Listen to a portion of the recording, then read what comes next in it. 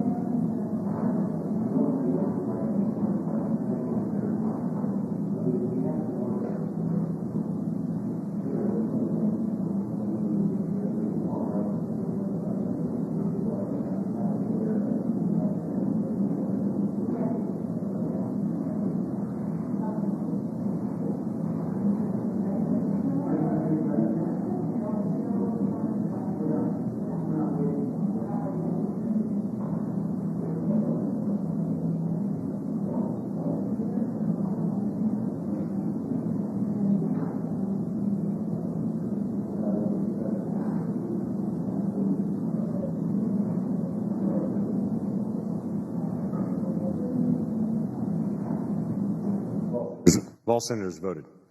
Any senator wish to change his vote? On this vote, the yeas are 95, the nays are 1. The nomination is confirmed. Under the previous order, the motion to reconsider is considered made and laid upon the table. The President will be immediately notified of the Senate's action, and the Senate will resume legislative session.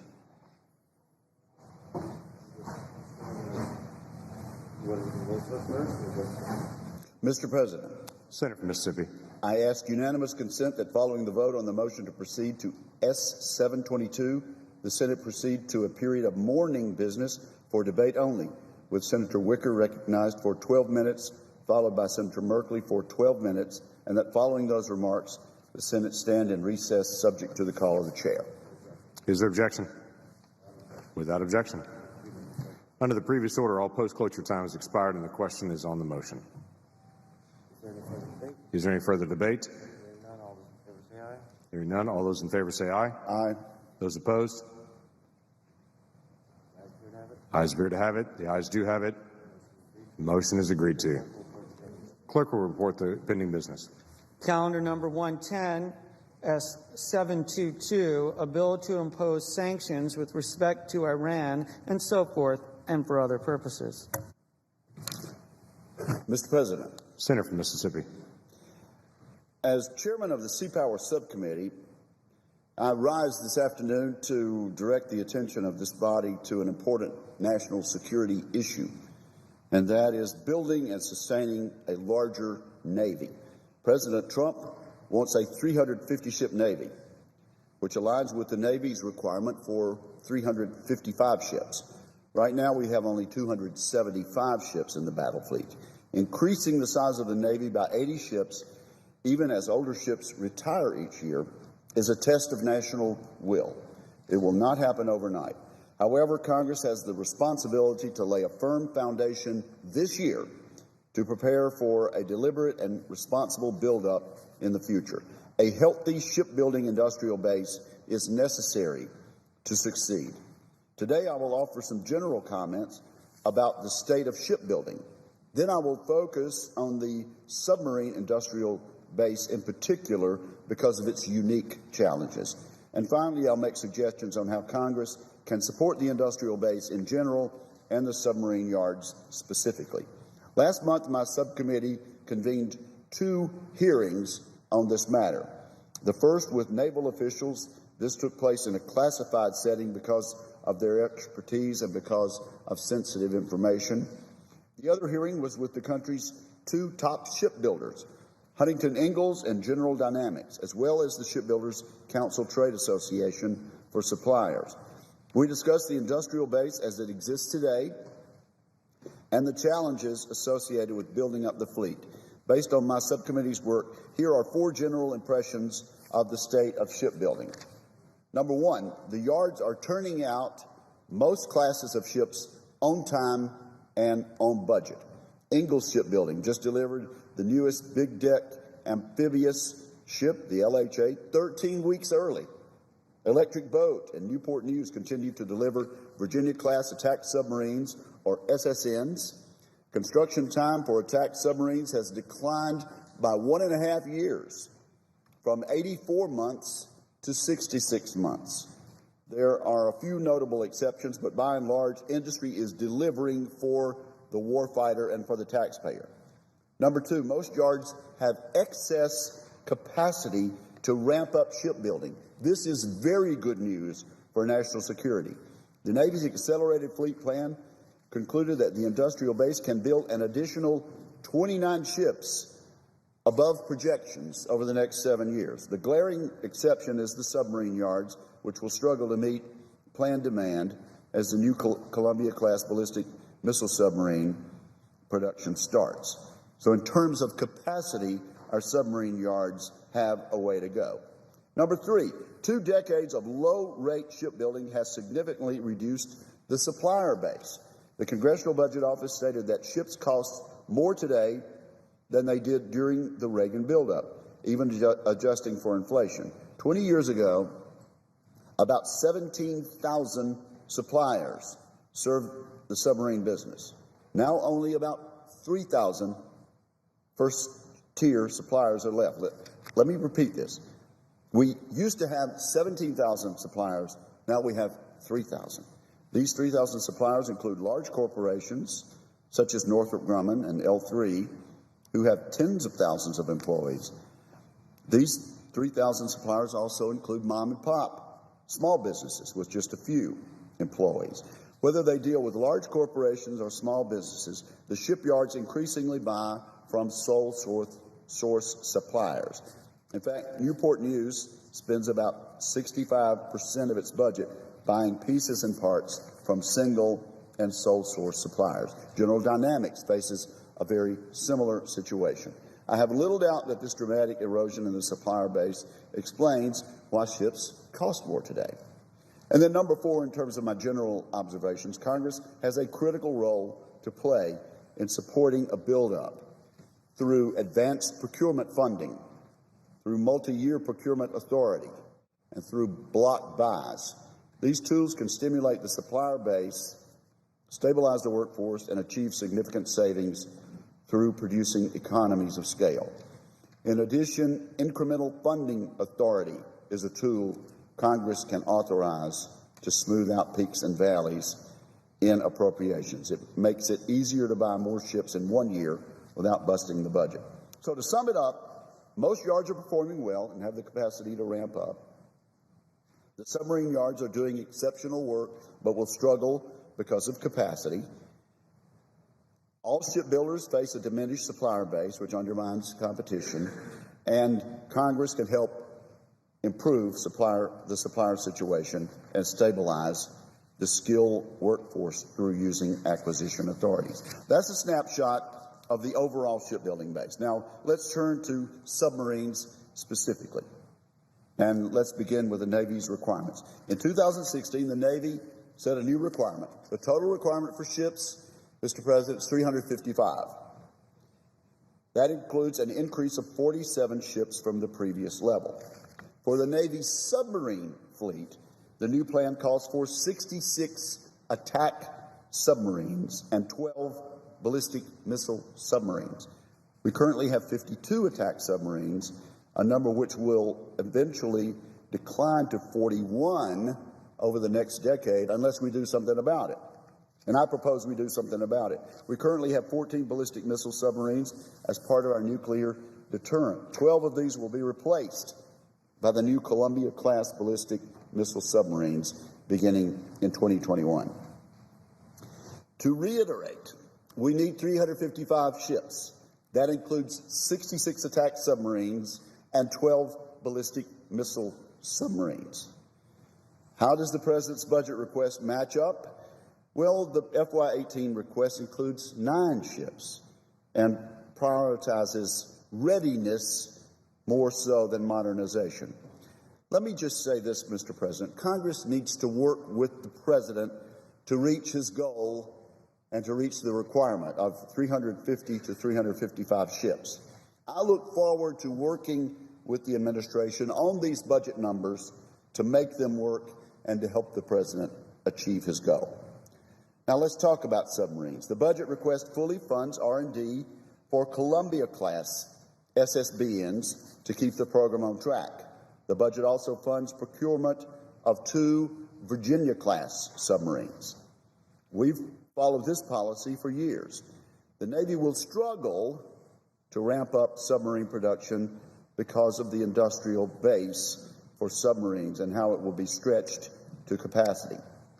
CBS tells us that reaching 355 ships in 15 years is not possible because we lack submarine production capacity. Electric Boat and Newport News are investing billions to recapitalize facilities, workforce, and suppliers. But that recapitalization effort is aimed at meeting current projected demand. Arresting the decline in attack submarines while maintaining the schedule for Columbia-class SSBN will take a significant recapitalization effort. We've done it before, Mr. President, and we can do it again. From mid-1970s to the mid-1990s, industry steadily delivered 3 attack submarines per year and added a 4th SSBN on time and on budget. So there's no reason we cannot do this again. We must take decisive action now to make this a reality. There are 4 ways in which Congress can help. Number 1, repeal the defense budget caps. Sufficient and stable funding is the starting point for expanding submarine and shipbuilding capacity. The Budget Control Act mandated budget caps that have damaged military readiness and choked off modernization. While intended as a way to incentivize us to reform mandatory programs, the BCA defense caps have proven to be a self-inflicted wound. We cannot solve our spending and debt problem on the backs of our warfighters and industrial base, much less on the backs of the security of Americans. Congress needs to end the defense budget caps immediately. Number 2, we need to accelerate and fully fund advanced procurement. This will help stimulate and encourage new entrants into the supplier base. We need more competition. We need more suppliers. Driving down the cost per ship will free up resources to buy more ships. And third, we need to incentivize capital investment. Congress should work with industry to identify responsible and cost-effective ways to incentivize investments in facilities and capital equipment. And finally, we need to target some appropriations to fund process improvements. I mentioned earlier that Newport News and Electric Boat have shaved a year and a half off Virginia production through more efficient manufacturing. We need more of this sort of thing. Shipbuilding is a team effort, and these are 4 ways Congress can help constructively participate in this national project. The requirement for a bigger Navy is clear. The Navy needs our help to fulfill its mission. Numbers matter when it comes to projecting naval power in this day and age. The President and the Navy agree that we must build a bigger Navy. To summarize, the shipbuilding industrial base is up to the task. Submarine production will be the most challenging part of this. There is limited capacity for submarine yards, and we need to do something about that. But Congress can take a number of steps now. We must start to build the foundation this year, Mr. President.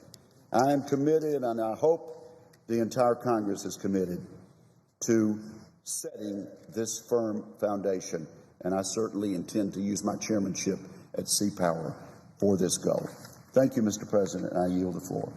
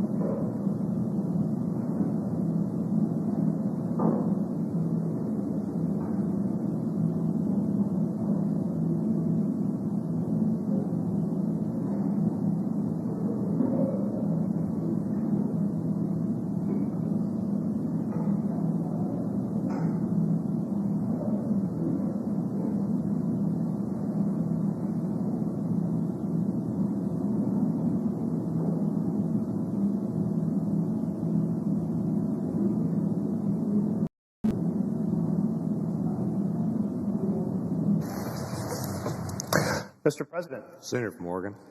Mr. President, climate disruption is a significant concern for the health of our planet.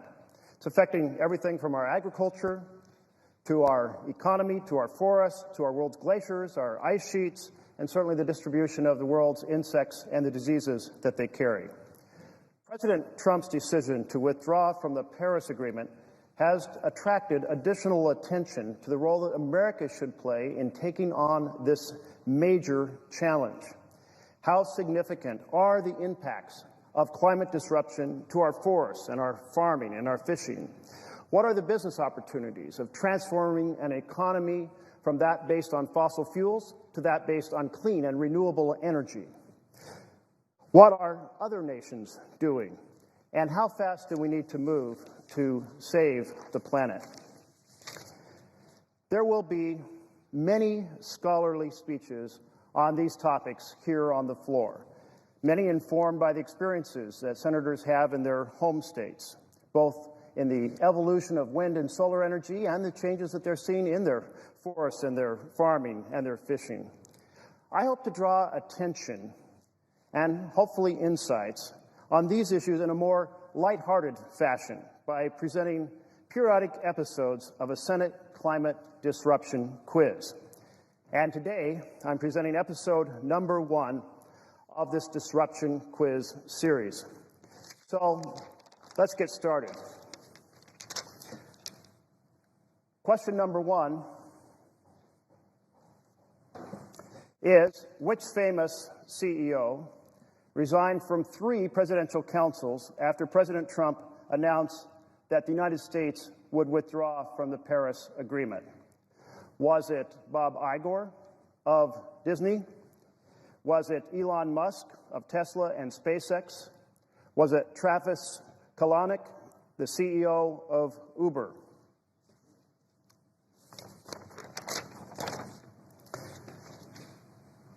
Consider which of these individuals made this decision.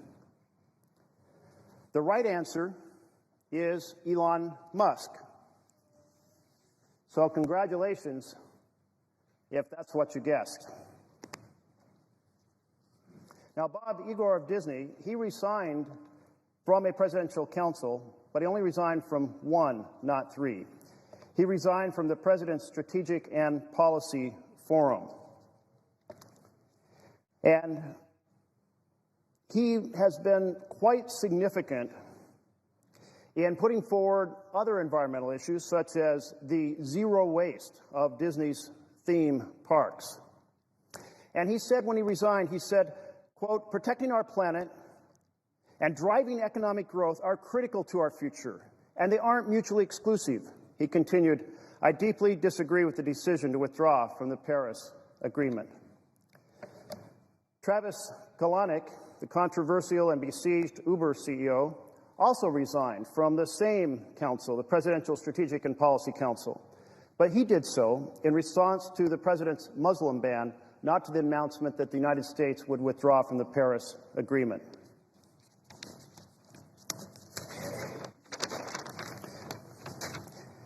And that takes us to Elon Musk, who resigned from 3 councils: the President's Strategic and Policy Forum, the Manufacturing Initiative, and the Infrastructure Council. He tweeted, "Am departing presidential councils. Climate change is real. Leaving Paris is not good for America or for the world."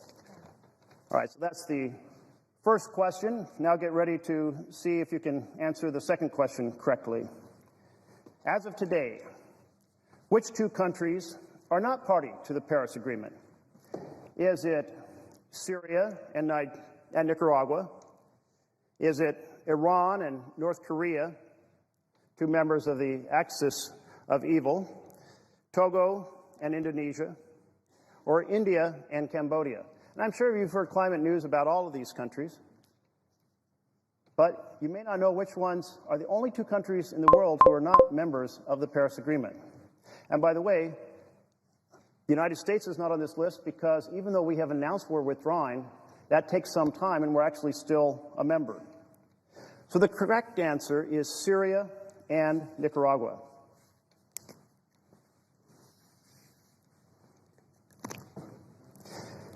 Nicaragua hasn't signed on because they don't believe the Paris Agreement goes far enough in its fight against climate disruption. Today, more than half of Nicaragua's electricity comes from renewable resources: wind, solar, wave, and geothermal. And the government of Nicaragua predicts that within a few years, the percent of electricity from renewables will rise to 80%. Because of the abundance of these resources, a 2013 World Bank report labeled Nicaragua, quote, "a renewable energy paradise." And the reason that Syria didn't participate or sign on to the Paris Agreement is because it's in the midst of a horrific 6-year-long civil war that has claimed the lives of 300,000 men, women, and children and driven millions out of the country. Okay, now we'll turn to question number 3. And that question is, thanks in part to warmer temperatures and milder winters, cases of which tick-borne illness have more than doubled since 1991? Is the answer Colorado tick fever, or tularemia, or Lyme disease, or heartland virus? By the way, all these are real diseases. Well, now, Colorado tick fever is a viral infection that is mostly found in the mountain areas of western United States and Canada and is transmitted by the bite of an infected Rocky Mountain wood tick. Tularemia, which is also known as rabbit fever or deerfly fever or Obar's fever, is certainly a scary-sounding disease. Lyme disease, often transmitted or mostly transmitted by deer tick bites and predominantly found in the Northeast and upper Midwest and Mid-Atlantic regions of the country. And then heartland virus, which is transmitted by the Lone Star tick. Well, the correct answer is, drum roll, C, Lyme disease. Since 1991, the number of cases of Lyme disease in the United States has doubled.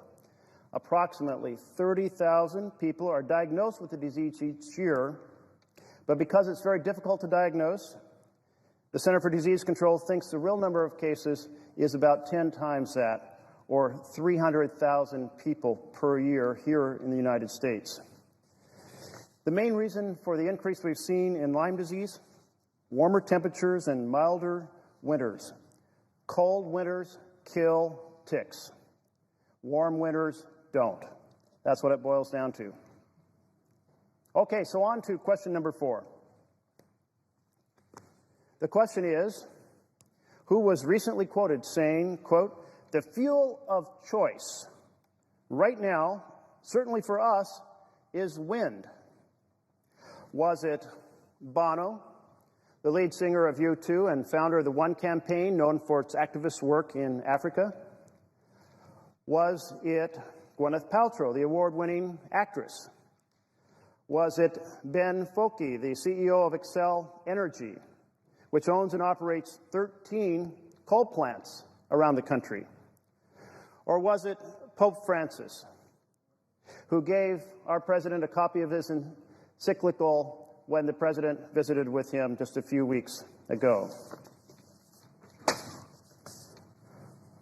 Well, it turns out the answer is C, the CEO of Xcel Energy. That's a little bit surprising, given that they operate more than a dozen coal plants. But it also is a company that generates 1/5 of its electricity from wind.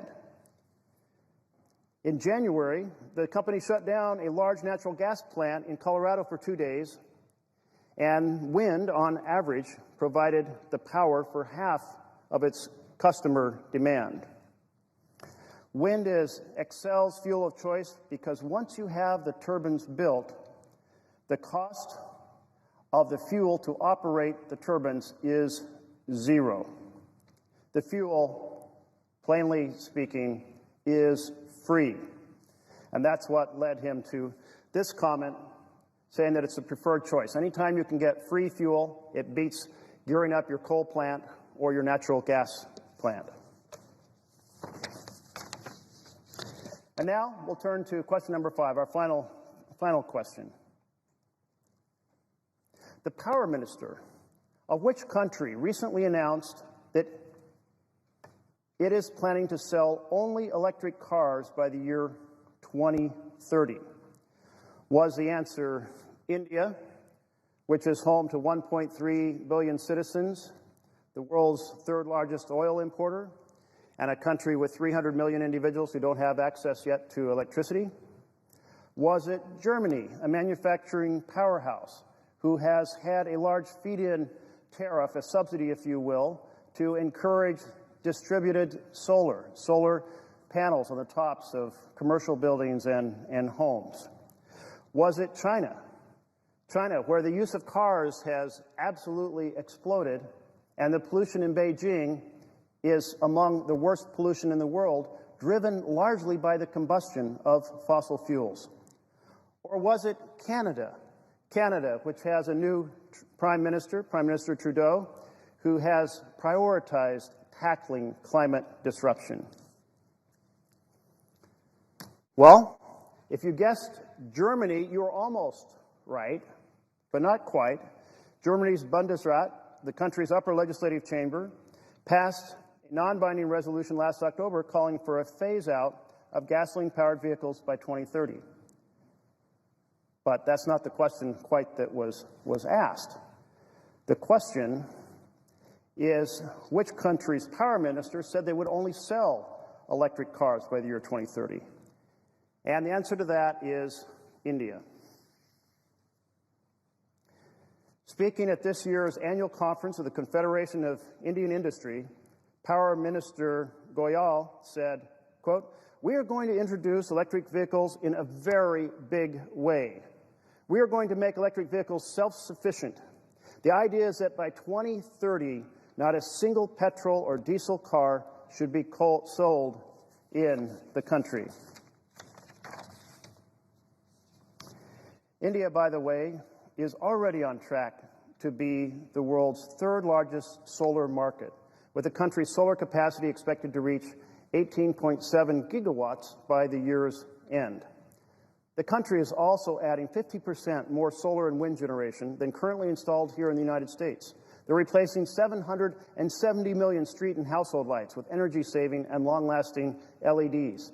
And they're bringing access to electricity to the thousands of poor rural villages through the provision of solar. And they're doing all this faster than anyone could have anticipated.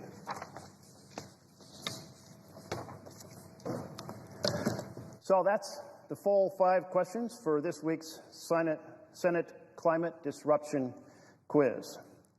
Climate disruption is the seminal challenge to our generation. We need to start taking strong, decisive action now to avoid reaching the point where the damage we're doing to our planet becomes irreversible. Thank you, Mr. President.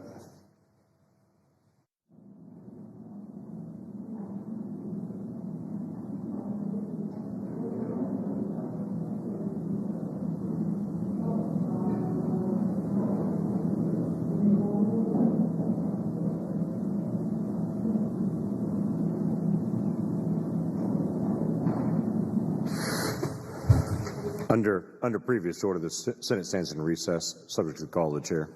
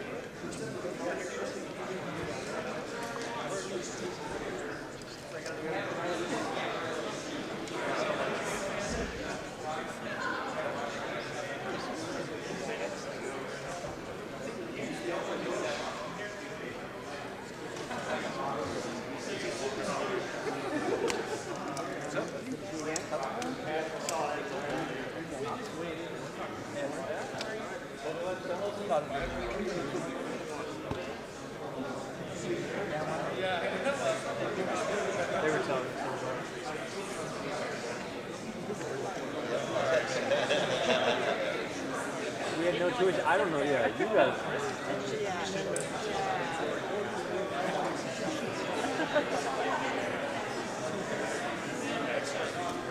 This is the button. You put the break. This is the put down right. Yeah, that might be. That might be. It's better.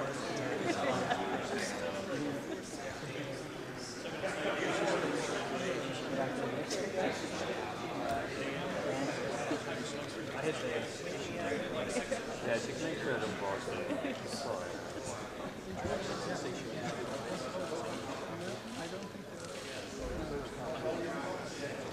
That's right. Oh, okay, yeah. That's right. Yeah, my wife's back.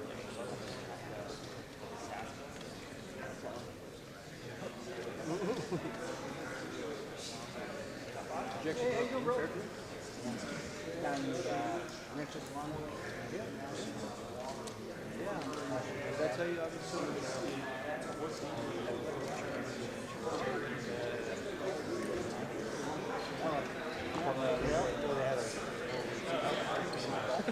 We used to get like a and I went out of Yeah.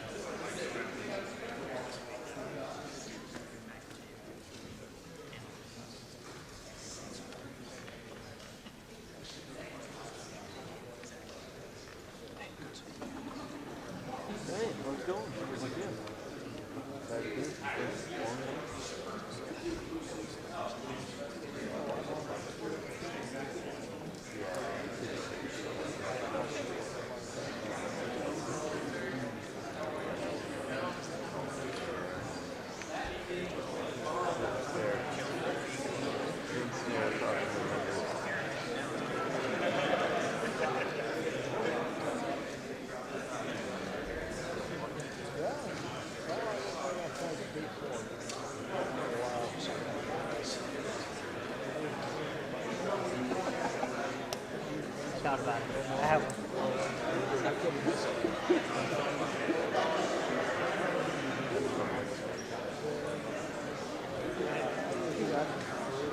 Right in the middle.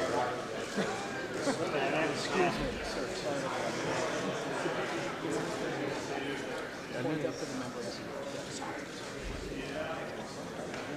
And this is very important.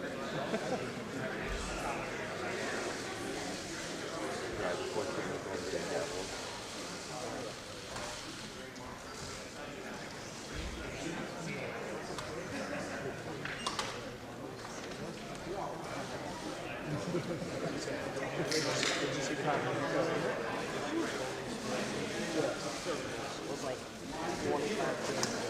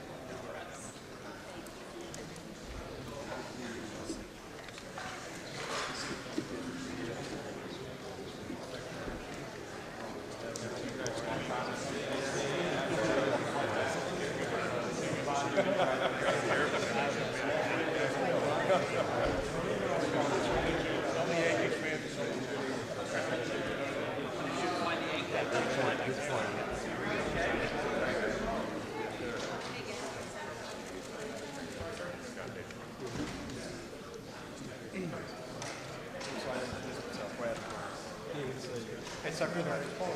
See you again. Thank you. Sheriff Paul Cook. See you again. How you doing? Everything's in Boston. Good.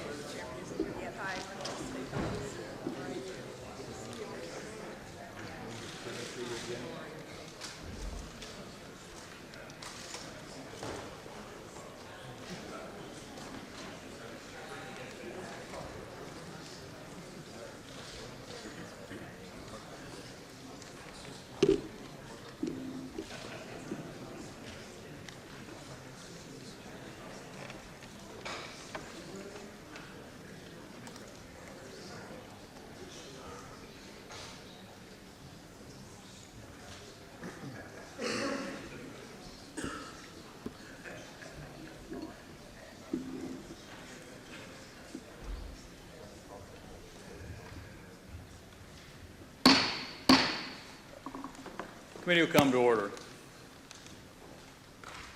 Committee meets to receive the testimony of the Secretary of Defense and the Chairman of the Joint Chiefs of Staff on the administration's fiscal year 2018 budget request. We welcome Secretary Mattis for the first time before our committee, and we welcome Chairman Dunford back.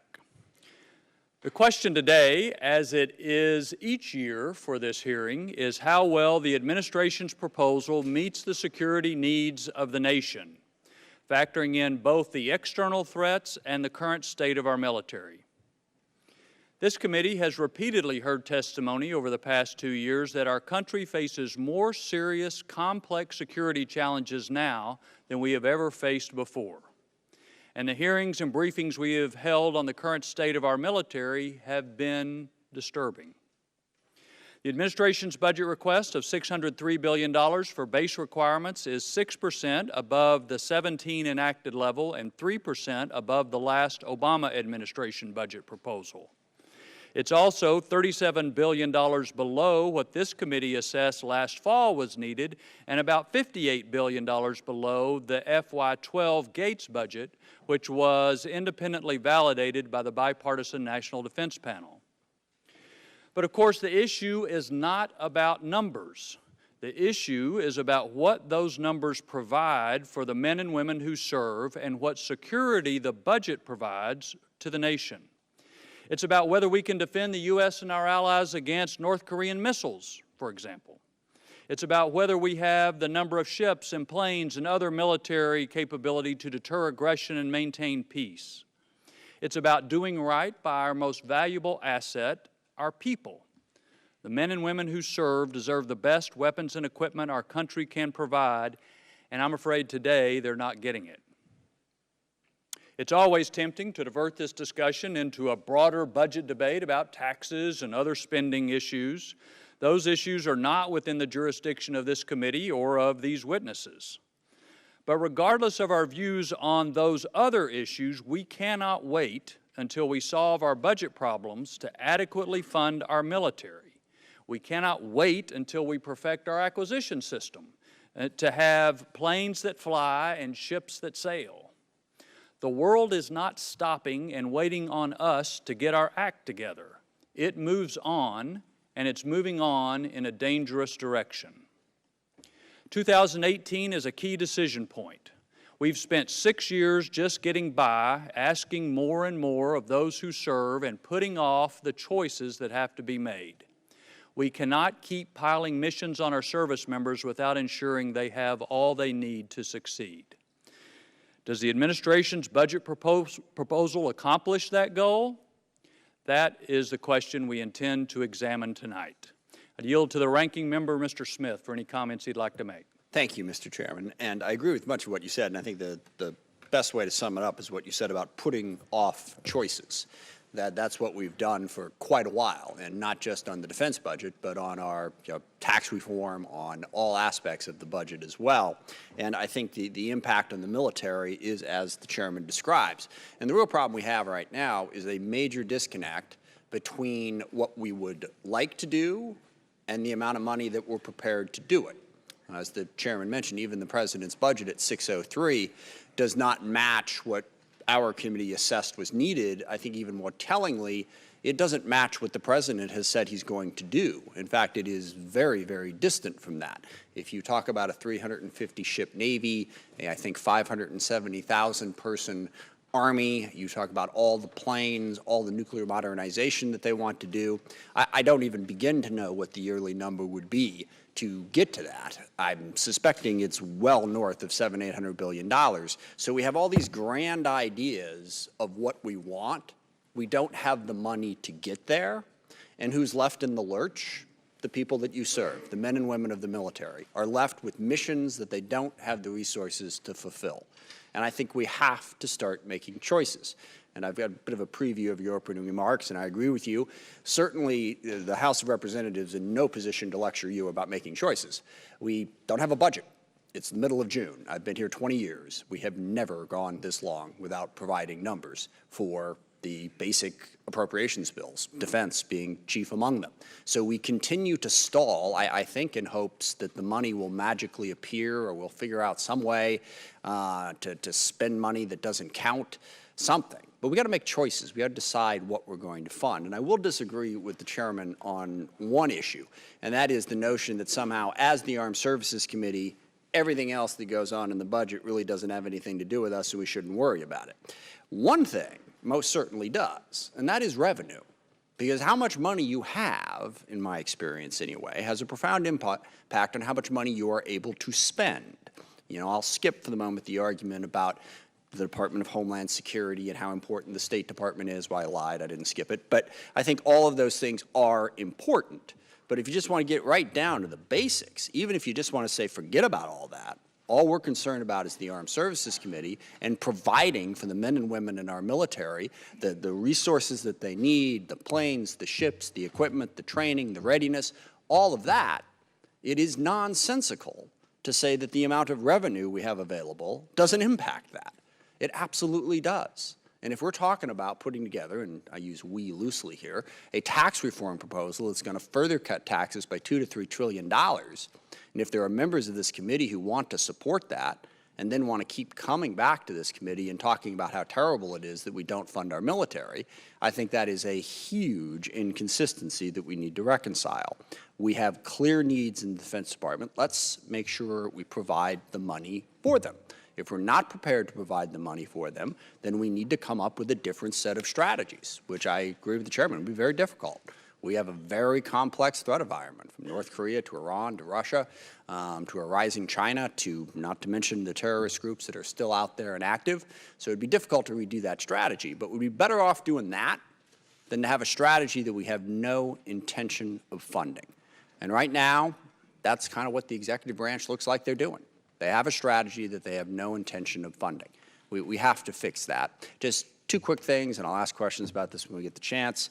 I think countering what Russia is doing is an enormously important step for us. They are in a very comprehensive effort to undermine the very values that our country has fought for in the post-World War II environment. They have an incredibly complicated cyber effort, propaganda effort. They are doing all of this stuff to basically foster authoritarian regimes at the expense of democracies and to undermine alliances that the U.S. has relied on in that post-World War II world to maintain peace and security and to protect our interests. I think we need a strategy on that, and I will be very curious to get your take on exactly what we are doing in Qatar. We hear what the Secretary of State says about it, and mere hours later, the President says something diametrically opposed to that. It is a very destabilizing situation right now in the Middle East. I agree with the Secretary of State. We should be finding ways to solve that problem, not ways to throw gasoline on the fire. But I'm just not clear what the administration's strategy is. And considering the fact that CENTCOM is located in Qatar, I would think that, Mr. Secretary, you would have some opinions on what we ought to do to try to resolve that situation. And I would look forward to that comment. And with that, I yield back and look forward to your testimony. The committee is pleased to welcome the Honorable James M. Mattis, Secretary of Defense, General Joseph F. Dunford, Jr., Chairman of the Joint Chiefs of Staff, and Mr. David Norquist, the Undersecretary and Comptroller, who has been on the job, I think, about a week. So welcome all of you to the committee. Without objection, any written comments you'd like to make will be included in the record. Mr. Secretary, the floor is yours. Well, Chairman Thornberry, Ranking Member Smith, and members of the committee, I appreciate the opportunity to testify in support of the President's budget request for fiscal year 2018, and I appreciate the committee accepting my written statement for the record. I'm joined by Chairman Dunford and the Department's new Comptroller, Undersecretary of Defense David Norquist. As noted by the Chairman, he's new, but he will be vital to gaining your confidence that we know where our money is going once you give it to us through a good audit. This budget request holds me accountable to the men and women of the Department of Defense. Every day, more than 2 million service members, nearly 1 million civilians do their duty, honoring previous generations of veterans and civil servants who have sacrificed for our country, and it's a privilege to serve alongside them. We in the Department of Defense are keenly aware of the sacrifices made by the American people to fund our military. Many times in the past, we have looked reality in the eye, met challenges with the help of congressional leadership, and built the most capable warfighting force in the world. There is no room for complacency, however, and we have no God-given right to victory on the battlefield. Each generation of Americans, from the halls of Congress to the battlefields, earns victory through commitment and sacrifice. And yet, for 4 years, the Department of Defense has been subject to or threatened by automatic across-the-board cuts as a result of sequester, a mechanism meant to be so injurious to the military it would never go into effect. But it did go into effect, and as forecast by then Secretary of Defense Panetta, the damage has been severe.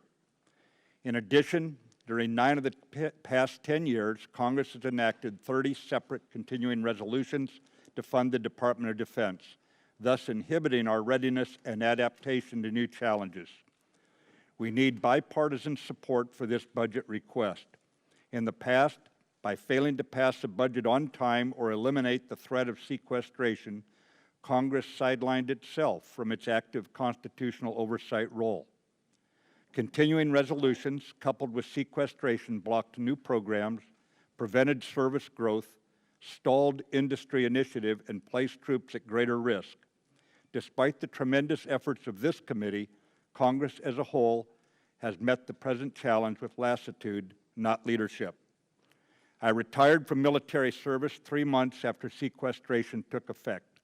4 years later, I've returned to the department, and I have been shocked by what I've seen about our readiness to fight.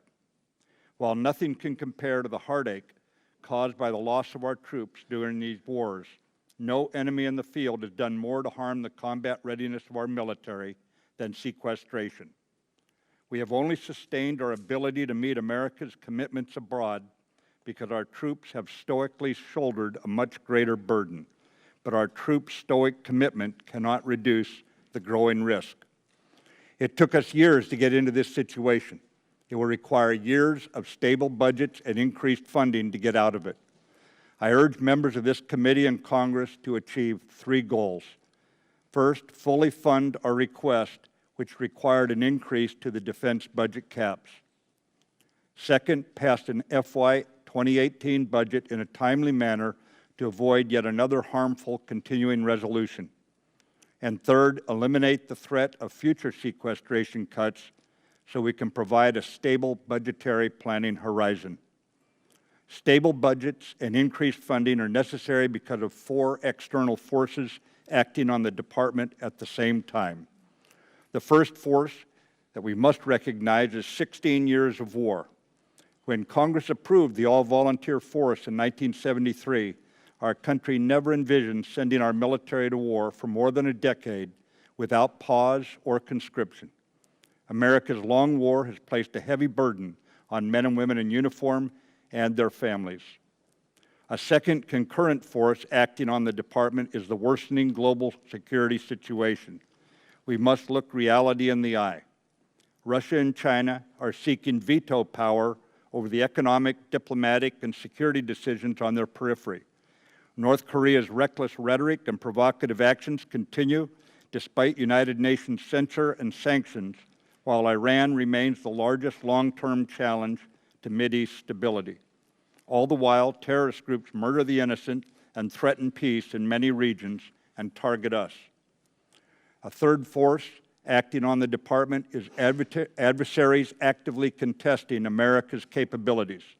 For decades, the United States enjoyed uncontested or dominant superiority in every operating domain or realm. We could generally deploy our forces when we wanted, assemble them where we wanted, and operate how we wanted.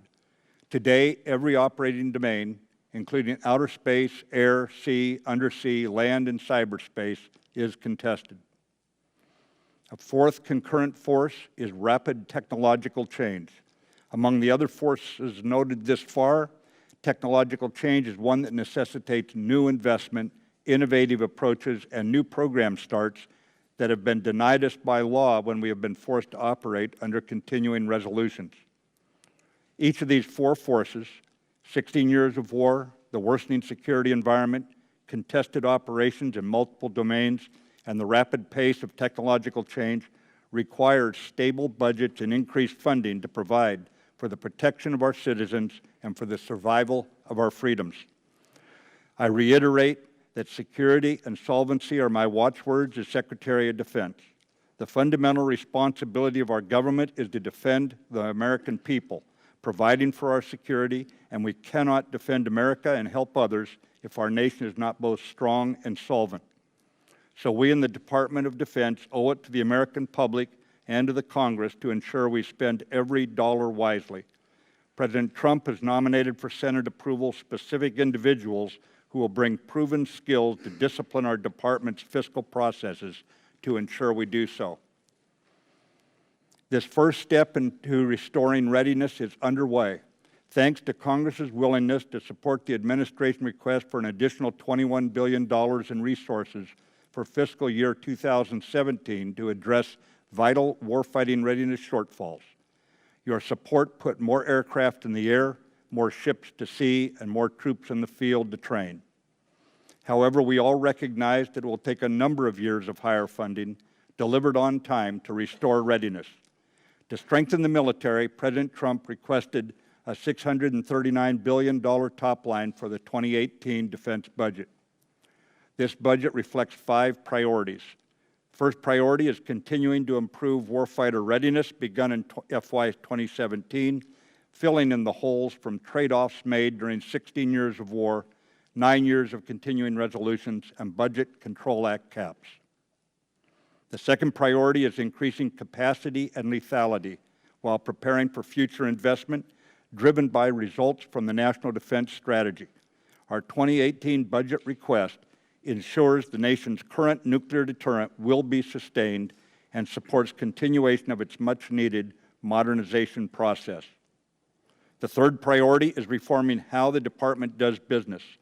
I am devoted to gaining full value from every taxpayer dollar spent on defense, thereby earning the trust of Congress and the American people.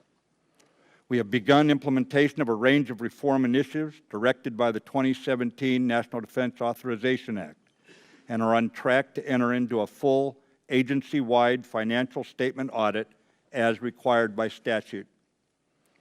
I urge Congress to support the Department's request for authority to conduct a 2021 Base Realignment and Closure, or BRAC, round. I recognize the careful deliberation that members must exercise in considering it, but BRAC is one of the most successful and significant efficiency programs. We forecast that a properly focused base closure effort will generate $2 billion or more annually over a 5-year period, enough to buy 300 Apache attack helicopters, 120 F-18s, or 4 Virginia-class submarines. The fourth priority in the FY 2018 budget request is keeping faith with service members and the families. Talented people are the department's most valuable asset, but we must continually balance these requirements against other investments critical to readiness, equipment, and modernization to ensure the military is the most capable warfighting force in the world. Investment in military compensation, blended retirement, the military health system, and family programs are essential to fielding the talent we need to sustain our competitive advantage on the battlefield. The fifth priority is support for overseas contingency operations. The FY 2018 President's budget requests $64.6 billion, focusing on operations in Afghanistan, Iraq, and Syria, increasing efforts to sustain NATO's defenses to deter aggression and global counterterrorism operations. ISIS and other terrorist organizations represent a clear and present danger, and I am encouraged by the willingness of our allies and partners to share the burden of this campaign. Moving forward, the FY 2019 budget, informed by the new National Defense Strategy, will have to make hard choices as we shape the FY 2019 to 2023 defense program. The Department will work with President Trump, Congress, and this committee to ensure future budget requests are sustainable and provide the Commander-in-Chief with viable military options that support America's security. I am keenly aware that each of you understands the responsibility we share to ensure our military is ready to fight today and in the future. I need your help to inform your fellow members of Congress about the reality facing our military and the need for Congress as a whole to pass a budget on time. Thank you for your strong support over many years and for ensuring our troops have the resources and equipment they need to fight and win on the battlefield. I pledge to collaborate closely with you for the defense of our nation in our joint effort to keep our armed forces second to none. Chairman Dunford is prepared to discuss the military dimensions of the budget request. Mr. Chairman. Chairman Thornberry, Ranking Member Smith, distinguished members of the committee, it's an honor to join Secretary Mattis and Undersecretary Norquist here tonight. I'm honored to represent your men and women in uniform, and it's because of them I can begin by saying with confidence that your armed forces today are the most capable in the world. However, the competitive advantage that the United States military has long enjoyed is eroding. A number of factors have contributed to that erosion. Since 9/11, an extraordinarily high operational tempo has accelerated the wear and tear of our weapons and equipment. Meanwhile, budget instability and the Budget Control Act have forced the Department to operate with far fewer resources than required for the strategy of record. As a consequence, we prioritize near-term readiness at the expense of replacing aged equipment and capability development. We've also maintained a force that consumes readiness as fast as we build it. We lack sufficient capacity to meet current operational requirements while rebuilding and maintaining full-spectrum readiness. You know, Secretary and the service chiefs have addressed that dynamic in their testimonies, and I fully concur with their assessments. But beyond the current readiness, we're confronted with another significant challenge that I assess to be near term. While we've been primarily focused on the threat of violent extremism, our adversaries and potential adversaries have developed advanced capabilities and operational approaches, and these are specifically designed to limit our ability to project power. They recognize that our ability to project power is the critical capability necessary to defend the homeland, advance our interests, and meet our alliance commitments. Secretary Mattis alluded to it today. Russia, China, and Iran field a wide range of cyber, space, aviation, maritime, and land capabilities, and these are specifically designed to limit our ability to deploy, employ, and sustain our forces. Russia and China have also modernized the nuclear arsenal, while North Korea has been on a relentless path to field a nuclear ICBM that can reach the United States. In just a few years, if we don't change the trajectory, we'll lose our qualitative and quantitative competitive advantage. The consequences will be profound. It will adversely affect our nuclear deterrence, our conventional deterrence, and our ability to respond if deterrence fails. Alternatively, we can maintain our competitive advantage with sustained, sufficient, and predictable funding. To that end, the FY18 budget is an essential step. However, this request alone will not fully restore readiness or arrest the erosion of our competitive advantage. Doing this will require sustained investment beyond FY18. Specific recommendations for FY19 and beyond will be informed by the forthcoming strategy development. However, we know now that continued growth in the base budget, or at least 3% above inflation, is the floor necessary to preserve today's relative competitive advantage. We ask for your support, and while we do that, we recognize the responsibility to maintain the trust of the American taxpayer. We take that seriously and will continue to eliminate redundancies and achieve efficiencies where possible. Thank you again for the opportunity to appear before you, and more importantly, thanks for ensuring that America's sons and daughters are never in a fair fight. With that, I'm ready for your questions. Thank you, sir. Mr. Norquist, do you have a statement you'd like to make? Thank you. Let me just alert members that under the circumstances, I think it's important to hold members to the 5-minute rule, and therefore short, direct questions will, I have no doubt with these witnesses, evoke short, direct answers. They're known for that. And put me on the clock, please. Mr. Secretary, when the budget came to Congress on May 23rd, I think other than the past week, you were the only Senate-confirmed person in the Department of Defense of the Trump administration.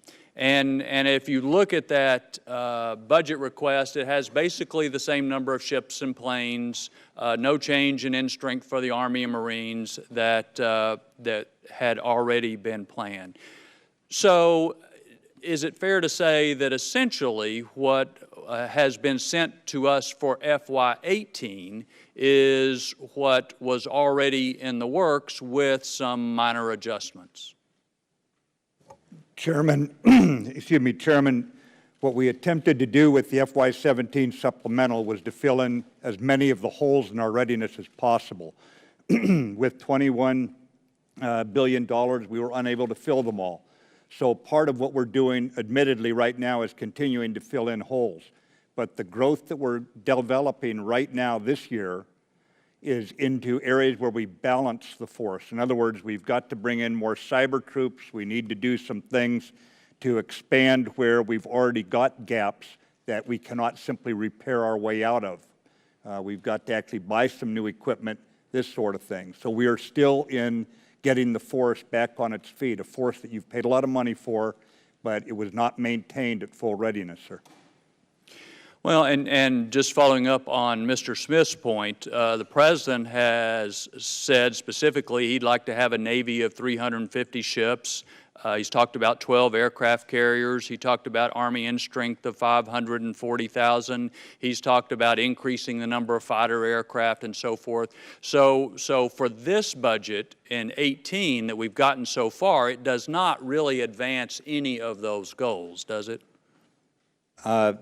Sir, it gets us in the right direction. As the chairman and I said, it's going to take 3 to 5% in the future to actually grow the force along the lines of what you're talking about. But I would also point out that this is $52 billion above the BCA cap. And that's not something that we can simply walk in and ignore, knowing it's a reality that you have to deal with. Yeah, I just editorially comment, I don't think anybody thinks the BCA cap is anywhere appropriate to what we need for our military, and that's what we're trying to focus on. Let me just ask you one other question about this. Again, the White House talks about developing state-of-the-art missile defense systems, and I think the biggest surprise to me was to look at the budget for the Missile Defense Agency and see that go down in 18 from what it is in 17. Can you explain that to me? Sir, it's a worsening situation. We have a ballistic missile defense review underway, but right now I'm confident that we have what it takes to secure us against the North Korean threat and buy us some time until we can get the review done and come to you with a defensible, sustainable ballistic missile defense buildup. Chairman Dunford, you talked about that the 18 budget does not fill all the readiness holes. Secretary just testified that he was shocked when he came back into the department and saw the state of our readiness. I looked through all of the service's unfunded requirements, which they are required to give by statute, and there's a lot of readiness in those unfunded requirements. So it is true, is it not, that if there is additional funds above the President's request, especially on readiness, that those funds can be well used. Would you agree with that? Chairman, I would, and I think it's important at this point to realize that, you know, where traditionally readiness has been considered just operations and maintenance money, when you have a squadron that has only 6 of the primary aircraft authorized that it rates, you can only have those aircraft so ready, and it's still not going to make a difference. The squadron's still 50% ready. So I would just argue that there's really maybe this year now, as a result of the last several years, in many cases, there's a distinction without a difference between readiness and procurement. In many cases, procurement is necessary in order to get units ready. I think that's what's a point that we've learned over the past year as well. Thank you. I'd yield to Mr. Smith. Thank you. I'm just wondering, has anyone added up all of the president's promises in terms of defense, as the chairman and I have outlined some of them? And is there any notion of what it would cost to meet those goals in a 5-year plan? If I'm not mistaken, there actually wasn't a FIDA offered by the president's budget, which is unusual. And I can't help but think that it's because, and you can start the clock on me, sorry. I can't help but think that that's because you didn't want to look at it and see just how outlandish those numbers would be versus the money we have. So do you have a number? I mean, if you have 5-year numbers to begin to get to what what the president has talked about. I do not, sir. We've been digging down into what we can do right now to get the force ready in its current situation that we confront. I think there's pretty common understanding here that that the force is going to have to be improved. That's the common ground we have, and we're going to have to move out smartly and in concert with the Congress as we sort out what can be done and what the targets are. Right. Well, I would suggest, as I said in my opening remarks, that we get more realistic about that. I don't think it serves any particular purpose to make promises that nobody has any intention of keeping. So if we could down that to something that's reasonable. And with that, let me just say, one of the things I hope that the NDAA is able to do is when we're on the floor, we have an amendment to repeal the BCA and the budget caps. And I would urge in a bipartisan way that we try to get that out there on the floor and let members take that vote. Because the Budget Control Act was 6 years ago. It was passed with the goal of reaching a grand bargain. That didn't happen. It's irrelevant. Now, that's not to say that a $20 trillion debt and a $700 billion deficit is not a problem. It's just that it's obvious the Budget Control Act is a terrible way to go about trying to address it. Can you help me out on the Qatar question that I raised earlier? Now, I certainly do understand that Qatar has a mixed record, but we're doing this primarily at the behest of Saudi Arabia. And if you want to talk about a mixed record, they have a pretty mixed record too. 15 of the 19 hijackers. Wahhabism is one of the more extreme forms of Islam. They funded madrasas all across the Middle East and South Asia and North Africa. And now I have met with the foreign minister. I've been assured that they are trying to reform and move in a more positive direction. But it just seems odd that we're working with Saudi Arabia to go after Qatar because Qatar is doing too much to support groups that are radical extremists. So what's going on over there, and what should our policy be? Sir, it's a very complex situation. Each of those countries manifests its own trajectory of forward progress. I would tell you that there is common ground, and that is something President Trump was attempting to generate and reinforce with the trip that we recently witnessed. In that regard, you see Qatar itself, for example, houses the largest single air base that we have and the headquarters, the forward headquarters for our Air Force, our Central Command, and our Special Operations. I would simply point out that we have interoperability capability with Qatar, and I believe that Prince Thani inherited a difficult, very tough situation, and he's trying to turn the society in the right direction. But we all agree that funding of any kind of terrorist group is inimical to all of our interests, and I believe that it's moving in the right direction. We've got to try and help sort this out with them all. Well, why the disconnect between what Secretary of State Tillerson has said about the situation and what the president has said about it?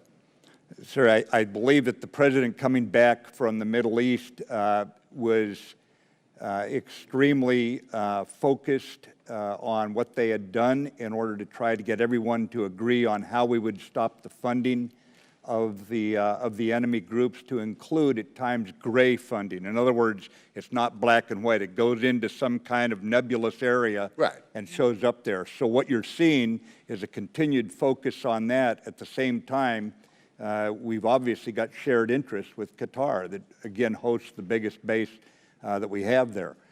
So it's one of those areas where we've got to find the common ground, make common ground, and move out together, and it has been a challenge. It's not tidy. I will admit it's not tidy, but it's something that we've got to work together on. And just a couple quick comments before my time runs out. One, that Saudi Arabia is a country that we also have to work on that issue. Because while, I mean, they've cut this deal, they'll support the Wahhabism version of the religion as long as they don't get violent. The Wahhabism version of the religion pushes you right up to the edge of that violence, and some would argue is the logical conclusion of it. So I think we need to put pressure on Qatar. Certainly, we really need to put pressure on Saudi Arabia to stop the spread of that ideology. And I will assume that one of my other colleagues will ask the question about Russia. We lack a comprehensive strategy to counter what they are doing. I would like an update on, are we going to develop one? Do you see that as a critical need? Am I being, alarmist about what Russia is attempting to do in so many parts of the world? So I'd be curious about your comments on that, but I'll leave that to my colleagues to follow up on and yield back my time. Mr. Lobiondo. Thank you, Mr. Chairman. Secretary Mattis, General Dunford, thank you for being here and for your service. Funding for Cyber Warfare Command and U.S. Cyber Command has been protected in the budget since 2013. This has been a very high priority for me, given responsibilities on both this committee and the House Intelligence Committee. Admiral Rogers testified recently that, and I'm quoting, "To execute our missions, I requested a budget of approximately $647 million for fiscal year 18, which is nearly 16% increase from fiscal year 17. However, cuts to the services impact our cyber warfare capabilities. Cyber operations to counter ISIS are funded via OCO, which could represent a hollow forces structure, and cyber capability and readiness gaps still exist for European Command against Russia and U.S. Pacific Command against China and North Korea. General Dunford, for you, could you describe the readiness of our cyber forces to carry out the variety of missions they need to conduct around the world? I can, Congressman, thank you. We identified a requirement for 133 cyber mission teams, and that was done in conjunction with U.S. Cyber Command. Right now, 70% of those teams are what we call fully operational capable. So they've had all the manning, they have all the training, and they're fully operational capable. The balance of the 133 teams are an initial operational capability, and they will be in the coming months fully operational capable. So we're moving towards those 133 teams being there. But I think none of us are complacent with where we are in cyberspace, given the number of threats we face every day. We need to defend the network, develop effective offensive tools, and be in a position to grow the force. And Congressman, I think in FY18 and in 17, for that matter, we began to reverse a trend that for over the past 5 years in areas like space, cyberspace, electronic warfare, we have been underfunded. This year is the second year in a row where we have increased our resources to Cyber Command. And as a follow-up, General, right now we're conducting operations against ISIS, but do we have the capacity to ramp up for additional operations against a different adversary simultaneously if required? We do, Congressman, and without going through details, we're actually simultaneously conducting cyber operations now against multiple adversaries. And can we handle the current level of aggressive cyber activity to counter Russia, North Korea, China, Iran, and others that we are seeing today? We need to continue to grow the force to be able to deal with those emerging threats, Congressman. Can you talk to us about what we're doing to track people and support cyber as a career field? To attract people and support cyber as a career field? Congressman, I know Admiral Rogers has worked very hard on that, as have the services, and I think there's a combination of incentives as well as going out there and recruiting high-quality people and then setting good conditions for them to be retained, but that's something that we're working on very hard as well. So we are looking at things such as incentive pay or bonuses to attract and keep key cyber professionals? We're actually using those tools now, Congressman, and always monitoring the force to make sure to what extent we need to increase use of those tools. Okay, thank you. Yield back, Mr. Chairman. Ms. Davis. Thank you, Mr. Chairman, and thank you all for being here as well. Secretary Mattis, I know in your testimony you spoke about the 3 million service members and civilians that make up the Department of Defense. And I certainly agree with you and agree with my colleagues that This committee cannot be expected to deal with all the issues that we face today. But the reality is that the people who come into our service, the men and women, they came from somewhere. You know, they were educated, perhaps their families were on food stamps at one time, they got federal student loans. How do we reconcile, and in your position where I think you have such a strong voice in this, how do you work with those issues while we're struggling here to fund defense appropriately and looking at all of our readiness issues, and at the same time, we see that the president is cutting many of the programs that service the people who actually are in the military. We know that over a third of kids are obese today, and they can't serve. They're not able to serve because they have had drug addictions. There are so many issues that we kind of put them over there and say, well, those don't really relate to our military and certainly not to our national security. I know you've thought about this issue, and what is the role that you see yourself playing, even within the cabinet, to try and have people focus on these issues? Congresswoman, as you know, I'm not shy about speaking up. I would tell you that we are meeting our own quality demands right now. We have not had to lower our standards at all, but you're absolutely accurate that we have a shrinking percentage of our 18-year-old, 20-year-old, that population we do a lot of recruiting from. We have a shrinking percentage that can qualify to enlist in the Army, for example, as a private. So I would take no issue with it. Yeah, I think it's all of our responsibilities, whether we're in the executive branch, legislative, or we're a local school district member. But it's not one that I can speak about with authority. I've been rather consumed, as you'll understand, with the portfolio I have, but I don't take any issue with what you're saying. So far, I will tell you, it has not inhibited our quest for high-quality young men and women who are rallying to the flag. Do you hear other voices speaking up on this realm? Absolutely. Okay. Well, I hope so, and I appreciate your doing that as well. I wonder if you could just turn to a second, and certainly general as well, and just speak to us about your current thinking on Afghanistan. As I think that the public is aware, it's feels much more chaotic and violent, and there are very few options for us.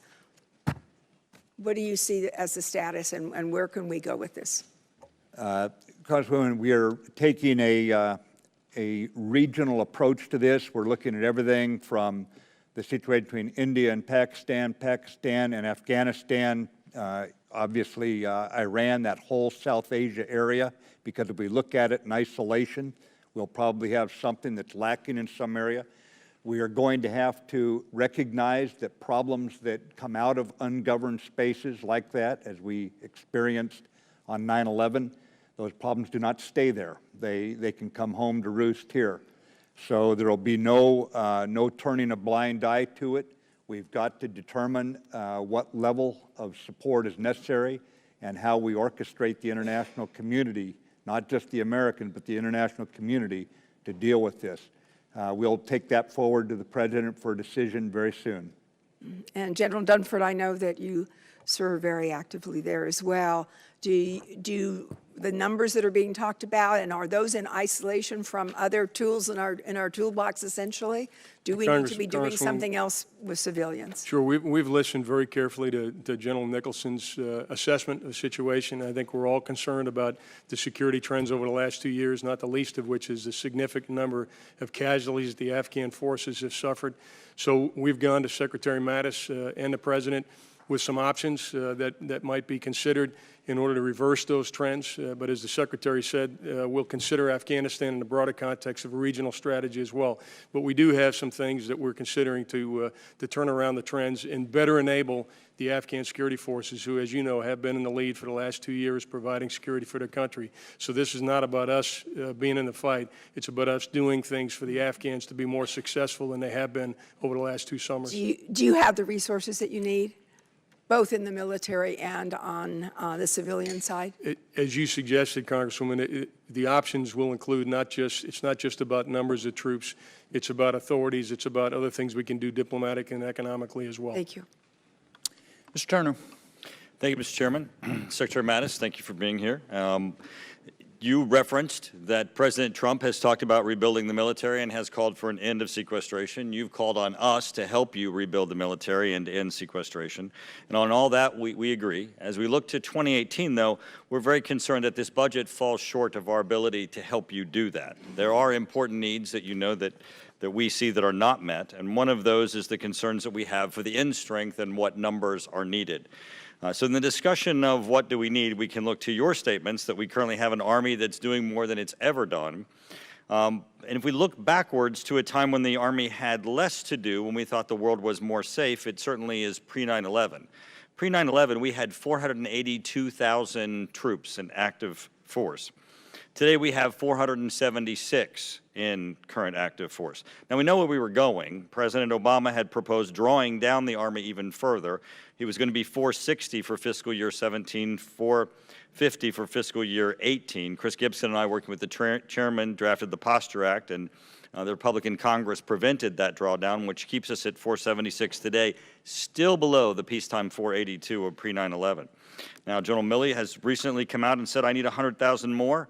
In this article here, he is proposing that we have active forces of 550,000, higher than the pre-9/11. If we look at the unfunded requirements for fiscal year 18, we know that the Army has asked for an additional 10,000 active, an additional 7,000 National Guard. Those are troops that they said that they needed but didn't get, and it's very unusual in unfunded requirements to actually have force requests. Usually you have like planes and tanks, not people. So Secretary Mattis, we don't want to give you a hollow force, but if we're going to do more, do you need more soldiers? I believe we do. I don't take any issue with the unfunded priorities list as far as the requirement. I think the base budget has the right priorities. If there is more money available, then I think that's a pretty good list. Army, Navy, Air Force, Marines. I would add, however, that we have got to have a stable budget horizon in the future. If we bring those troops in and we don't have a good budget by next year, then it's going to come out of our operation and maintenance and our modernization as we pay their salaries, because if we go under a CR, again, 9 out of the last 10 years we've had some form of this, then we end up with an Army that actually, with the best of intentions, starts hollowing out. So well, it's got to be a balanced approach, sir, and right now I think this is the way to set the conditions with FY18. Excuse me, go ahead, sir. No, that's okay. Well, as you know, we've been in those CRs because we haven't had agreement between the House and the Senate and the outgoing administration on what to do. And so I'm going to ask you about your conversations with OMB, because that currently is where one of our problems are, as we're looking at the House trying to increase spending to give you what it is that you need. Could you give us some ideas? What do they say? Do they know that you have planes that cannot fly, that you have pilots that don't get flying time, that you have soldiers that are not ready, and that you have shortfalls in ammunition, training, and spare parts? Because the budget that they gave us doesn't fix that. And what is OMB saying? Because we'd like to fix it now. We don't want to wait. Well, sir, that, as you know, that's why we came to you for $21 billion just a few months ago to start reversing this. FY18 is how we're going to try to stabilize the problem and fill it in a way that allows us to balance the force. This is where we'll get the additional cyber troops and start building out like this. But the real growth comes in 19 to 23 with a program that OMB is keenly aware we need, and President Trump has highlighted to OMB. So we have his support on this. Secretary Mattis, I got a question I think I know the answer and that you're going to want to answer, and that is on sequestration. 142 of us sent the Speaker of the House a letter asking him to put on the House floor a bill repealing sequestration. Every member of the Armed Services Committee signed it on the Republican side. We certainly believe that the President's call for ending sequestration is important. I recall, and I'm not sharing classified information here, when you called us in for a classified meeting on North Korea, we were all waiting to what you were going to say, and the first thing you said is repeal sequestration. That was more important than what you were going to tell us about what the threat was for North Korea. So I got a question for you. Secretary Mattis, should we vote to repeal sequestration? Yes, sir. Thank you. I yield back. Mr. Langevin. Thank you, Mr. Chairman. Secretary, Mr. Chairman, thank you very much for your service to the nation and for your testimony today. Secretary Mattis, in the past, you've acknowledged the impacts of climate change on our national security strategy, stating, and I quote, "Climate change is impacting stability in areas of the world where our troops are operating today," end quote. We are certainly aware of these coming dangers, first here in Rhode Island, being a coastal state. As such, I think it's critical to address how the Department of Defense quantifies the cost of climate change. I also assume that there's a cost in adapting our national security strategy to defend new sea lanes in the Arctic or respond to regional instability abroad as a result of desertification, famine, and climate-related economic challenges. As someone who has thought deeply about this in the past, how are you guiding DoD to address these strategic and tactical challenges? Yes, sir. I can't quantify the costs. I'll tell you it's part of the physical environment, the warming, and for us it comes down to, for example, we have a new sea that is navigable more year-round, where the winter ice no longer extends as far south. So that's a national security consideration. We look at these as they develop, sir, from the warming climate, and we take it into account. But it's hard to quantify the cost. It's simply part of the broadening appreciation of the situation that we confront. Can you talk about the steps that we should take to identify those costs? Sir, let me get back. I want to give you a good answer. Let me get back to you on that one. Fair enough. Because it just there's as you know, almost a Rubik's cube of ways that you address one thing because it impacts another, and how you contain the analysis is actually quite challenging. But the bottom line is we have to address whatever the physical environment brings, whether it's storms in an area where we're responding with humanitarian or whatever else. I mean, this is all part of the physical environment. Okay. I take you at your word, and I look forward to your more thorough answer then, Secretary. Secretary and Chairman Dunford, I believe that the value of our American power projection lies in our diverse and flexible abilities beyond traditional warfighting domains. Today, these strengths are jeopardized by the administration's short-sighted budget proposal, which fails to recognize the overlapping impacts of these varied interests. For example, underfunding the State Department will strain U.S. efforts to maintain our present level of diplomatic and military influence across the globe, and underfunding the Department of Education and Health and Human Services will undermine the military's ability to recruit the best and the brightest should we fail to invest in science, innovation, and programs that ensure Americans can meet the educational and fitness criteria of the armed forces. This is especially important in areas where technological change is outpacing our ability to match our adversaries, and especially as we're focusing heavily on the third offset strategy. Would you agree with this assessment? What other specific challenges do you face when national interests are underfunded? Congressman, I'll start with that. Look, I would agree with the point that you're making. Every challenge that we're dealing with right now, there's a military dimension to the challenge, but also we require assistance from the State Department, Justice Department, other elements of the government. What we call whole of government solutions are required, and all of the challenges that you recited all require a whole of government challenge. What we have done in the FY18 budget, of course, is address the resources necessary for the military dimension of those challenges you referred to. Mr. Secretary? Sir, the State Department and the Defense Department are tied very tightly as we go into these situations. I'll give you an example of ISIS.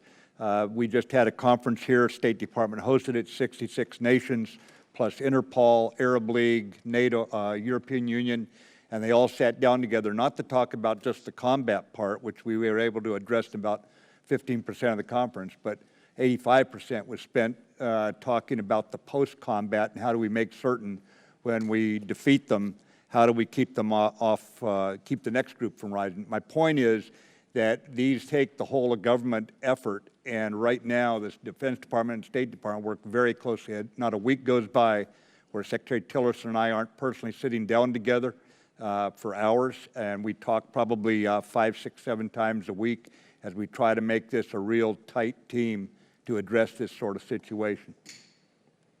Thank you, Mr. Secretary. Mr. Rogers. Thank you, Mr. Chairman. General Dunford and Secretary Mattis, The last administration was not very aggressive, or in my opinion, serious in confronting Russia about its INF violations. We haven't had a senior military or DOD official testify before this committee that they believe that Russia is going to come back into compliance with the INF treaty. So my question is this administration going to seriously confront Russia about their INF violations, and are you prepared, or will you be prepared anytime in the near future to give us a set of military options for their continued violation?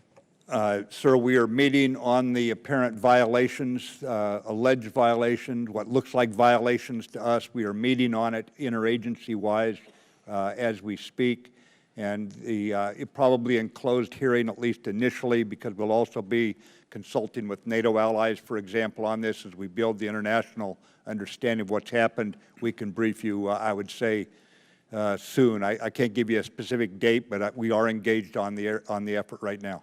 Okay, thank you. General Dunford, in March, your Vice Chairman, General Silva, testified before us and said, quote, "There is no higher priority for the Joint Force than fielding all of the components of an effective nuclear deterrent, and we are emphasizing the nuclear mission over all other modernization programs when faced with that choice.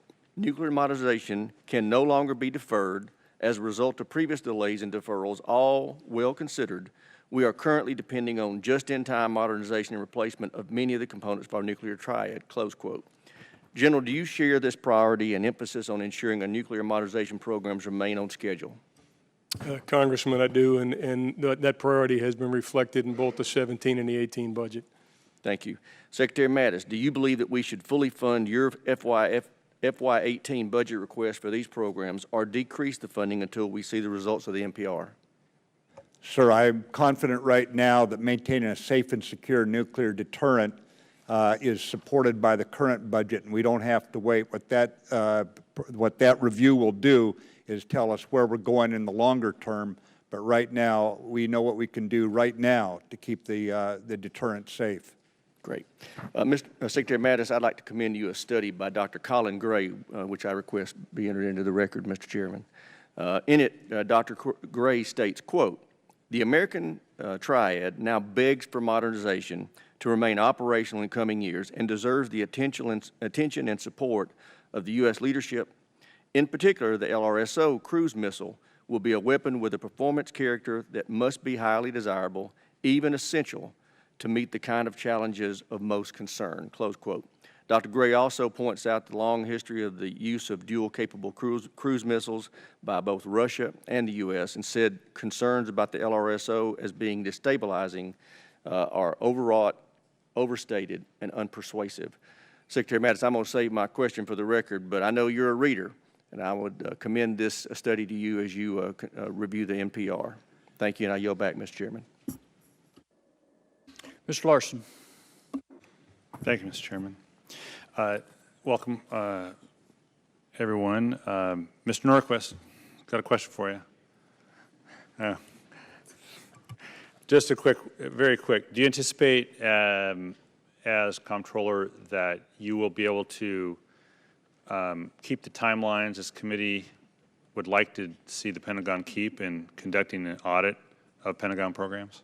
Yes, we will have the department, all the major elements of the department under audit in 2018 as required. That will include standalone audits for many of the organizations and an overarching audit of the entire department overseen by the DoD IG. Most of those contracts are already awarded. There's one or two that are waiting to be finalized and awarded, but we have every expectation to be fully compliant and fully under audit. Okay. I anticipate other folks may have questions for you on that, but I wanted to be sure you were listening. No, I'm sure you are. General Mattis, I want to return to Mr. Rogers' questions in theme only when it comes to the nuclear posture review. Do you anticipate the NPR will have will decide on a triad versus dyad debate, or do you anticipate it will focus more on specific programs within the nuclear enterprise? How are you approaching it? Sir, we're going to have to address both. I think that whether it's a triad or a dyad will be resolved very, very early because of the strength of the triad right now, frankly.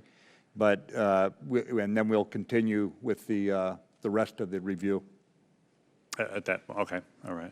Do you anticipate that it will come out in stages like that, or do you anticipate perhaps for General Dunford, so some of this debate in the recent past is that the NSC has been more of an operational.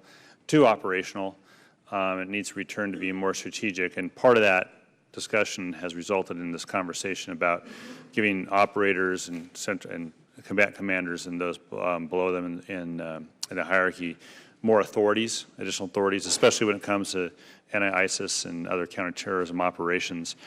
I don't have a big heartburn with that myself, but I do believe that there's still the oversight question. It's important that it's still, whether it's policy set at NSC, whether it's policy set at NSC and DOD together, or if it's a set of actions taken by operators that then evolves into a policy, it's still policy and should be coming back to us for oversight. Now, it's a statement, and I kind of want to get your feel on, one, do you think the changes on authorizations have been either that noticeable or that great in the last 4 months, first? And second, what's your thought on the oversight question from this committee?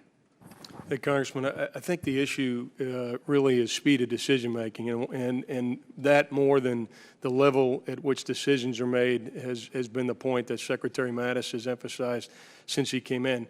I would tell you, having been in both administrations, the fundamental issues of force levels, authorities, and those kinds of things have rested either with the Secretary of Defense or the President in accordance with established policy, so there hasn't been a change in that regard.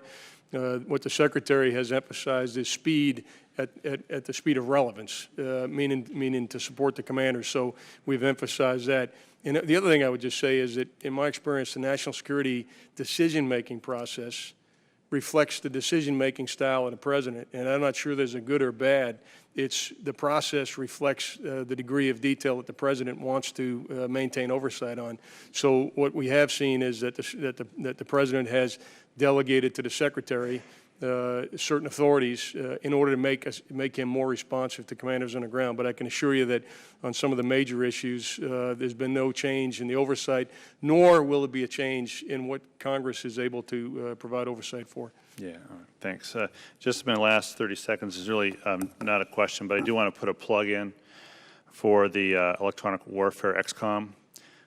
It's been a long road to get to an XCOM, and I urge you to make EW a priority, both in terms in leadership and investment in training and in R&D.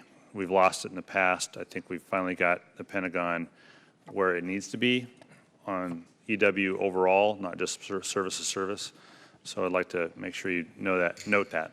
Thank you. Yield back. Mr. Franks. Well, thank you, Mr. Chairman, and thank you, Secretary Mattis and General Dunford, for your lifetime commitment to human freedom. Thank you, Secretary Mattis, that you keep our enemies awake at night. Secretary Mattis, defense officials in South Korea and the U.S. as well have confirmed claims by North Korea that their ballistic missile launch of a liquid fuel Hwasong-12 on May 14th successfully survived reentry. I consider that to be a very significant and dangerous development. And then a few days ago, Director of the Missile Defense Agency, Vice Admiral Searing, testified in open committee before the Strategic Forces Subcommittee that, quote, "We must assume that North Korea today can range the United States with an ICBM carrying a nuclear warhead." Mr. Secretary, this new and alarming judgment suggests that the North Koreans are making significant progress as a result of their ballistic missile test. Yet the President's budget request for the Missile Defense Agency is $7.9 billion, which is the average MDA budget throughout the Obama administration. So my question is, in your best military opinion, is the threat posed by ballistic missiles greater now than it was under the Obama administration, and is that threat growing, shrinking, or staying the same? And if the threat is increasing, why would we wait for the Ballistic Missile Defense Review to at least fund the $1 billion unfunded request recently submitted by the Missile Defense Agency? Congressman, right now I would say that the threat is growing. However, what we have in Fort Greely now and in California I believe is sufficient to buy us time so that when we come to you with a program, I can defend it, and I won't come back and say we had it misjudged or targeted in the wrong direction. As you know, this is something that takes a high-tech, very focused effort, and I want to make certain that what I'm asking for can sustain the way ahead in terms of giving us a real capability. But I also assume that every time they fire one of these, they're learning something more, so it's a worsening situation. But we can buy the time right now, Congressman. Well, let me, if I could, just leverage off of that and say that under your budget request in Fort Greely and in Vandenberg, once we deploy those 44 ground-based interceptors this year, we won't be able to continue to test and improve their reliability of the system without having to pull interceptors out of the ground, which means we'll fall below 44 operational deployed interceptors to protect the United States homeland. I guess I would just ask, are you aware of that, and do you believe that's an acceptable risk in this threat environment? I am aware of it, and based on what we think North Korea has and could have in the near future, I am still confident that we can defend the country, and we will take steps to expand and distribute this capability, ballistic missile defense capability, further. In fact, right now, should we need another site, for example, on the East Coast to defend the East Coast, we're already doing the environmental impact statement, so in the event, we've got to come to you and say we need to do more. We're not starting at that point with something that would take some time. So we're not at all blind to this, Congressman, and I accept your concern 100%. Thank you, Secretary. And General Dunford, would you have anything to add to either one of those points? The only I'd say, Congressman, is that when we look at the North Korean threat, you correctly point out ballistic missile defense as being critical. But when we balance it and you look at our investments in cyber capabilities, the intelligence community, maritime capabilities, all of those also are designed for the North Korean threats. When we look at the North Korean challenge, we've got to balance capability development across multiple areas and not just the missile defense capability area. Well, thank you both, and keep them awake if you can. Thank you. Ms. Bardallo. Thank you, Mr. Chairman, and thank you to our witnesses, Secretary Mattis, Chairman Dunford, and Undersecretary Norquist. Secretary Mattis, it was a pleasure to meet you during the CODEL that our chairman led to the Shangri-La Dialogue. With 2 visits to the Indo-Asia-Pacific, I have particularly appreciated your commitment to continued positive engagement within the region. While we, our allies and partners, have been subjected to mixed messages, at best from the administration, it is my hope that the rhetoric and the actions of the Department of Defense will signal consistency. So, Secretary Mattis and General Dunford, if you could speak about the value of forward deployed forces in the Indo-Asia-Pacific region in augmenting your toolbox, given political and financial considerations, what additional value is gained by having forces stationed on a U.S. territory? And what flexibility does it provide, and what limitations does it remove to allow you and your force providers to be ready and ready to engage when necessary? Congresswoman, the Asia-Pacific theater is a priority theater for the United States, for the United States Department of Defense. The value of the forward deployed forces in themselves is that they're a stabilizing element. If we did not have them out there and we had to flow them in the event of a crisis, it could actually be a destabilizing element as people were adjusting to a force that wasn't there before. Whereas if they're out there in position, then they're present, and any adversary would have to consider that if they were up to mischief. I would also say that having these forces on U.S. territory, whether it be Guam or Hawaii, obviously our sovereignty allows us certain freedoms of action and sustainment out there that we wouldn't otherwise have the confidence in. General Dunford? Congresswoman, the Secretary kind of outlined it from our perspective. I would just tell you, having been in the Pacific with you last week, let me look at it through the lens of our allies and our adversaries. I would tell you, us being forward certainly is great assurance to our allies that we can meet our alliance commitments, and it also serves as a deterrent to our potential adversaries in the region as well. Well, I thank you both for your comments. I have another question for you, Secretary Mattis. Reflecting on your visits and discussions with senior military and political officials in the region, what role do our alliances, particularly the U.S.-Japan relationship, play in strengthening our posture and furthering our national interests? Additionally, how is the DoD strengthening partnerships through incorporating inter-organizational cooperation into planning and operations in the Indo-Asia-Pacific region?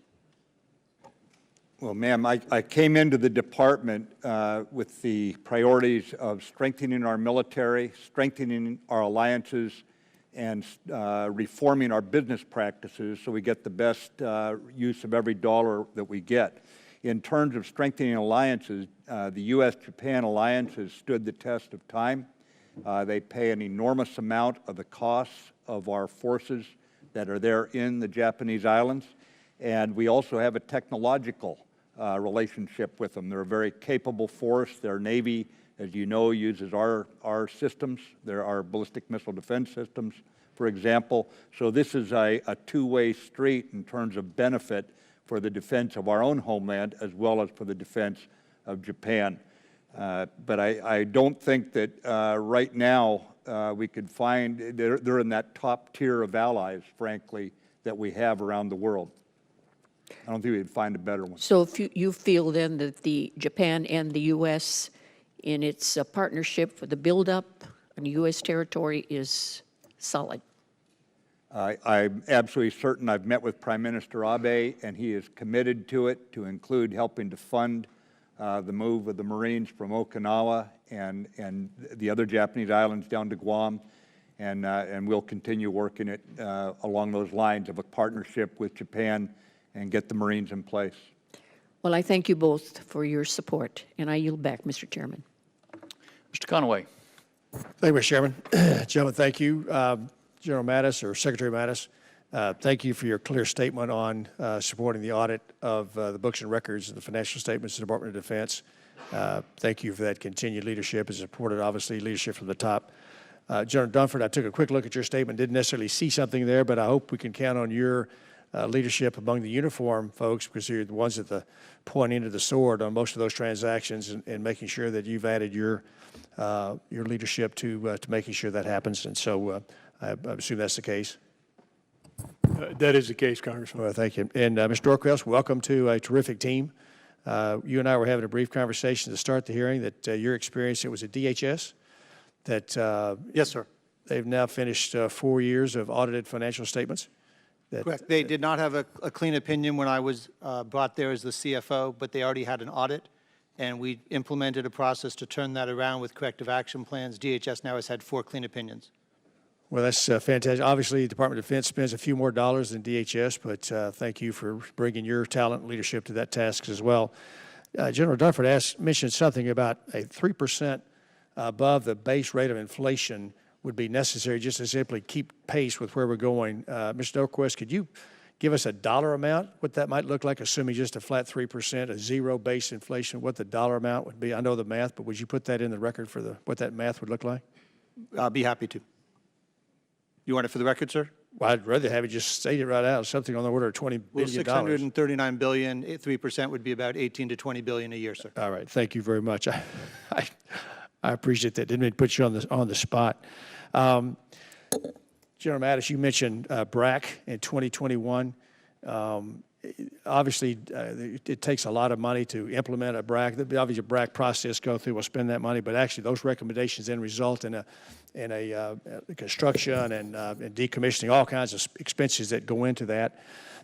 Saving those dollars on the back end are clearly important, but could you talk to us somewhat about, are there operational reasons why we would go through a BRAC, given that today's force looks dramatically different in terms of training needs? I may be trying to answer your question for you, but I want the folks to know that that while it takes a long time to recoup those dollars, there may very well be things that, other than the dollars and cents, that would lead us to make some of those hard decisions? Well, exactly. So the money that we free up from closing an unneeded base continues to accrue to us. It takes a couple years to start taking the profits, of course, because we have to close the base down. But once those reduced costs for that unnecessary base go away, then every year you're gaining that money for training, for buying new equipment, for modernization. Sure. I am not comfortable right now that we have a full 20-some% excess. I need to go back through and look at this again, because I don't want to, get rid of something or come to you with something that we can't sustain. Then we try and say we got to buy some land here in 10 years. Yeah. So we'll take a look at it, sir. But it's a great way to free up money. Well, clearly we try to do that, and the 2005 BRAC may today be saving us money. But that's what I was looking for. Are there reasons, operational reasons, training, better locating folks together that been in separate bases across? Are there reasons why we would do that, separate and apart from the savings, and where those savings would accrue to the future? I'm sure we would find some of that, sir. I would have to look at each individual case to state that firmly. All right. Well, I think as we start down that path of doing a BRAC, the checkered history of the 2005 BRAC, we're going to need reasons other than just the straight savings in terms of making that happen. And if there are operational reasons why we would close some bases, open other bases, build new places in certain other spots in order to train better, more efficiently, be able to deploy quicker and more efficiently, all those things would be helpful as well. So again, thank all three of you for your service, and I would yield back, Mr. Chairman. Mr. Courtney. Thank you to the witnesses for your testimony today. I'd like to go back to where the chairman and ranking members started off talking about this budget in the context of a lot of the expectations that had built up before it was submitted, in particular in terms of the Navy. Over the last 3 years, we've had strategic reviews, including a cooperative strategy for 21st century sea power. Actually, General Dunford participated in that review again, which talked about the need to grow the fleet larger than 308 ships. We had the force structure assessment that Secretary Mattis submitted last December, which again put an exact number saying that we should build a fleet of 355 ships. We had, in early 2017, an accelerated shipbuilding plan, which Assistant Secretary Stackley sent over, which actually showed a roadmap in terms of how we can jumpstart that process, and called for a minimum of 12 ships in the 2018 budget to again, get us moving in that direction. 3 force structure and architectural studies that, Navy architectural studies that this committee commissioned, which actually talked about even bigger numbers in terms of the fleet. And now we get a budget which, on the 23rd, it actually had only 8 ships in it. On the 24th of May, it grew a ship. There's no debate really about the fact that, what's going on out there. And we hear from Admiral Harris and we hear from General Scaparrotti in terms of the demands out there that, and we're living off a legacy fleet in terms of the ships that we have out there. I do not understand the hesitation in this budget in terms of taking advantage of all the work that's been done over the last 3 years to have, again, a more robust shipbuilding plan than what was sent over.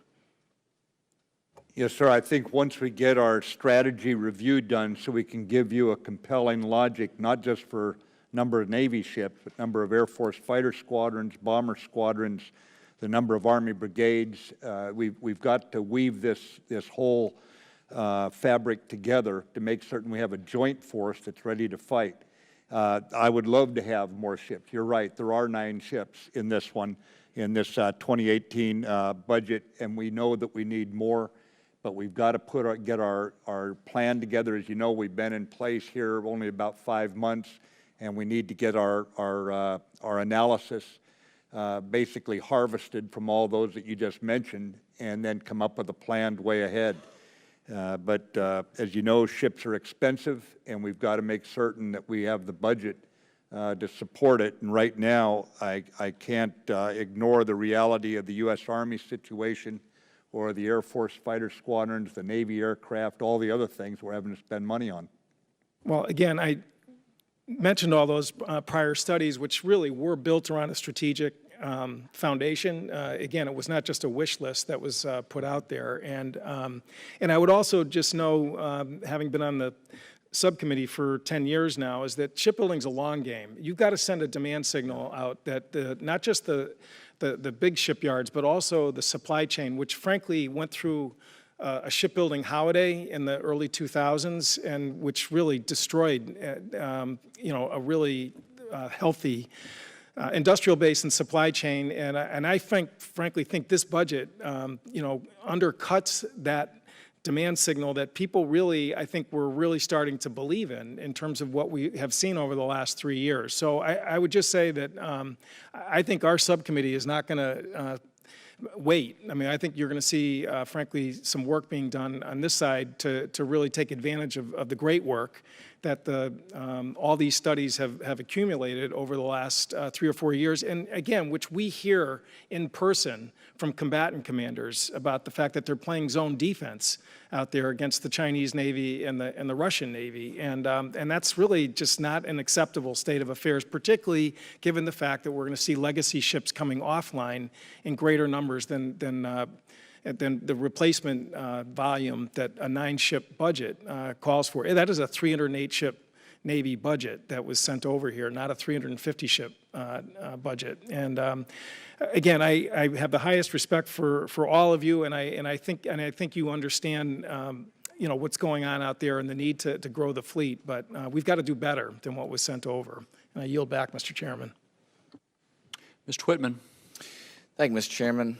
Chairman Dunford, Secretary Mattis, Mr. Norquist, again, thank you so much for your commitment and service to our nation. I do want to continue along the lines of questions about shipbuilding. Secretary Mattis, you stated, which I think is extraordinarily important, the need for us to understand that we have been marking time at best here in the last several years and that our adversaries are advancing. That's problematic. You also talked about the capabilities that they have, the ones they continue to develop, and if we're going to have the ability to make sure that we influence the course of events, U.S. presence is critical around the world. Navy Marine Corps team is a critical part of that, and I know I'm speaking to the choir here, but I do want to build on the question I asked before, and that is, across the spectrum, I haven't heard anybody that's disagreed with saying 355 is not a number that we should direct our efforts towards. And this year's budget has us on track to get to the number that's in the outdated 30-year shipbuilding plan of 308 ships. So the question being is, if there's this near universal agreement that 355 is where we need to be, we can't mark time. We need to catch up. Our adversaries are doing everything they can in building additional capacity, whether it's under the seas, across the spectrum with aircraft carriers, surface Navy. The question is it does seem counterintuitive to say that we're just going to do 8 ships this year or 9 ships. I understand wanting to maintain those and making sure we're doing those things. But another thing that's additionally troubling, not just with the number of ships, but this year's budget request actually cuts $1 billion out of shipbuilding accounts. So in that realm, my question is why only 9 ships this year? But more fundamentally, with cutting $1 billion out of shipbuilding accounts, how do we see our Navy getting to 355 ships, and when will we be able to get there? You know, the CBO has done an assessment about when we believe we can get there. We think we have the industrial capacity to get there. The question is, strategically for our nation, the urgency of getting there. Give me your perspective, both Secretary Mattis and Chairman Dunford, about those 2 elements, the numbers and the dollars reflected in this year's budget. Well, I share your sense of urgency, sir. We didn't, as I mentioned in my opening remarks, we didn't get into this situation in 1 year, and we're not going to get out of it in 1 year. And I recognize the Congress's responsibility to raise armies and sustain navies. But we can't do in 1 year or put a marker down in 1 year that's unrealistic. And I mentioned that we're going to have sustained growth FY19 to 2023. And this is where you'll see the biggest growth, Army, Air Force, and Navy showing up as we're still digging ourselves out of a readiness, operation, and maintenance hole. Furthermore, we're engaged in operations where we have to come to you and ask for OCO funding, Overseas Contingency Operations funding. When you get done, there's a carrying capacity that we can carry as part of the President's budget, and we just have to recognize that. But I take no issue with what you're saying or the sense of urgency as we try to deal with what amounts to years of falling behind. Chairman Dunford. Congressman, I think that this highlights the debate we had internal inside the department. As a result of not modernizing in so many areas at the same time, what I can tell you is I'm confident we have the right priorities within the budget, but I'm also, as the Congressman mentioned earlier, I was part of at least one of these studies that articulated the need for more ships. And so I understand that also as Secretary Mattis is Global Force Manager trying to meet on a day-to-day basis the combatant commander's demands. This really does reflect the challenge I outlined in my opening remarks, is that this year and last year it started, we're confronted with literally what's been described as a bow wave of modernization in the nuclear enterprise, in the cyber capabilities, our electronic warfare capabilities, space resilience, maritime capabilities, land forces. And so what we try to do is just get the right balance within the top line that we've been given. It's also why I highlighted that minimum of 3% just to maintain the competitive advantage that we have today. And that actually is a marker for saying that if we do want to get to 355 ships, if we do want to get to the number of brigade combat teams that have been identified, if we do want to get to the numbers of squadrons that are required, it's going to take sustained growth over time. And that's why 19, 20, 21, and 22 are so important, because we just couldn't get there in 18. Very good. Thank you, Mr. Chairman. I yield back. Ms. Songus. Thank you, Mr. Chairman, and welcome to you both this evening. It's good to see you before us. It seems to me, as we've been talking here today, and you've both given voice to the variety of threats we face, whether it's from those who wish us ill, but also from the changing dynamics of how we have to respond to, for example, cyber, and making sure we're making all the appropriate investments. It's sort of a dual-track challenge we have. It's clear to me that the military services, you all need to recruit from a talent pool that is as broad as possible. You both, General Dunford, you representative, you said how important it is to secure our competitive advantage, and Secretary Mattis, you talk about having the most capable warfighting force in the world, and that does come down to people. An analysis conducted for the Defense Advisory Committee on Women in the Services estimated that only 29% of young people ages 18 to 23 are eligible to serve after you apply all the filters that rule people out, and I think you referenced that number too. Of that population of eligible individuals, more than 51% happen to be women. However, less than 20% of today's active duty force is comprised of women. In an era where the eligible military recruiting population remains on the decline, it seems to me it is ever more important that we recruit from the entire population and not disregard or discourage half of our nation's talent pool. So with that in mind, how are you all thinking about your recruiting efforts around bringing women into the military so that you do have that full array of talents that are needed in this very dynamic environment? And in thinking about that, how do you make the case for the invaluable contributions they could be making to serving their country in the military? So I'll start with you, Secretary Mattis. Yes, Congresswoman. I don't think in any way we disregard or discourage it. In fact, we are fortunate for decades now to have had superb women. They're not good, they're outstanding in our ranks.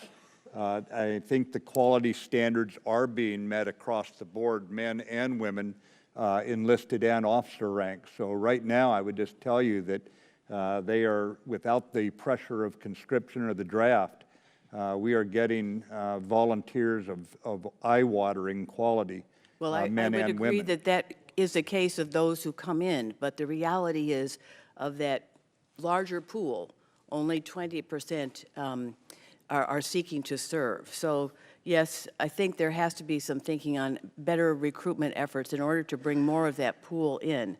But I also wanted to follow up that I was glad to hear in January that in your confirmation hearings, you were committed to having men and women serve alongside each other as long as all parties met the standards necessary for the job.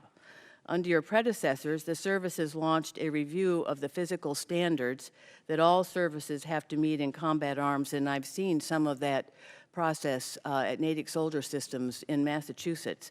But to establish the physiological standards in order to integrate women into every occupation specialty. My question is, how are you planning on assessing the progress of ongoing integration efforts? I'd have to see if the services have identified any problems or our various surveys find a problem. If there's a problem, we will assess it and solve it, I guarantee you. So in your time, it has been a rather brief tenure, are you monitoring those efforts? Ma'am, I've met with the Joint Chiefs of Staff, the service chiefs, with Chairman Dunford. I did it in my quarters to make it a casual evening where this issue was brought up, and none of them surfaced any problems right now. And then one other quick question. In the wake of the various social media scandals, what do you think needs to be done to improve the culture of respect across the department as a whole? I believe that it's very important as we recruit from American society that we make clear not just what the military stands for, but what it absolutely will not stand for, and make certain we maintain good order and discipline. A unit cannot be effective in combat that does not maintain a disciplined lifestyle. I don't care whether it's DUI, driving under intoxication, or sexual harassment, or anything else. When a unit doesn't maintain discipline standards, it's of less capability on the battlefield.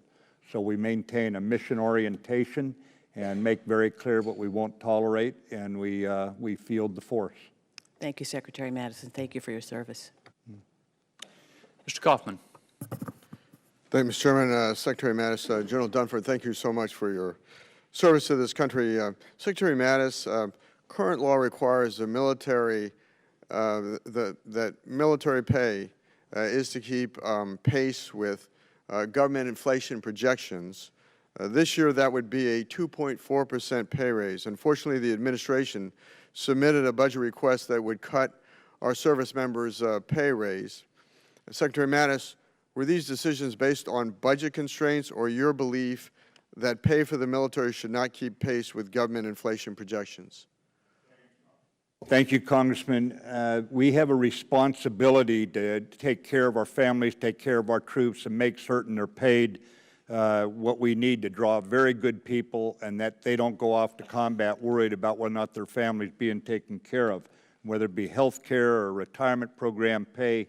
All those go in to making certain we keep faith with them. I also have a responsibility to ensure that they can win on the battlefield, that we are providing them the best equipment, that we're doing the research and development that'll keep them at the top of their game.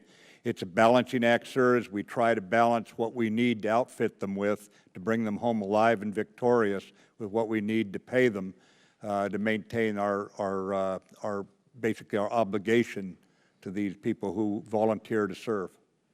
Thank you, Secretary Mattis. The military services are already having trouble recruiting men and women to join the services due to competition with an improving private sector economy. How do you maintain the all-volunteer force if you won't pay them competitive wages? Sir, I think our analysis shows that we are paying them very competitive wages when you stack them up against high school graduates, for example, for the enlisted ranks. We probably have a better benefits package than most places. Now, not all of them. I mean, there's some out in Silicon Valley where I lived for 3 years that could probably beat us hands down. When you look across the United States, we're drawing in very high-quality people because we are competitive. Secretary Mattis, one thing that I'd like you to take a look at in terms of containing cost, where we can shift those resources around to things like pay raises that keep up with inflation, is to look at every opportunity to shift capability to the Guard and Reserve, and granted those training requirements would have to probably be revised accordingly if we're going to rely on them more, but that I just think that there are cultural impediments within the active duty force that argue against that, and I think we need to look beyond that in terms of our force structure and how we can maintain capability. How we can certainly maintain capability without compromising national security, but at a lower cost. Yes, sir. Thank you, Mr. Chairman. I yield back. Mr. Garamendi. Gentlemen, thank you for your service and for your leadership. I'll try to do some quick questions here about choices.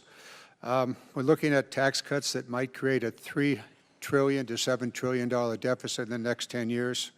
We're looking at a State Department budget immediately that calls for a $30 billion reduction and a dyad and a triad. How would you prioritize these?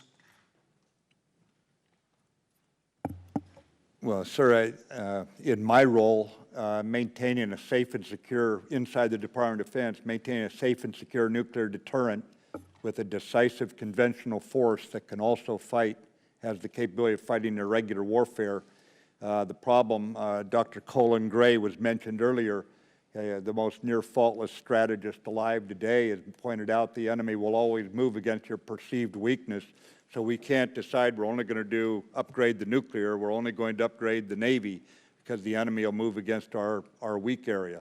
So it's going to be safe and secure nuke capability, deterrence, so those weapons are never used, and a conventional capability that no one wants to take us on, or if they do, we change their mind very quickly. So we don't have to make choices, we can do all of the above.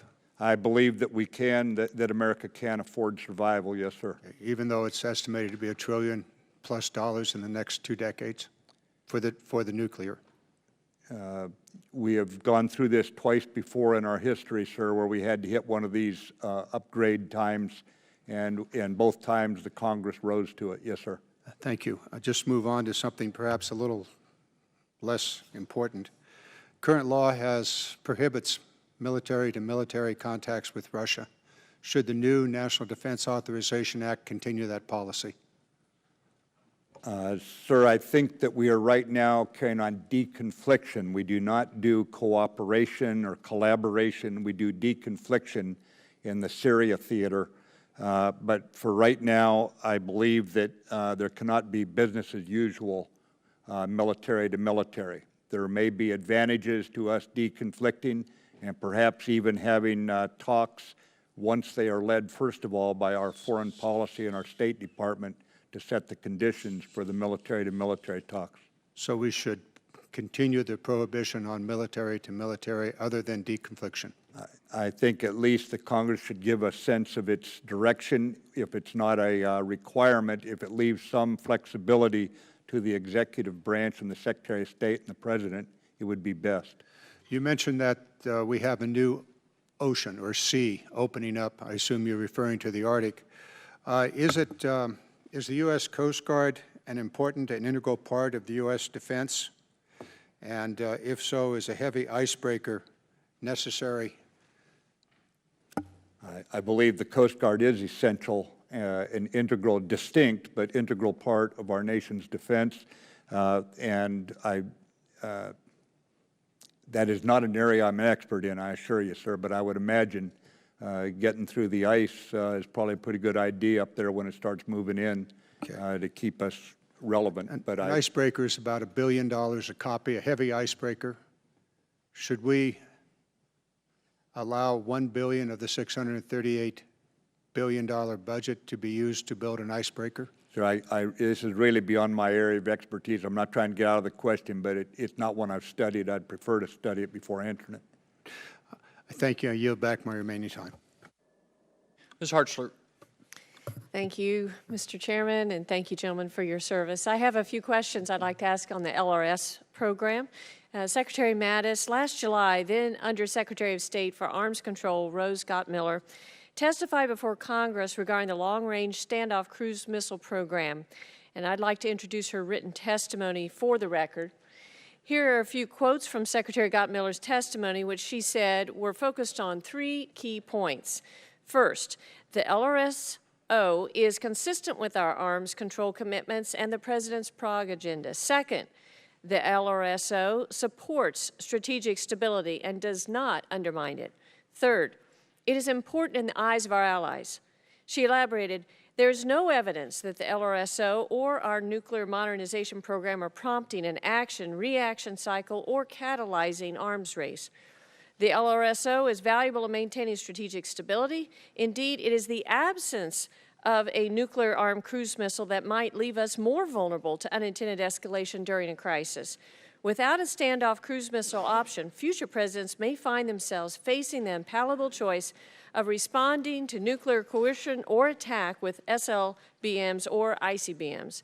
So, Mr. Secretary, as the nuclear posture review continues and you examine the LRSO program, how will you and your team consider the input of the nation's senior diplomats like Ms. Gottmiller? And do you agree with her position that the LRSO enhances strategic stability and is important for assuring our allies? Ms. Gottmiller's reputation stands on its own merit. I have had private discussions with her as recently as this last month in Brussels, and she's a trusted advisor. As far as whether or not I would stand on the LRSO right now, I'm going to wait until we have the study done, and then I can let you know. But I have no reservations about taking Ms. Gottmiller's ideas on board. No reservations at all. Great, and I hope that you will read her comments and her testimony on that, because I think it was very, very good insight there. I want to shift gears just a little bit here to another topic. So, General Dunford, in 2012, the Obama administration ended the U.S. military strategy that required a force structure and readiness levels capable of fighting two large-scale wars simultaneously. At the time, the Pentagon stated that times have changed and the United States no longer faced a peer military on par with the Soviet Union. And this worldview was quickly disrupted by a resurgent Russia, an expanding China, and continued instability in North Korea and Iran. So my question is, what do you see as the force structure requirement in order to guarantee American security of our allies across the globe? Do we need to be able to fight a conventional war with China and Russia simultaneously? And are we currently able to fight two conventional wars at once? And if not, what do you see as the greatest capability gap that must be addressed? Congresswoman, we do confront today Russia, China, Iran, North Korea, and violent extremism. And we're going to go through the Defense Security Review. We're going to have a closed hearing on Thursday night, and I would like to talk to our force sizing construct and the challenges we face in a closed hearing, if we could do that. Yes, but you agree it's important to be able to address all of these at the same time, right? Certainly one or more. Right. Okay, I look forward to that. The last question back to Mr. Secretary. I remain deeply concerned about our strike fighter shortfall. According to the Vice Chief of Naval Operations, Admiral Bill Moran, 2/3, more than 60% of our Navy's strike fighters, the planes that are launching the entirety of the Navy's attacks against ISIS, cannot fly. I'm pleased to see the FY18 budget request, including 14 FA-18 Super Hornets, as well as another 10 Super Hornets as the top priority of the Navy's unfunded priority list. So can you talk about how important it is for us to address the Navy's strike fighter shortfall and how important new procurement is in that effort?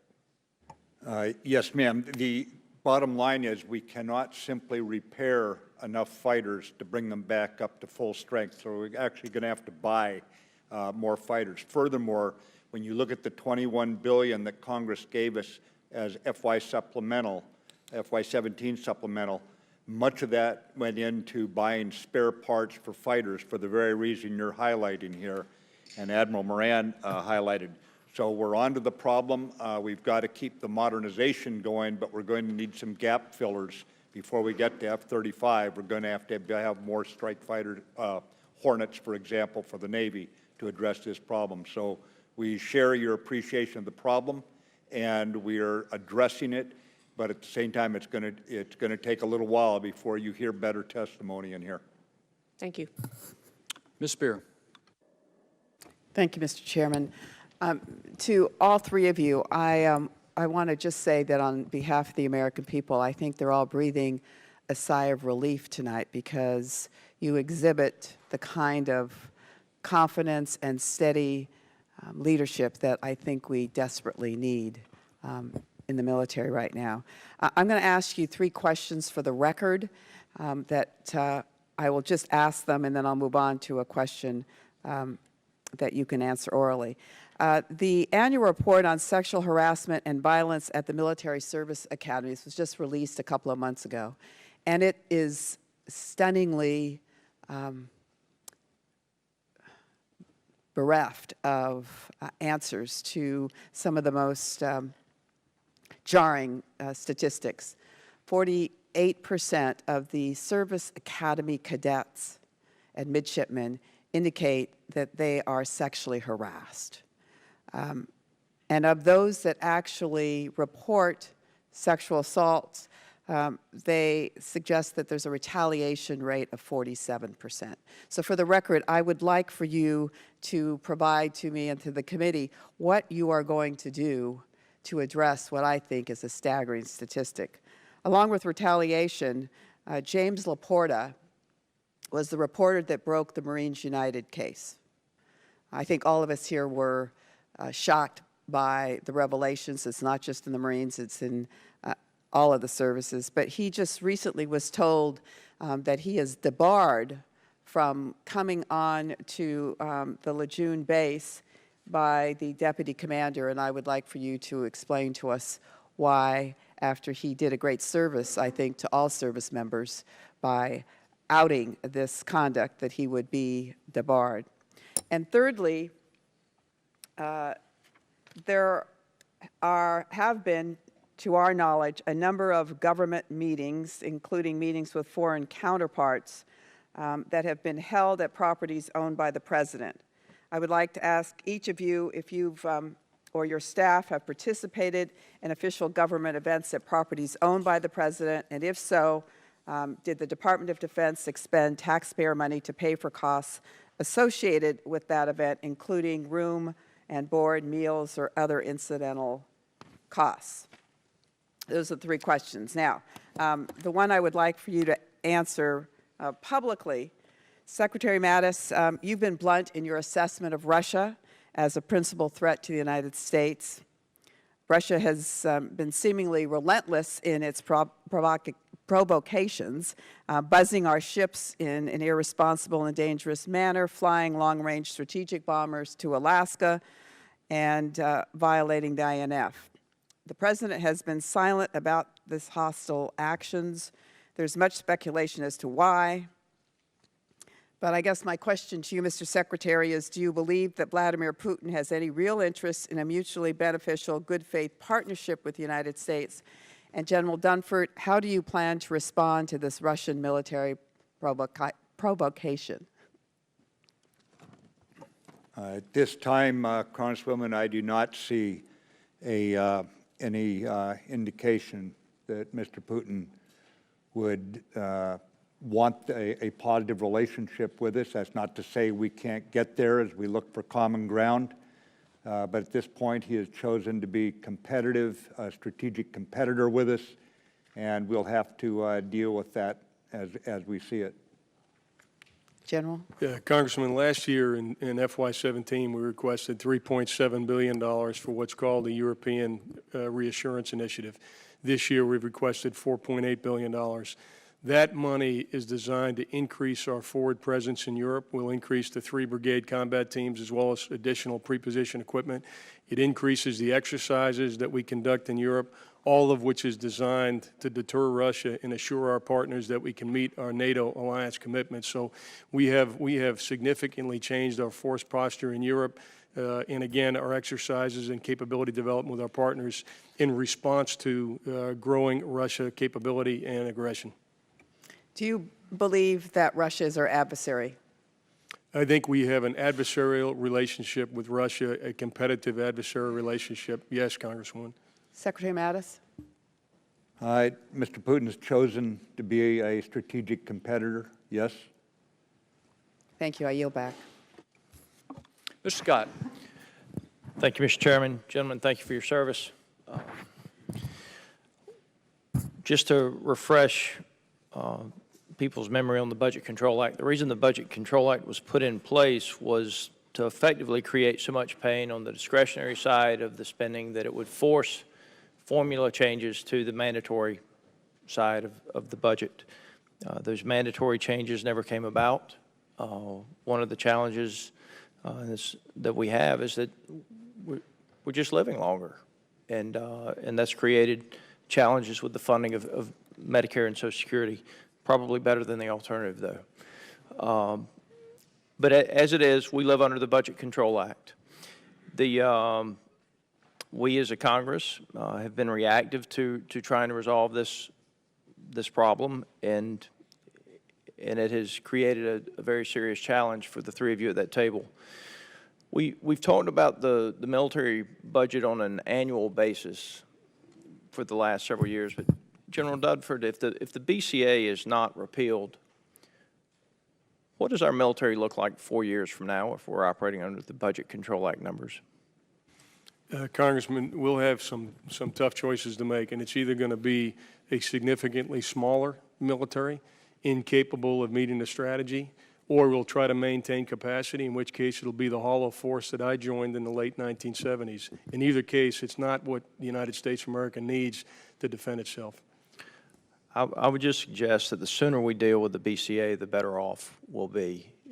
It makes no sense to start building a ship today that cannot be completed because the Budget Control Act forces the termination of the contract early. As we talk about those tough choices, a lot of countries were mentioned. Some countries that were not mentioned in your testimony were Venezuela, Honduras, El Salvador, Colombia, Guatemala, Mexico.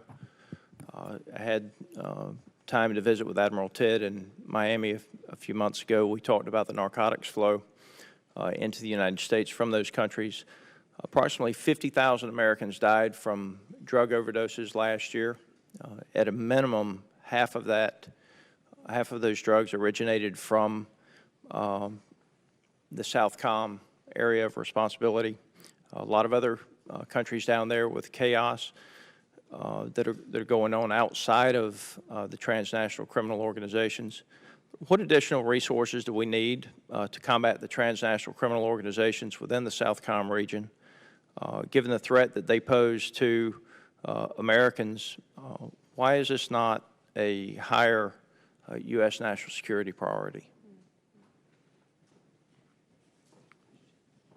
Congressman, the two major capability areas that Admiral Tidd probably shared with you when you were down there is intelligence, surveillance, and reconnaissance, so he can support the interagency effort to stop drug flow, as well as maritime capability to interdict that drug flow. Those are the two main capability areas that he would want to have, and that we have not been able to routinely meet the requirements that he's identified.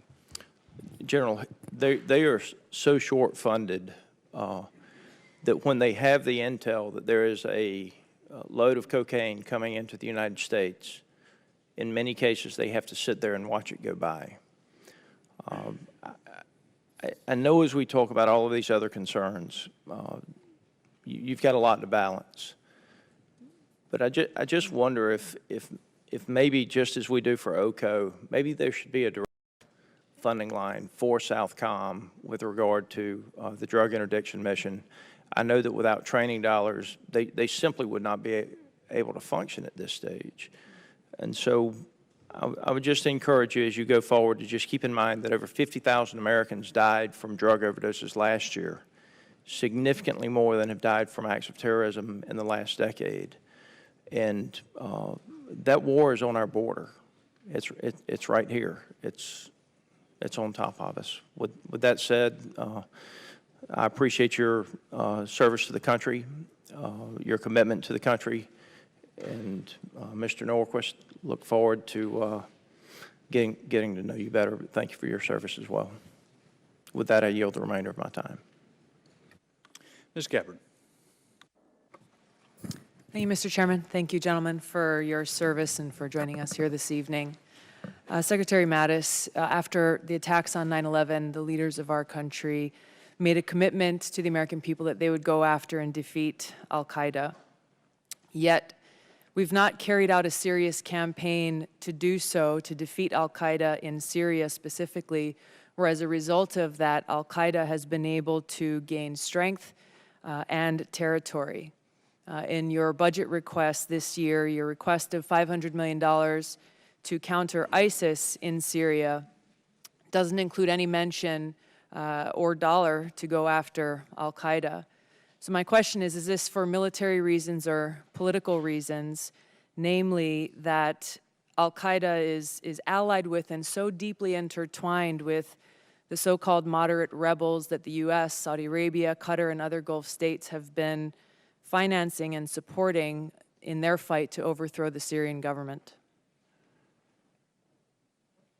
Congresswoman, we have had a serious campaign, as you know, against al-Qaeda. Al-Qaeda in the Fatah area has been shredded as a capable outfit. They have been unable to attack America for many, many years. Now, they have franchised out, is the point you're making, and from Yemen to Somalia, from the Sahel to certainly Syria and all. This is a franchised al-Qaeda metastasizing threat. And respectfully, sir, I agree and understand that al-Qaeda has spread, but specifically with Syria, al-Qaeda's presence in Syria is far greater today than it ever was before, which speaks to my question about our lack of taking them on in a serious way, specifically in Syria.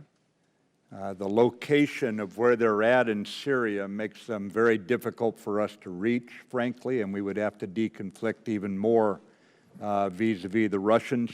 Let me ask General Dunford if he has anything to add to this, but you're right, they're embedded pretty deeply, and they're hard to get to.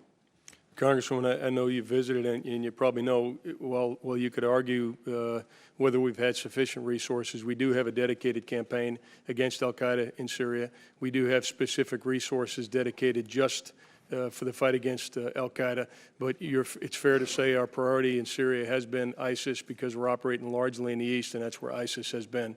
To both of you gentlemen, when your budget is for a counter-ISIS program, your commander's mission on the ground for Inherent Resolve is to defeat Daesh or ISIS, and there's no mention of al-Qaeda.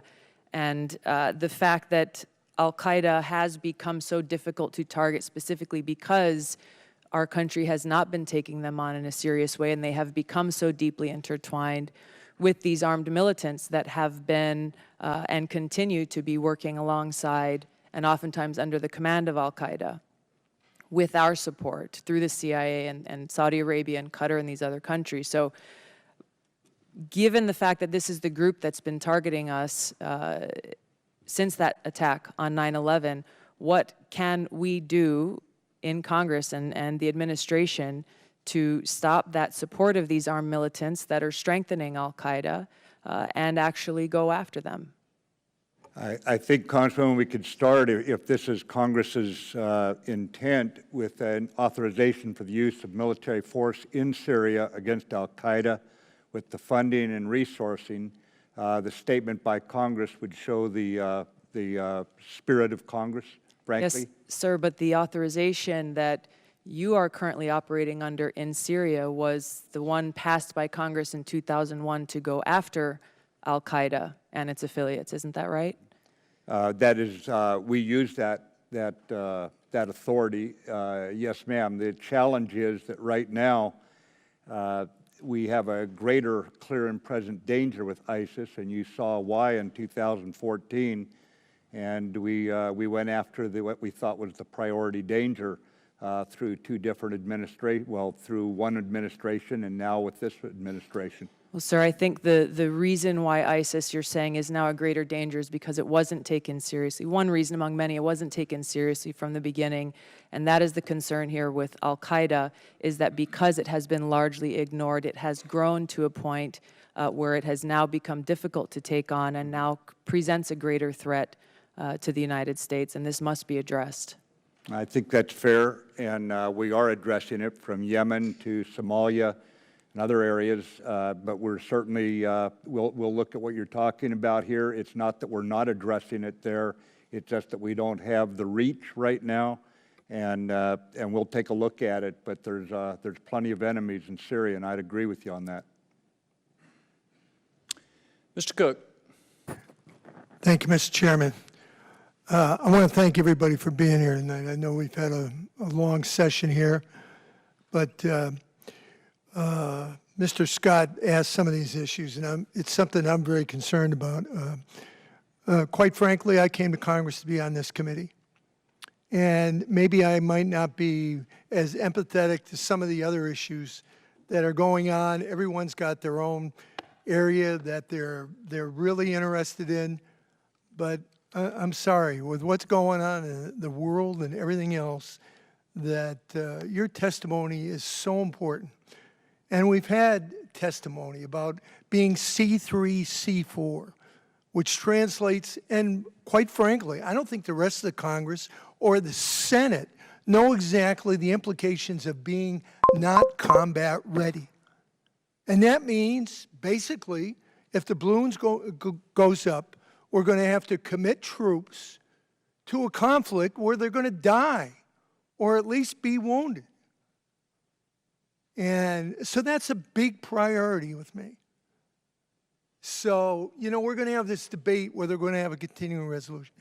I think it will be so stupid if we send that message again. And even worse, if we don't end that sequester. Now, my question, you know where I stand, and but I'll be damned if I'm going to bury any more Marines on my watch.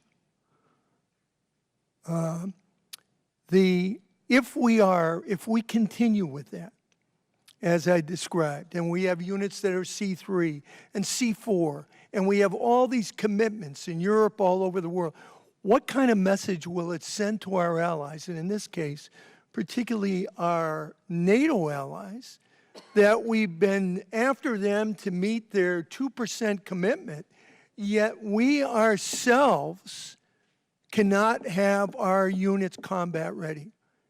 And in light of the RAND study, Mr. Secretary and General Dunford, if you could address that in terms of, you know, those 28 countries, actually it's 29 now with Montenegro in there, right under the gun of the Russians, and what kind of message would we be sending them?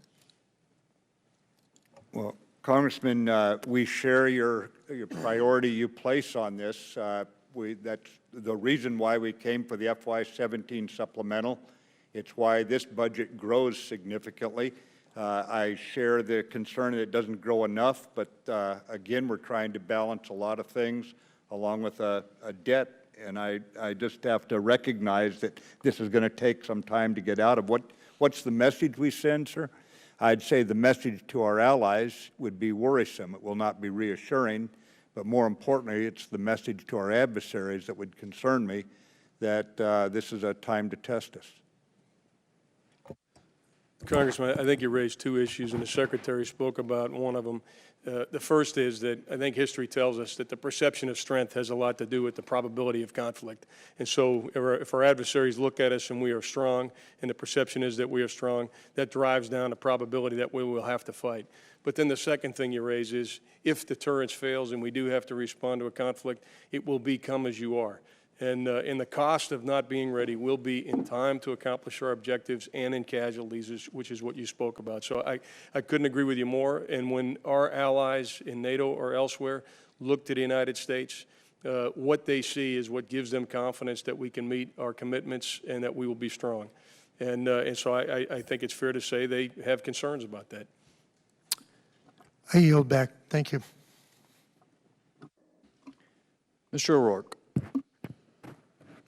Mr. Secretary, I wanted to begin by extending my sympathies to you and those who are serving currently in Afghanistan, and to the families of those who lost their lives, U.S. service members who lost their lives in Afghanistan this weekend.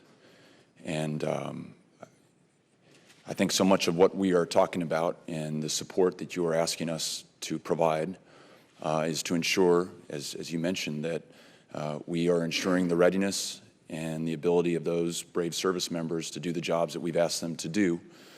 And you've also mentioned, and I think accurately so, that Congress has sidelined itself from some of its key responsibilities, and the effects of those are very serious. And I would add that I'd say Congress has sidelined itself from its oversight and ownership of the wars that we have been fighting. And I want to make sure that we work more effectively together to ensure that we're doing our part. In this budget, in our projections for this coming year, what should we expect to see in Afghanistan? How many service members do we have there now? How many do we project to see over the course of the year that we have a budget for, or a proposed budget for? Yes, sir. We've got, as you know, a little under 10,000 U.S. service members there at this time. The commander on the ground, in light of the situation, has asked for more. Those discussions are ongoing right now with the president and myself and the chairman advising him. And I think the decision will be taken soon. We have got to come up with a more regional strategy. So what we're doing is connected to the geographic reality of where this enemy is fighting from.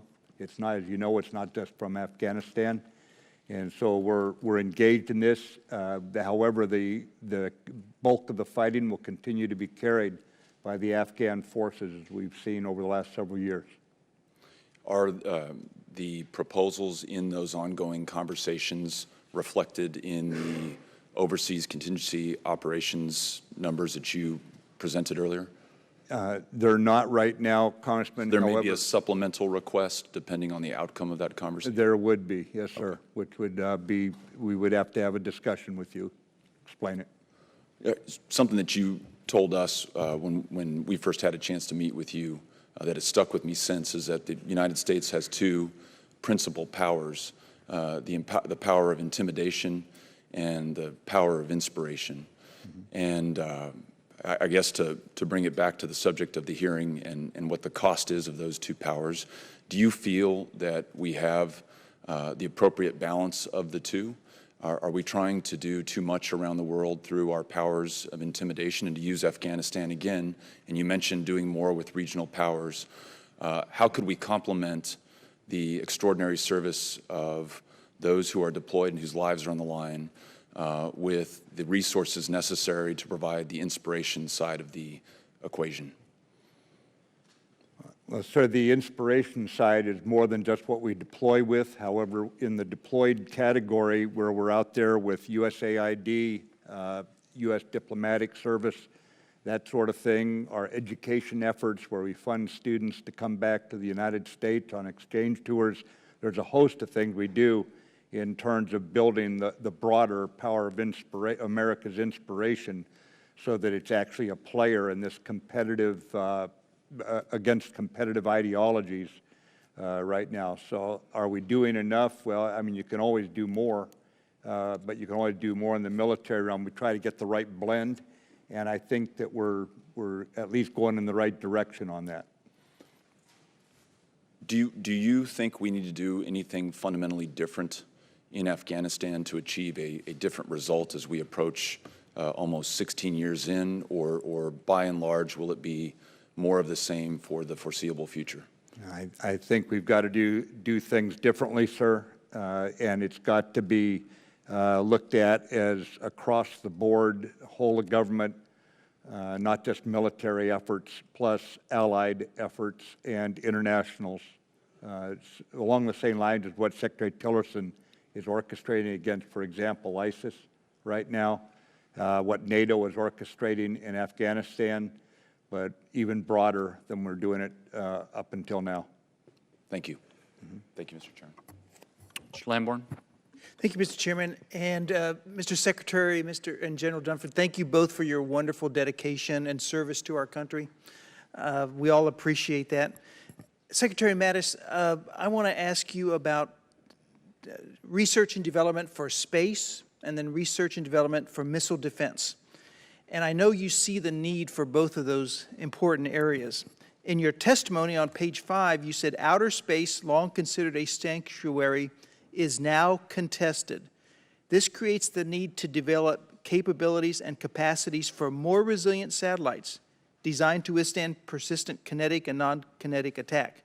So in your written testimony, you certainly point out the need for more capacity and more capability for space. And also in missile defense, I know you're a proponent of exploring boost phase missile defense when the adversary's missiles are in their most vulnerable state. So, but I'm just concerned, and the chairman asked you this at the very beginning of the hearing, we're cutting the budget for missile defense research and development. And in the space R&D budget, it's at a 30-year low.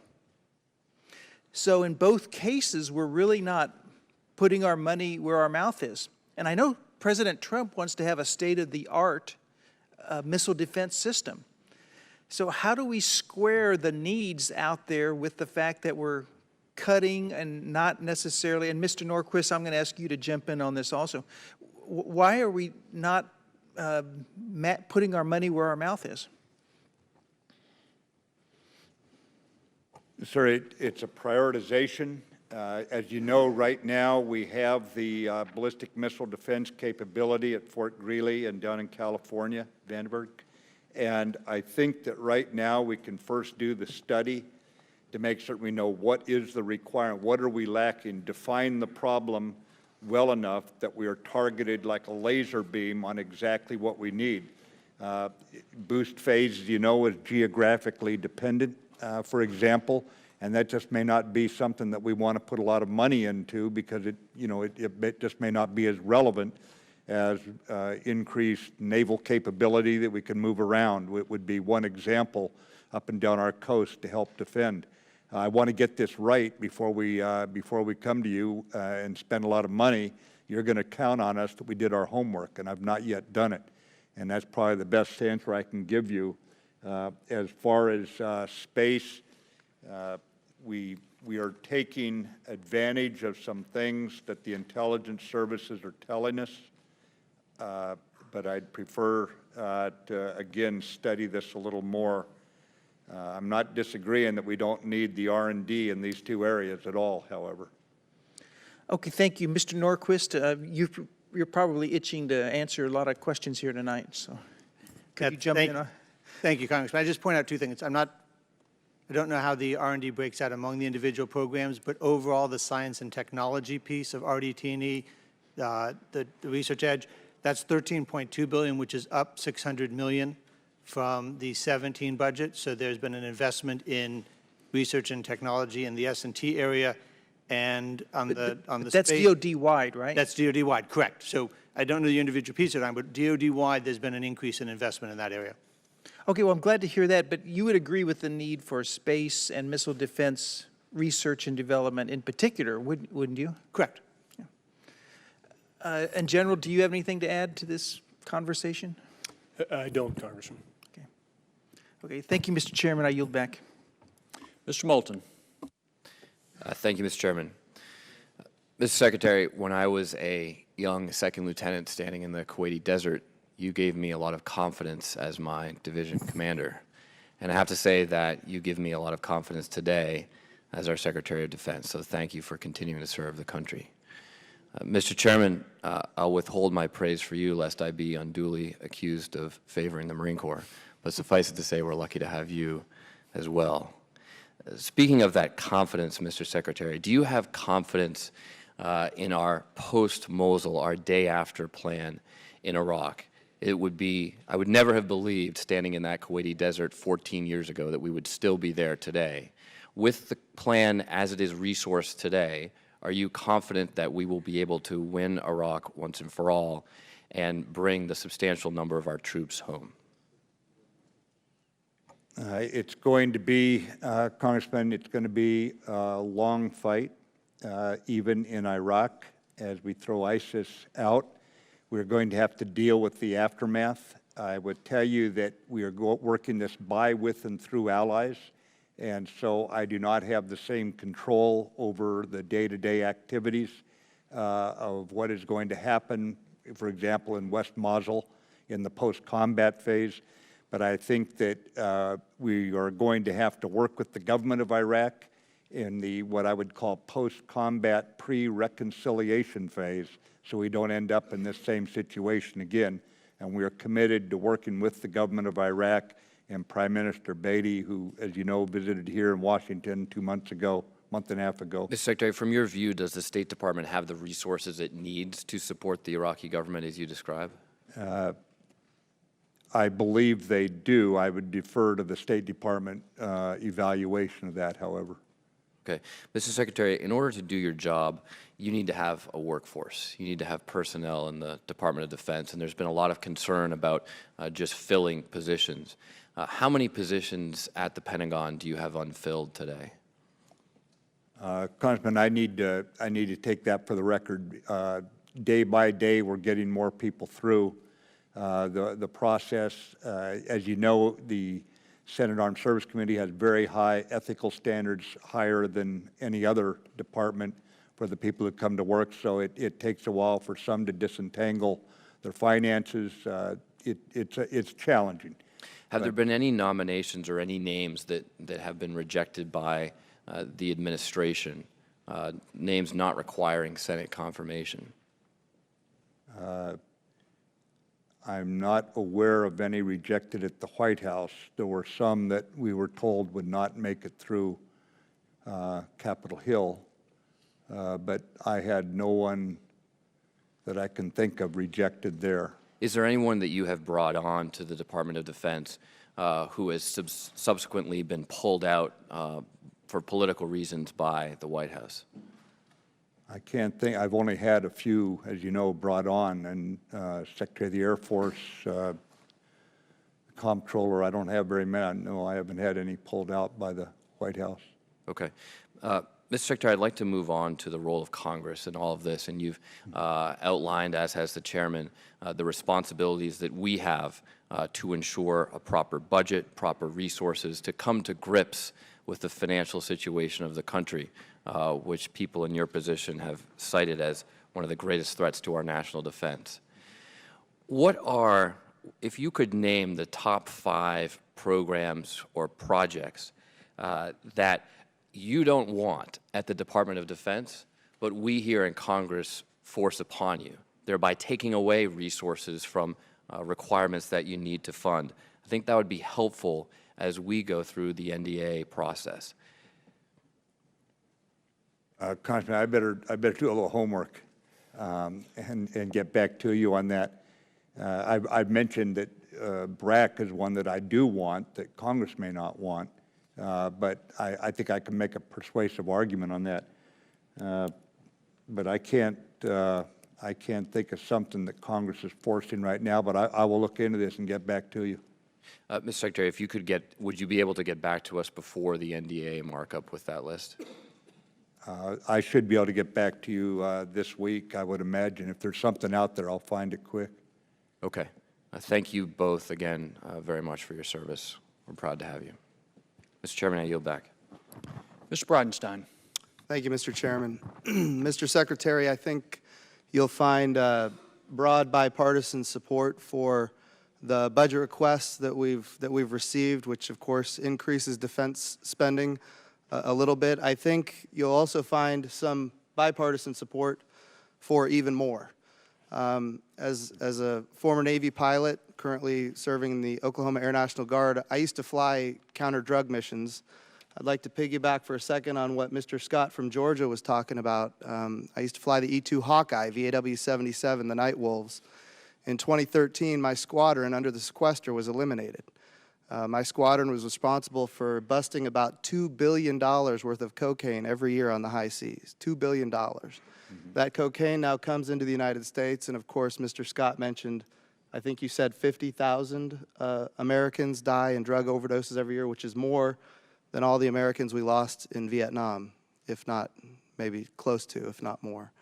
So this is a big concern. As far as the capability gap, I understand when you mentioned that the concern is if we spend too much too fast, it could end up putting us in a position where it's not sustainable, and we could end up with as you mentioned, a hollow force, which is a concern, I think, for pretty much everybody on this panel. I would also say that there are a lot of unfunded requirements that ultimately we could be working on today. And I would just ask General Dunford, when we deploy an Aegis cruiser or a THAAD missile battery, are we deploying those with the full complement of interceptors?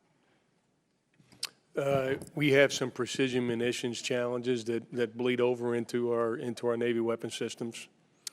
And are you aware that when we deploy one Aegis, many times there's an underway switching of missiles from one Aegis to another Aegis? I am aware of that, Congressman. So these are examples of unfunded requirements that ultimately we could meet today if the resources were there, that ultimately wouldn't put us in a position to have a hollow force in the future. Congressman, I'd like to just address that precision munitions challenge. We today have requested resources that get to the maximum amount that industry can produce. But there's a caveat to that. Industry can produce at the level of prediction that they have right now. In other words, they can only produce so much today based on what we're able to tell them about tomorrow. So one of the areas that the Secretary has highlighted is the need for predictability and stability in the future as well. And the only way we're going to get around the challenge, that's a great example of why we need stable, predictable budgets, because we actually can't buy the precision munitions we need until we do have stable, predictable budgets at adequate levels. So again, industry is telling us today we're producing at the maximum rate we can. But if we were able to tell them what resources would be available 2, 3, 4, 5 years down the road, they would be able to increase the industrial capacity and actually address that particular issue. So that's just one of the second-order effects of the challenge we've been in, living year to year with the number of CRs that we've had, is we're not able to give industry the predictability they need to actually meet our requirements. And that's actually the story of precision munitions. So if we're doing a defense appropriation annually, how do we address that?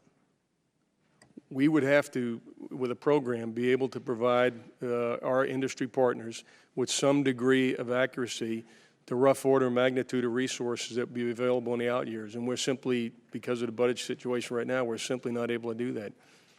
Okay, I would encourage Mr. Chairman and Mr. Secretary, as you look at the budget and as we work as a body here, know that we fully support increasing the defense spending, that we have capabilities that we're leaving on the table. And if we can support you in that effort, whether it's long-term or next year, we want to do it. And I would encourage you to look at unfunded liabilities or unfunded requirements specifically. I yield back, Mr. Chairman. Ms. Hanabusa. Thank you, Mr. Chairman. Gentlemen, thank you for being here this evening. Secretary Mattis, in your testimony, you have 5 priorities. The 5th, of course, is the support of what we call the OCO funding. OCO has been something that I never quite understood for the time that I've been here. It was originally not even on budget, so to speak. Then we kind of report it, but it's still a question as to whether it counts, it doesn't count. So in your mind, when you say that your 5th priority is in support of the OCO budget, what do you anticipate the $64 billion to be used for?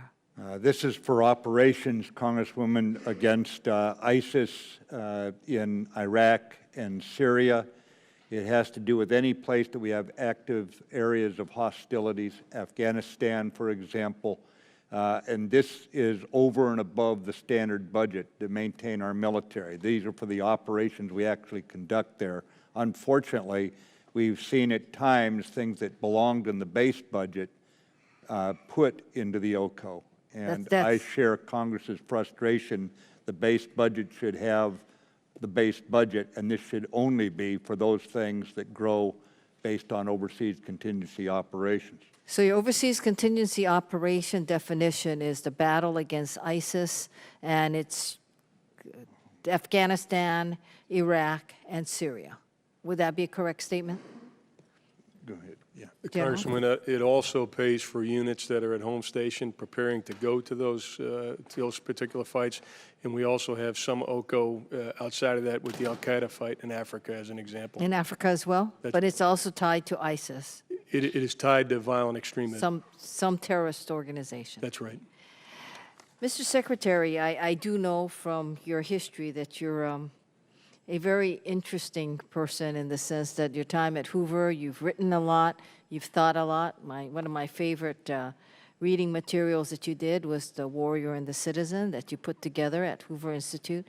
So given that philosophy that I call it, your philosophical bent on a lot of this. How do you want to put together or come to grips with the fact that we have a QDR in 2018, you've authorized an NPR in 2017, and I believe somewhere in there there's going to be a review of the ballistic missile defense. So do you feel that it's premature, or do you feel that any of these studies could somehow affect what you're coming here and asking us for today? Certainly, it will affect it. There will be implications downstream. But right now, we know the situation, the threats we face today. We know the force we have today. We know the readiness shortfalls we have today.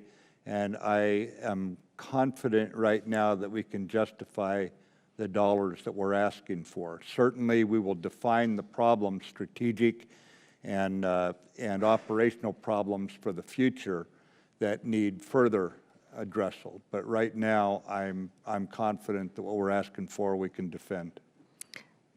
Mr. Secretary, you can't come to Congress and on page 11 of your testimony talk about BRAC and not expect any of us to just have a free pass at that.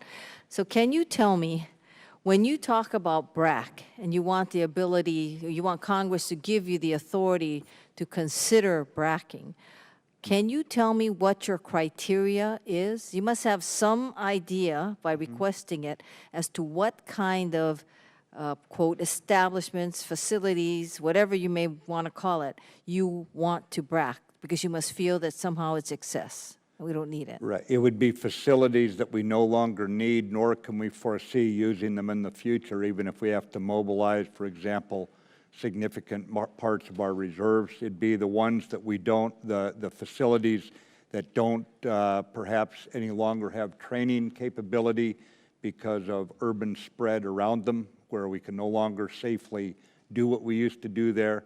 It would be that sort of a situation. Mr. Secretary, is a list or some kind of a, potential BRAC list exists? Does it exist today? I've been told we have 20% excess capacity, but as I said earlier, I am not confident in that figure, and I'd want to look at it again and make certain that we validate the criteria that was used to get there and then go back through it.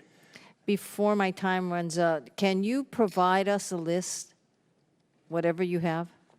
I can't right now, ma'am, because I'm not willing to put my name to it. I want to study it first.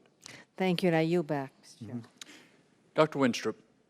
Thank you, Mr. Chairman. I want to thank you for your service, especially in an extremely challenging time for our nation and for the world.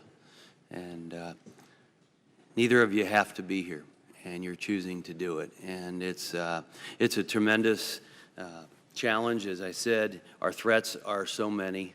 It's so multifocal, it's so multifaceted that it's even hard to list. And the chessboard is more than three-dimensional, in my opinion. With that in mind, one of the things that you mentioned, Mr. Secretary, was that it's going to be a long slog. A lot of these things are going to be long, drawn out. As a soldier in the field, when you know that's the situation, then you look for your short gains, right? Because you want to have that motivation there. So I guess my first question is, how do you see the morale of our military today? Sir, I'd like the chairman to also respond to that. In my discussions, in the emails I received, the young people are quite, they show a lot of initiative in helping me to run the department. I would just tell you that so far, I think we've got the morale is holding, the affection of the American people is understood, and that has a lot to do with why the morale is held. That said, I believe the families in many cases have become brittle with repeated deployments of their husbands, wives, mothers, fathers, whatever. And I think that, that there is some question about the level of commitment when people cannot fly the airplane that they know they've got to be good at flying. They can't put their vehicles in the field. The ships aren't going to sea on schedule, or they're deployed longer overseas because they're waiting for the ship that had to go through more extensive repairs to get up. But let me ask the chairman to just give a few words on that so he's a little closer. Yeah, Congressman, you know, one of the privileges is having a chance to go around and meet with members and families from all the services. And I think, by and large, morale is very high. But Secretary spoke about families, and I think I do see some challenges with our families. And also, if you look at some of these readiness challenges, they can't help but affect morale. If you're a pilot that's flying 10 or 11 hours a month, and you're in a squadron that should have 12 aircraft and only has 6 aircraft, it can't help but affect you. Now, I would tell you, we are recruiting and retaining high-quality people. I think morale is better than any of us should expect that it would be after 16 years at war. As the Secretary said, the all-volunteer force was never envisioned to be at war for this enduring period of time. So I think there's a lot of reasons for us to be proud of the morale and proud of the quality of people that we're recruiting and retaining. But I don't take it for granted. And I do think some of the challenges we have with our families and some of the challenges we have with people who are in units most affected by these readiness challenges, those are going to have an impact over time, and we should be attentive to that. Yeah, I think that sometimes the country doesn't always understand the sacrifices that are being made by the troops and their family, and then the challenges that they face when we really don't have them at full readiness the way that we would like to. And so I think that's in part on us here to make sure that the country's aware of that. And as you look ahead, you know, are there things, our current readiness state, as you just mentioned, it has us doing less things than we'd like. And so to me, it's very difficult and challenging for you to make a list of what we're going to do next. You know, how do we have a step-by-step plan? You know, I think traditionally in wars, you know, we take this land, we go to the next step, and we keep moving on. This is very challenging, a different environment than we've ever seen. And you're talking about terrorism as well as near-peer adversaries. So I think it would be helpful to us to be able to explain that how difficult it is if we aren't fully ready and equipped to even compile a plan that can get us where we want to be someday, where there may be some peace. And so my question is, do you have a list, and based on that, does it reflect what you need but don't have? Sir, we have an assessment that tells us what we need to be ready for, and that assessment comes to us from our regional commanders based on any treaties that we're in, the protection of the American homeland. There's all sorts of things that figure into what national security looks like. Based on that, we know a number of forces that we need and what level of readiness, how fast they have to be ready to deploy. So that's the way we parse it out, and then we look at what each of those forces needs, an Air Force, Navy, this sort of thing, for readiness to deploy. So we break it down into something that's manageable by unit commanders who know what they're expected to do. An Army brigade commander knows he must be able to move, shoot, and communicate with his brigade of troops, close with and destroy an enemy. A ship commander knows he must be prepared to deploy on so many days' notice with this much ordnance and his people trained to do things. So we do have it. It's broken down. It's very complex to make the joint force work, but the commanders know and the troops know, the NCOs know, sir. Ms. Rosen. Thank you. I want to thank you for being here into these late hours and your willingness to answer all of our questions so candidly.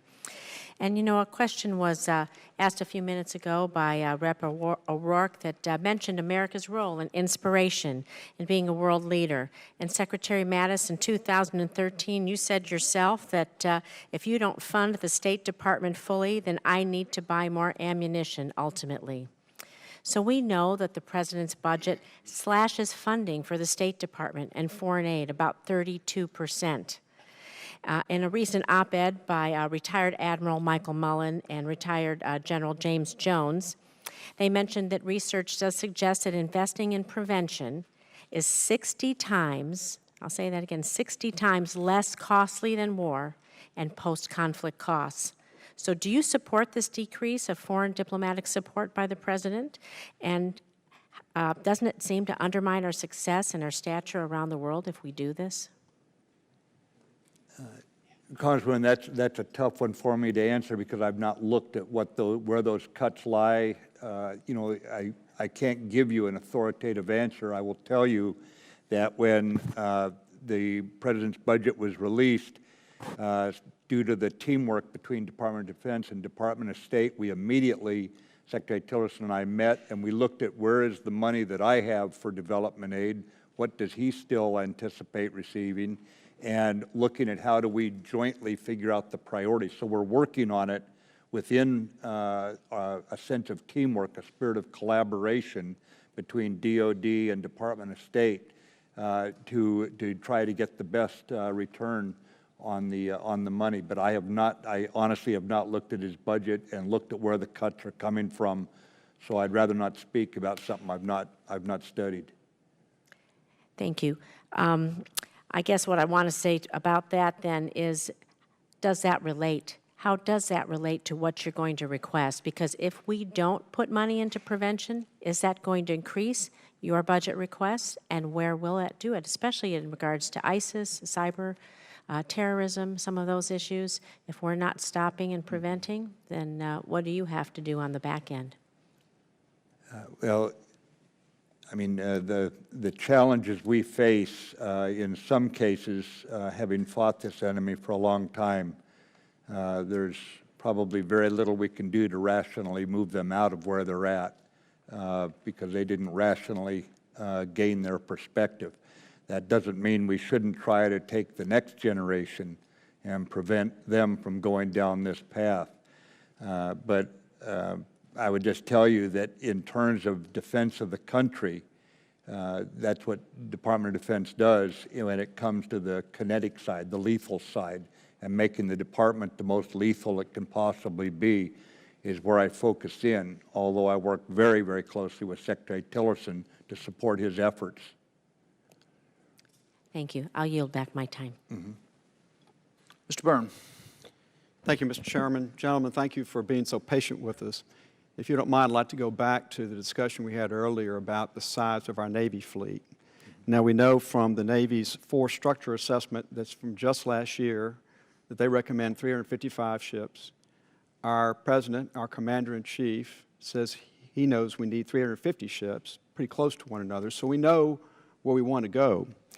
The Congressional Budget Office gave us an estimate that to build a 355-ship Navy would require an additional $5 billion a year for shipbuilding. General Dunford, let me start with you. Do you agree in general with CBO's analysis of what more we need to be spending per year on shipbuilding? Congressman, I've seen that study, and it looks about right to me based on my experience. Thank you, sir. Well, looking at this year's budget, obviously after you heard the questioning from Chairman Whitman, we know that we're actually not going in that direction with the proposed budget for 2018.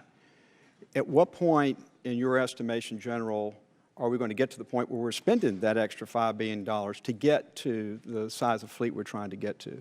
No, Chairman, thanks for asking that question. I mean, my characterization of 18 is that it's the second year in a row we begin to turn around a trend that really was 7 or 8 years in the making, and it's going to take several years to get us out of the hole that we're in right now, which is why I just maybe highlighted in my opening remarks that just to maintain the relative competitive advantage today would require 3% above inflation.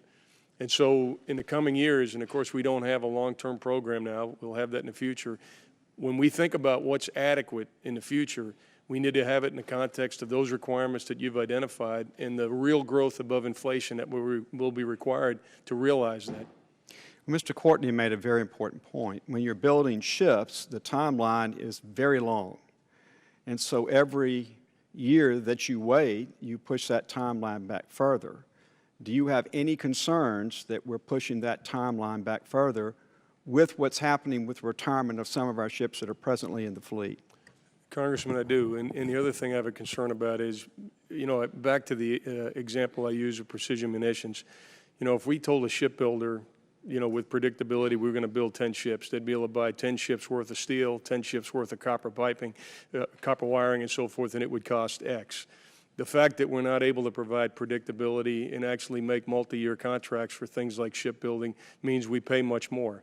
which means we can't get after meeting the requirements that you've identified. So I am concerned on two fronts. I'm concerned that we're late to need in getting after these requirements, and I'm also concerned that a failure to provide predictability means we won't be able to afford getting to this number of ships with the top line envisioned.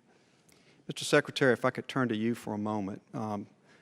Your boss, the Commander-in-Chief, wants a 350-ship fleet. You just heard what General Dunford said.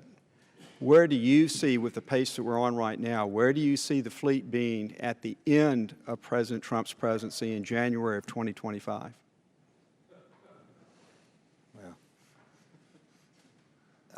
Congressman, I think that depends on whether or not sequester is repealed, whether or not we start going for multi-year contract. There's a lot of variables here. Well, assume we don't have sequester. Based upon your budget request for 2018 and what I know you're planning for years out from that, where do you see the fleet 8 years from now? Sir, I need to come back to you with a reply that's researched here. The challenge is, sir, that we're in a position right now where we've got to get the fleet back to sea that we have now. We're trying to address this, try to eat this elephant one bite at a time. And so we're going to have to increase. I would think it's going to take a budget that's probably up around 5% growth, real growth, in order to get towards where we want to go. Not 3% will not do it. 3% growth will not suffice, I'll tell you that. I think it's going to have to be up over 5%. Well, General, both to you and to the Secretary, I said this to you when we were together in Singapore a couple of weeks ago. I strongly support what we need to do to give you the resources you need to protect the people of America. And if that means we need to repeal the Budget Control Act, I'm prepared to do that. And with that, Mr. Chairman, I yield back. Mr. Carbajal. Thank you very much, Mr. Chairman, and thank you all for being here. Secretary Mattis, General Dunford, I can't tell you how relieved I am that you are in the positions you're in. You actually provide great adult supervision to this administration, and I'm just extremely grateful for your service and for you being where you're at. Secretary Mattis, I would like to follow up on the question that Mr. Lejanvin's question regarding climate change. One of the many reasons why I find President Trump's decision to withdraw from the Paris Climate Accord disturbing is because of all the security risks we will face if we do not address climate change. For example, rising sea levels will affect the stability of military sites on the coastlines, including but not limited to sites in California, Virginia, South Carolina, North Carolina, Georgia, Florida, as they are at higher risk of severe flooding and other extreme weather events. In 2008, the National Intelligence Council found that over 30 military sites in the continental United States are already facing elevated risks because of sea level rise. Secretary Mattis, what actions is the department taking to protect against the effects of sea level rise and climate change in general, especially in terms of protecting critical military infrastructure? And two, how can climate change complicate our strategic objective, especially in terms of our Asia-Pacific rebalance strategy? Congressman, first I would say that withdrawal from the Paris Accord is not, the administration is not going to do anything about it. They're going to do it under a different framework, but it's not that they're not going to address climate change, a warming climate. As far as what we do to address this inside the military, I've frankly been a little consumed by the situation in Korea and Europe and some others, so I need to get some specifics on this. But I know that we look at that protection of our physical infrastructure wherever we're at, and along the coast, obviously, it's a significant concern with the effects of water, you know, whether it be a hurricane or rising sea levels. But I don't have a good answer for you right now, sir, but I will get you one. Thank you. Secretary Mattis, it is estimated that it will cost $1 trillion to sustain and modernize the nuclear deterrent over 30 years. We extensively discussed whether such modernization is necessary or not, whether we need more nuclear weapons. However, an area we tend to sideline is the threat of nuclear proliferation. What actions are you taking to address the threat of nuclear proliferation? How vital are non-proliferation programs? So I think nuclear non-proliferation has not received enough attention over quite a few years. I've met with former secretaries of defense to gain from them their perspective when they were in the job I'm in now. Former Secretary of Defense is coming in to see me tomorrow afternoon after I get done testifying in the morning at the over on the Senate side on this very issue. Rose Gottmuller was mentioned earlier by one of your colleagues. I've met with her in Brussels, but I think this is going to be critical to what we turn over to our children's generation. We have a responsibility to re-energize the nuclear non-proliferation effort. Thank you very much. I yield back, Mr. Chair. Ms. McSally. Thank you, Mr. Chairman, and thank you, gentlemen. I want to talk about North Korea. Kim Jong-un has threatened to build the capability to hit the United States with an ICBM and a nuclear warhead.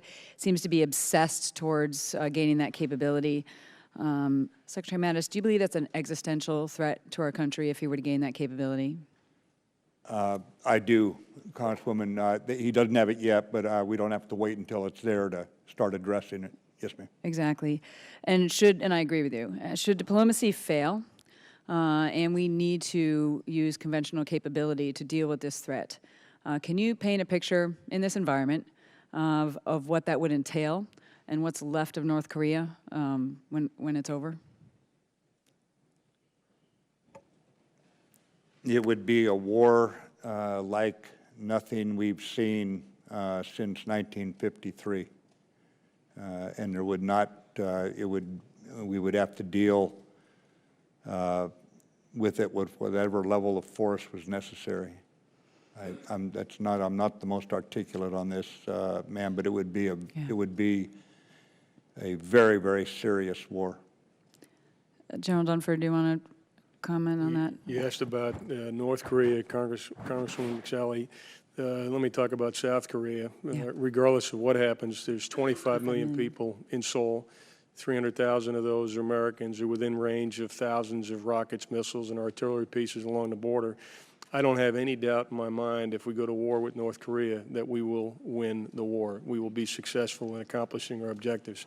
I'm equally confident in what Secretary Mattis said.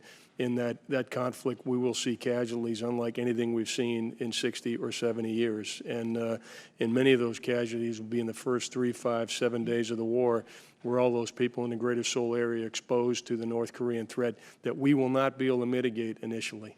Thank you. I just think the American people need to understand the gravity of the situation that we're dealing with, but also our enemies need to know that ultimately, even as we're discussing readiness challenges and other challenges, we will win. But this is like something we've never seen in my lifetime anyway, should deterrence fail and should diplomacy fail.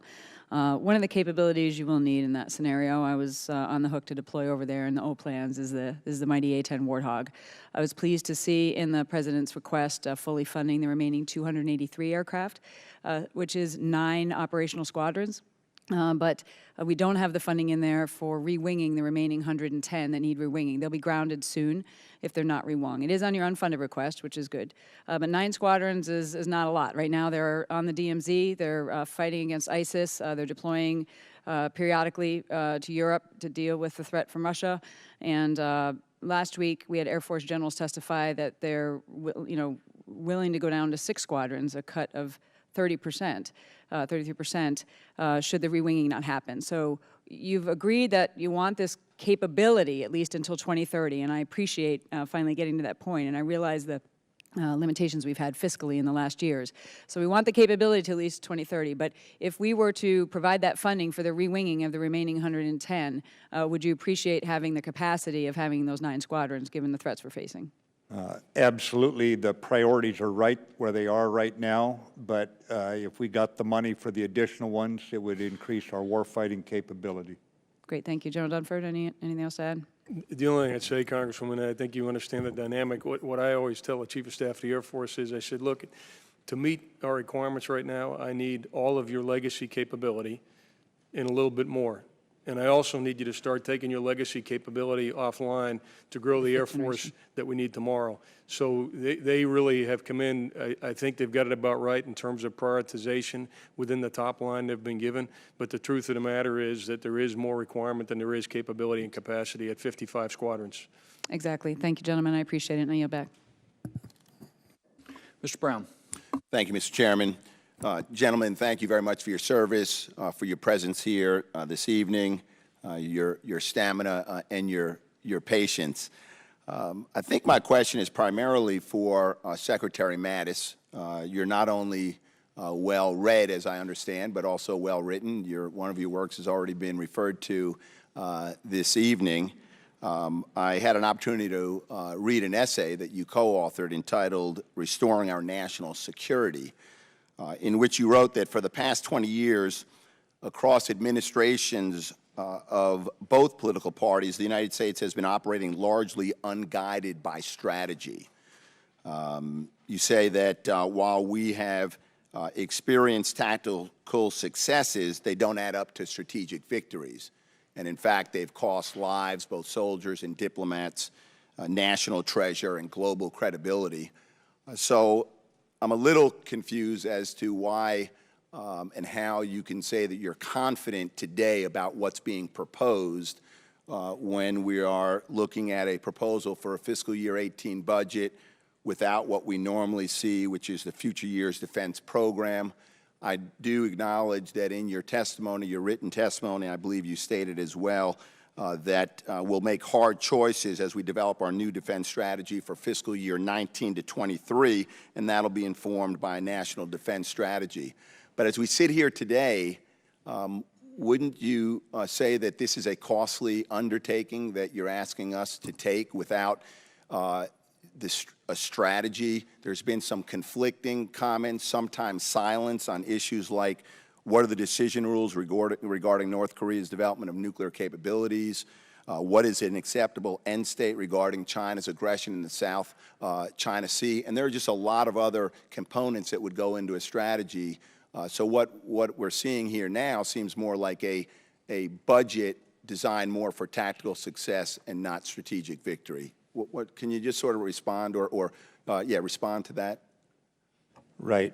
What we have to do is define very clearly what is the threat that we see. And in fact, a number of studies have been mentioned here this evening that have helped in that definition. So far as the point I was making in the article, the chapter you read there on from George Shultz's Blueprint for America, what I was referring to was why did we go into Korea, Vietnam, Iraq, and why did we end up with tactical victories and not a strategic outcome? And there's a very interesting article by the President Emeritus, Jim Wright, President Emeritus of Dartmouth University in the Atlantic, July of 2013, said, why do we go into these wars and we don't know how to end them? And the point he made was if you don't define the political end state when you go in, then you cannot figure out how to end the war on a positive note. Notice I left out one war, Desert Shield, Desert Storm, where very clear political guidance was given. But when you shift from those kind of tactical events to more broadly, we can define the threats to this country pretty well right now. That's why I'm confident, Congressman. Are you confident, though, that we have a strategy for the post-ISIL Syria and Iraq, how we ensure security and stability? That is being put together. We've been here a couple months. Secretary Tillerson, in his role as Secretary of State, I inform him of the military factors, but this foreign policy of the United States should largely be drawn up by basically the State Department, and I believe he's putting that together very, very well. His diplomats are literally serving alongside us in Syria right now. with our officers who are in that fight.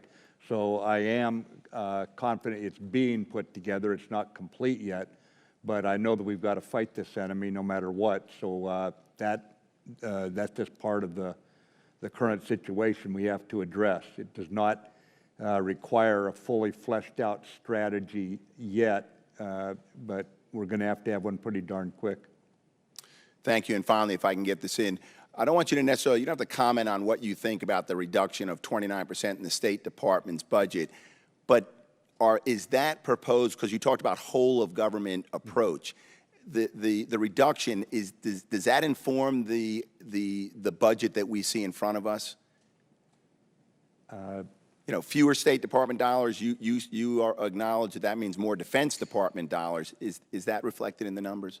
I don't believe so, sir. This is, I mean, I have diplomats from State Department serving alongside us right now, so I have not been affected by a reduction in State Department's budget. And again, I don't feel I'm knowledgeable enough to give you a detailed understanding of what those cuts are. That I'd have to defer to the Secretary of State. Thank you very much, Mr. Secretary. Thank you, Mr. Chairman. Mr. Russell. Thank you, Mr. Chairman, and thank you each for being here tonight. Probably there's no greater historical example of unpreparedness than what happened in the Philippines in 1942. I'd like to read just a couple of brief excerpts from one of those soldiers that was there. There were 10,000 Americans that surrendered. 650 died on the Bataan Death March by itself. All of those that survived that were weakened and endured horrific suffering, and more than 2/3 of them died. One of the survivors stated, "I'm one of the few Americans who has lost a war and who has seen an American army overrun and defeated by a combination of starvation, sickness, unpreparedness, and superior enemy forces. It was a lonesome feeling. I have seen a country we were defending occupied by hostile enemy forces, occupied thoroughly, efficiently, sadistically, and completely. I have seen the American way of life change in one moment and have seen the stunned, bewildered faces of the erstwhile American High Command as they tried to comprehend the enormity of the blow that had just struck them. I've seen veteran officers schooled for 30 years in traditional authority and routine of command change overnight into tired, dirty, beaten, unshaven old men just trying to keep walking. From American soldiers with the heritage of generations of liberty in our blood, we became the chattel. We used to say, if what is happening here could happen to everyone in the United States for just 1 week, what a change it would make in their attitude about the future insurance of our way of life. Use the prayers of our good people, but remember that prayers work better where the guns are bigger and the planes are faster and the regiments are more numerous. So in the back of all of these plans, I say, let's have what it takes, just in case some gentleman doesn't get the word. I do not know if all the peoples in the different nations will understand our high ideals and unselfish motives, but I do know one thing they'll understand. They'll know what force we have to back up what we say, and if it's big enough, they will act accordingly. The United States is big business. It's bigger than you and bigger than I, and I say there's no cost too great to preserve it. Secretary Mattis, you stated in the remarks tonight that the enemy will move against our weak areas and that Congress has at times risen to the challenge to provide what the military needs. I think we're in one of those moments now. When we take the President's budget and what this committee is proposing, when the DOE and defense-related dollars are subtracted, this committee is proposing about an additional $25 billion baseline dollars over the President's budget of $574. Why could the President not want to take Congress lead, and which budget would best prepare our military? Congressman, thank you for what you read. I've read about that campaign, and I share your appreciation that either you don't want to be in second place, and we have no no right to victory on the battlefield. That takes commitment, and that takes leadership. And how we got into this situation, I mean, I told you I was shocked when I came back and saw this. We are going to have to move this forward in a stable way. I'll just give you an example. We could not recruit right now 100,000 more troops for the U.S. military, additional, right now. You heard the acknowledgement earlier about what % of our young people are even eligible. We could not right now have the industrial base to build the number of ships, even if you were to somehow repeal the BCA, repeal the Budget Control Act, say you're going to pass budgets on time. We literally could not do some of this that would fully address what you rightly bring up in your role to raise armies and sustain navies. I would just tell you that we're going to have to work together, and if this is the will of the Congress, that they'd be willing to spend that amount, I am confident that the Commander-in-Chief would be in your corner all the way. Thank you, Mr. Secretary, and thank you, Mr. Chairman. I yield back. Mr. O'Halloran. Thank you, Mr. Chairman. Thank you for your service to our country and for those that you lead. Thank you for their service and their families. I want to bring us back to a couple of things, but one of them is the cost issue. It's obvious that we need to invest. And it's also obvious to me that we need to eliminate the Budget Act issues and all the other issues associated with it. But we still have a situation here where, as much as you want to know where we are going to go for you, we need to know where you want to go in the future. And then we've heard the issue of studies so far.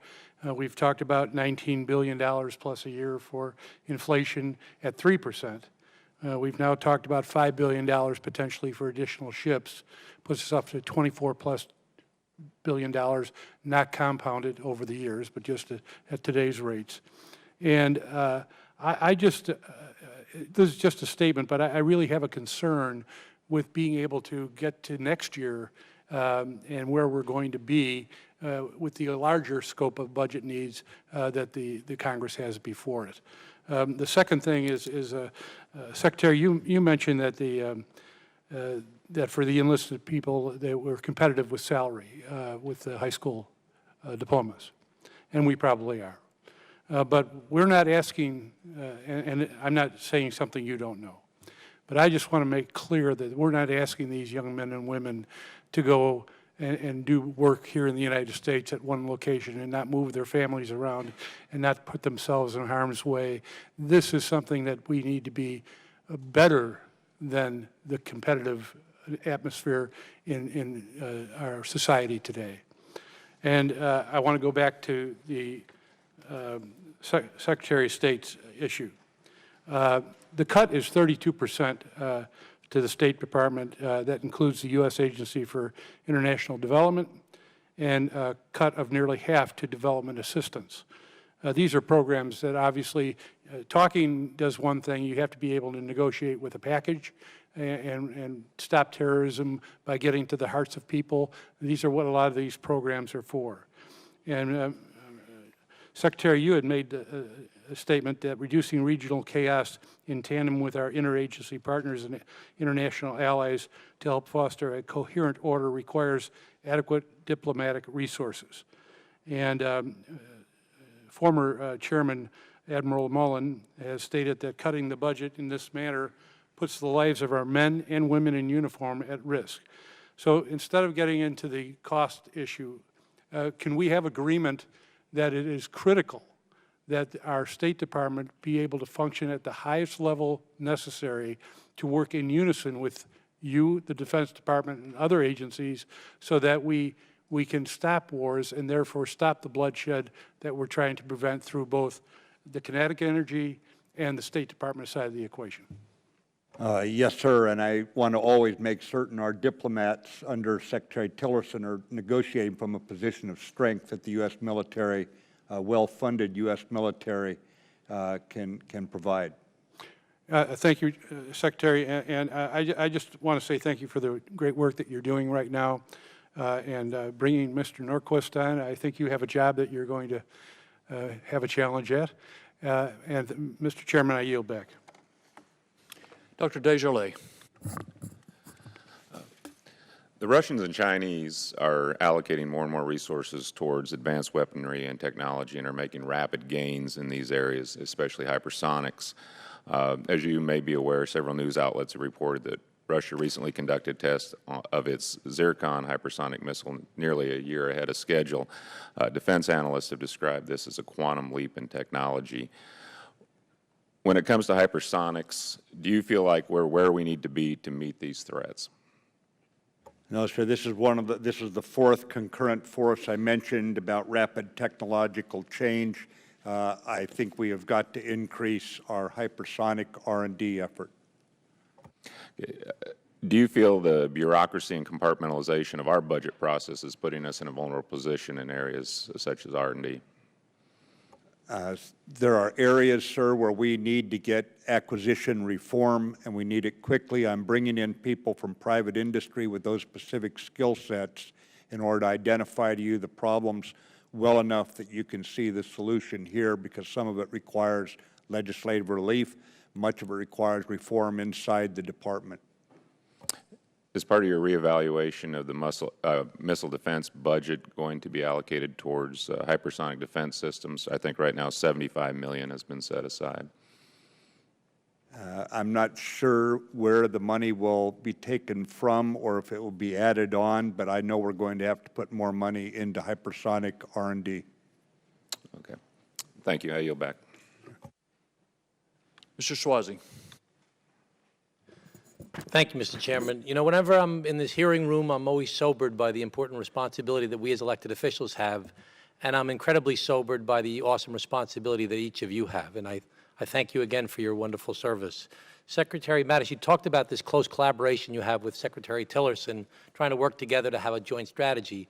I was fortunate to go to Afghanistan in April and was very impressed by the four-year plan that there was, the by, with, and through strategy of building up the Afghan Army and Air Force and the Special Forces and putting pressure on trying to get a little bit more out of Pakistan to do their responsibilities. But I didn't see a similar four-year plan with the State Department.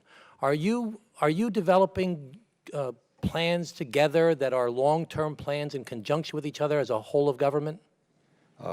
Secretary Tillerson and I are tied at the hip on this, sir. I assure you the planning is ongoing to keep us in step with one another and to ensure that we have a tandem approach to this, not just a military or even a principally military. It's got to be a collaboration. It'd be great if there were documents that showed this collaboration between these two branches, the whole of government, that showed a long-term plan as to how to address, or a short-term plan even, how to address our situation in Afghanistan. In this current budget, the request for funds is for the current 8,448 troops. And when we went to Afghanistan, General Nicholson and others made a very persuasive case that a few thousand, 3,000, 5,000 more troops for force protection and to replace some of these private contractors really made a lot of sense. It will save money, it will build morale, it will be effective in helping out. In May, a report came out in a Bloomberg article that the intelligence community is pushing for 50,000 more troops, and it looked like it was a move away from by, with, and through. So can you put us at ease as to what the current thinking is regarding, the current force level versus an increase, a modest increase for force protection versus this report of 50,000 more troops? Sir, I give no credibility to any report about 50,000 more troops. I can assure you neither the commander in the field nor the chairman of the Joint Chiefs have given me any request like that. Not even close. That's somebody's flight of fantasy, I assure you, sir. Thank you. And the by, with, and through strategy is the strategy that we're going to continue in the foreseeable future. And how we enable them by, with, and through, but also perhaps a little more regional approach, sir.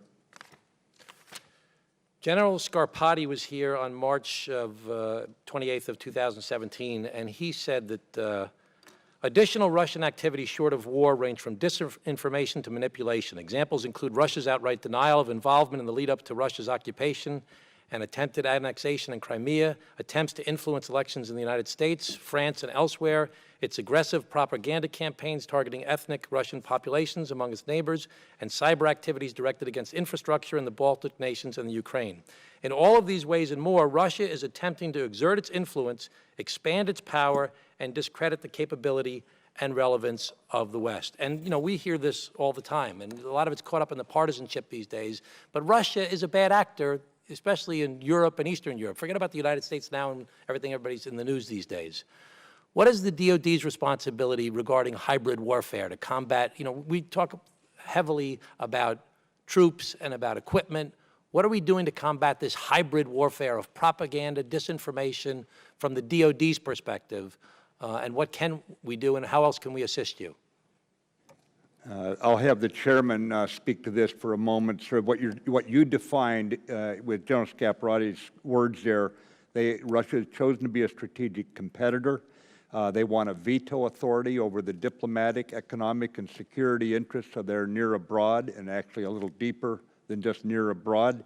The changing character of war, this deniable gray zone, cyber, this is what you're seeing. And beyond that, corruption, outright corruption. They're trying to make money by undermining governments in Eastern Europe and Europe. Absolutely. So how do we adapt to this so that we're not waiting with tank columns for an enemy that never can be taken on? It's the changing character of war. Let me have the chairman just give a few groups on this. It's a heavily military education issue as well of our own. Congressman, we've spent a lot of time over the past year looking at this issue, and if you really break it down into political influence, economic coercion, information operations, cyber capabilities, military posture, all put together to advance Russia's national interests. I think the U.S. military presence in Europe is a key piece of it, our assurance. Our cyber capabilities are an important part of it. Information operations is something we can do from a military perspective. The one thing that Russia is able to do is very quickly integrate their entire government to advance their interests in Europe. And one of the things that they're doing, of course, is undermining the credibility of our alliance structure in NATO and causing people to question whether we can meet our alliance commitments. And so I think at least 3 out of the 5 major areas are areas where there is a military dimension. But the thing I'd emphasize is that what you're describing, I call it adversarial competition. It has a military dimension. It falls short of war, but it also is the whole of government. And I think probably 3 out of the 5 areas I mentioned are areas where the military can contribute, but the entire government needs to be waging in this adversarial competition. Well, I've used up all my time. Thank you, Mr. Chairman, and I look forward to discussing this further in the future. Thank you. Dr. Abraham. Thank you, Mr. Chairman. Thank you for your endurance tonight, gentlemen.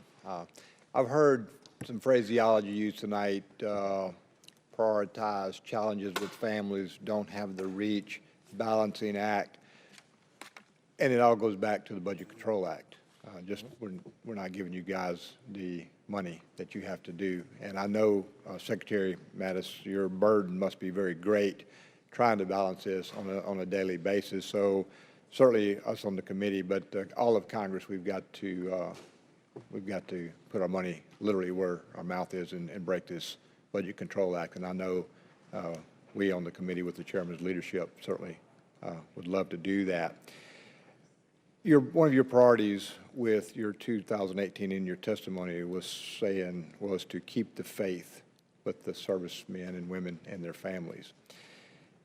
I saw where in Italy, for example, you've got 2 naval hospitals and 1 Air Force hospital that are on a closure list.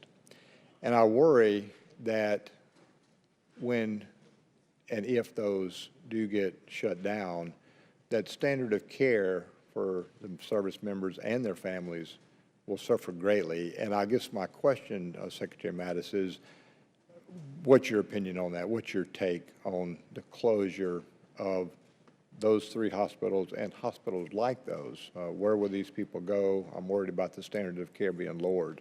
And I'll let you answer. I've got to look at it, sir. I'd have to look at the specifics of the location, but the bottom line is we can't deploy troops and families where we don't provide sufficient hospital care. So let me look at those 3 in Italy and come back to you with what we have in mind and what we're going to do to mitigate any loss of capability. but I can't give you a good answer right now, sir. Oh, that's fine. Yeah, get back to me as soon as you can. It's been referenced with the maintenance issue on the aircraft. We, in this particular hearing room, we've also been told by others where we are 1,500 to 1,600 pilots short. We're about 3,400 to 3,500 maintainers short. You've got the commercial airlines that are pulling pilots from the military daily, and even with the commercial carriers incentivizing with perks and monies, they are still not able to meet their demands, and they are even talking about reducing routes commercially. What is the DoD doing to retain, build a pilot cadre, and is it even solvable with money? Where would it go? Congressman, you've just identified an issue that actually is keeping the Chief of Staff of the Air Force and the Chief of Naval Operations and the Commandant of the Marine Corps awake at night.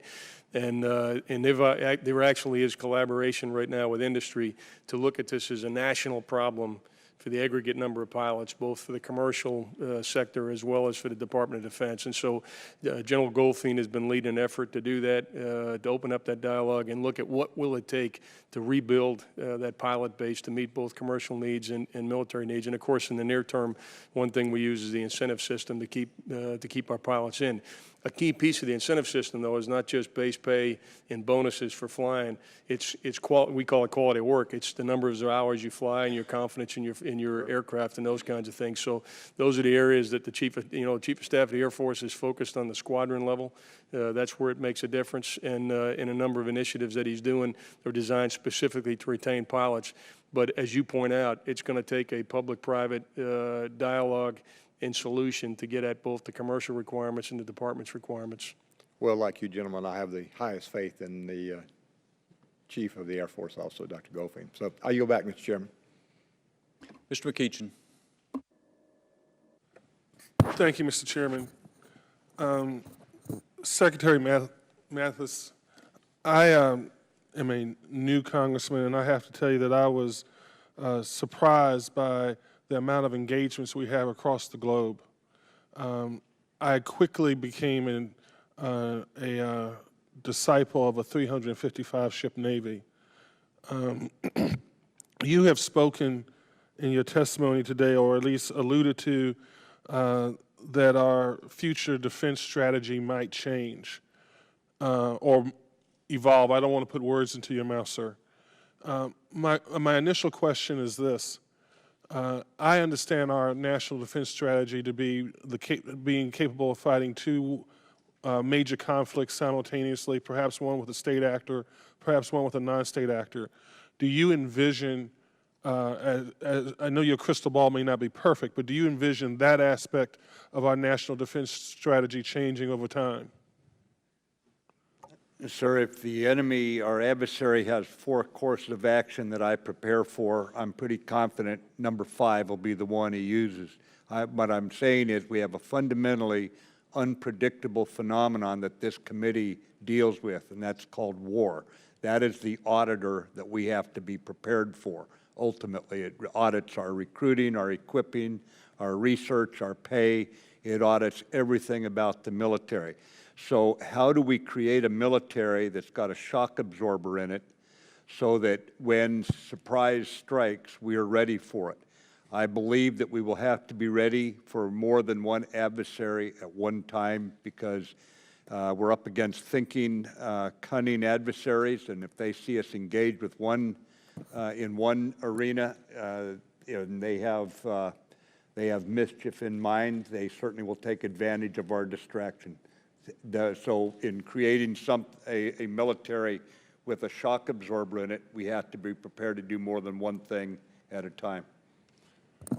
I would also ask you, I know that maybe it was Mr. Whitman, maybe it was Mr. Courtney, but someone asked you about the $1 billion reduction in the shipbuilding account, and I have to confess to you that I either missed your answer or didn't understand your answer. Would you mind repeating your answer as to why that's justified at this time?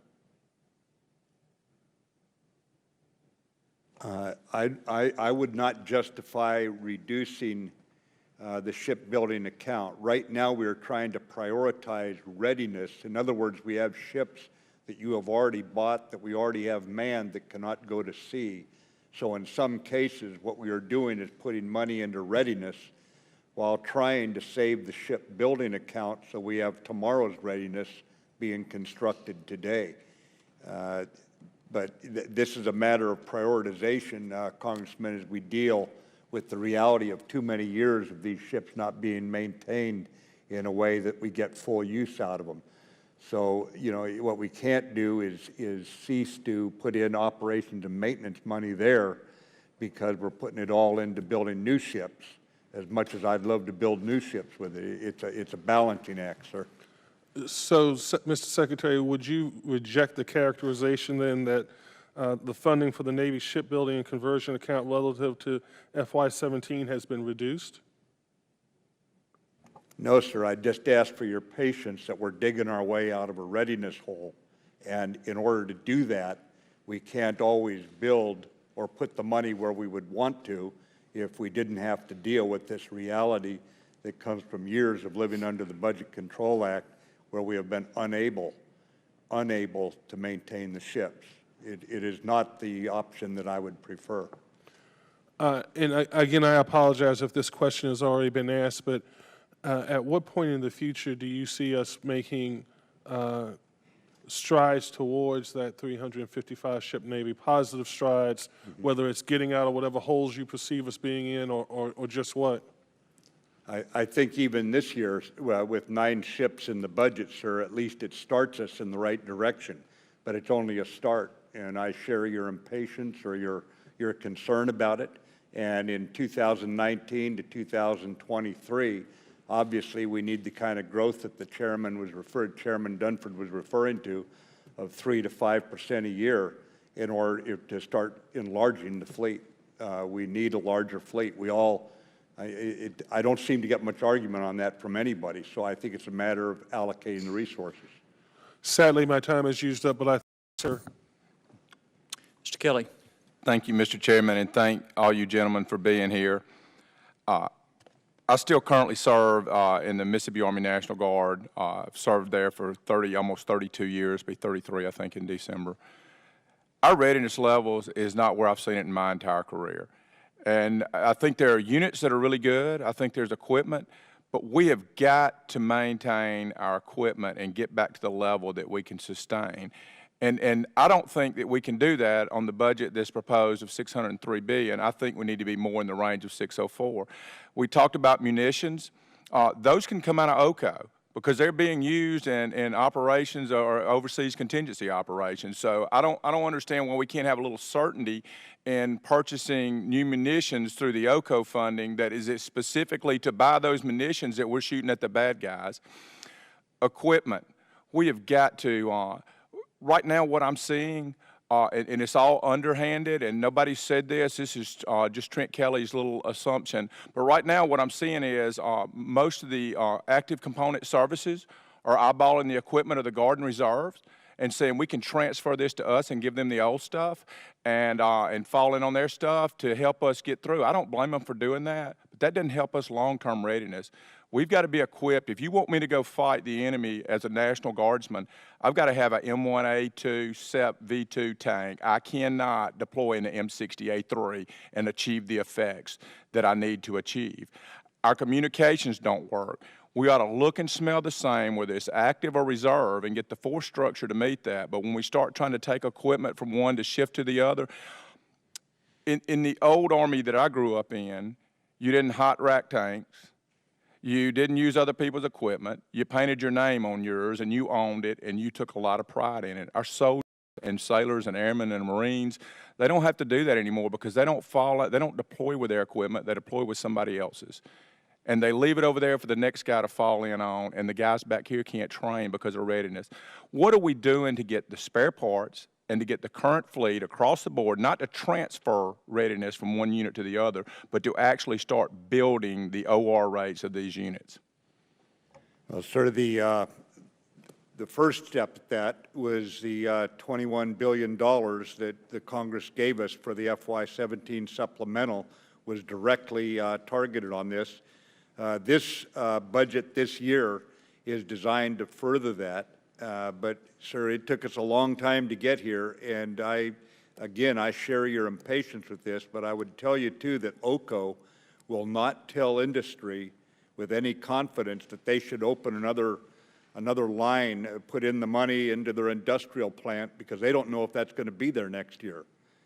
This has got to be part of a budget plan if we want them to make the industrial contribution that their stockholders are going to have to put money up for, because for them to go broke is not part of their responsibility. So OCO does not help us expand the industrial base. We can get max out of the industrial base, but they're not going to build more industrial base on OCO. So then why don't we ask for 640 instead of 603 and call it all top-line spending and not OCO? Well, I mean, that's an option, sir. As you know, we're already coming in asking you to bust the Budget Control Act. I mean, at some point, we have to recognize the law that you've passed. And I don't have an answer, because that law was passed with the idea that it would be so injurious that it would never go into effect. Well, it's been in effect for years now, and frankly, the Department of Defense cannot change that law. Only Congress can.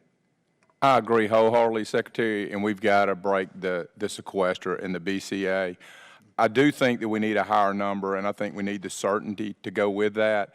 If we give that to you, can you spend that on training soldiers? We don't have enough slots to train soldiers. We can't send soldiers to additional training to developing classes, AIT and NCOES and OES. Can you spend that money in new schools and new things to train these soldiers and equipment if we get that BCA busted and we give you the money on the top line? We can, sir. It would help if it was in multi-year money, so that we could have a program that we know we're going to implement over a couple of years. It would help if it came in a budget on time, not a continuing resolution. With the paralysis, a continuing resolution will apply to us. So with fiscal discipline, we will do our level best to spend every bit of it and address every problem you've got. We share your assessment of what the problem is. Thank you all for your service, and thank you, Mr. Chairman. I yield back. Mr. Khanna. Thank you, Mr. Chairman. Thank you, gentlemen, for your service to our country and for being so patient to take questions from some of the junior members. Secretary Mattis, Gio Saba, and my staff tells me how respected you were back home at Stanford. Appreciate your service. I have 2 questions. I want to read from the 809 panel interim report, which, as you're aware, was the commission panel created to help streamline the defense acquisition process. And they wrote, according to DOD, the last major defense downturn in the late 1980s and early 1990s resulted in more than 300 prime contractors, platform, and sub-tier companies merging to form 5 mega primes of today: Boeing, Lockheed Martin, Northrop Grumman, Raytheon, and General Dynamics. My question is, do you think there is enough competition in the defense industrial base, and what steps are you taking to create more competition? It's very hard for us to create competition, sir. It's based on how much budget we have and how many different companies feel they can compete and stay healthy. We saw this coming in the 1990s. What the Defense Department did, I happen to be the Executive Secretary to 2 Secretaries of Defense, William Perry and William Cohen. They looked at each case where they concentrated the industrial base into smaller and fewer companies, larger actually, but fewer companies. But there was no way to maintain the vitality, the financial vitality of the companies, and if we stood in the way of it. So it was forced on us. We were worried about it then. We saw this coming where there'd be less competition, but frankly, we were unable to sustain an effort to maintain the wider industrial base. Well, I hope you'll consider things we can do to have more competition if it's possible. My second question concerns, I mean, your testimony was very eloquent, where you said our nation has been at war for 16 years. The longest war our country has faced, and that this has been in part why our resources have been strained. And I think if you were to look objectively at Iraq and Afghanistan and Libya and ask, has our country met the objectives we set out to meet, you would probably get people on both sides of the aisle saying that hasn't been the case. I mean, as you know better than I, Taliban still controls 40% of Afghanistan.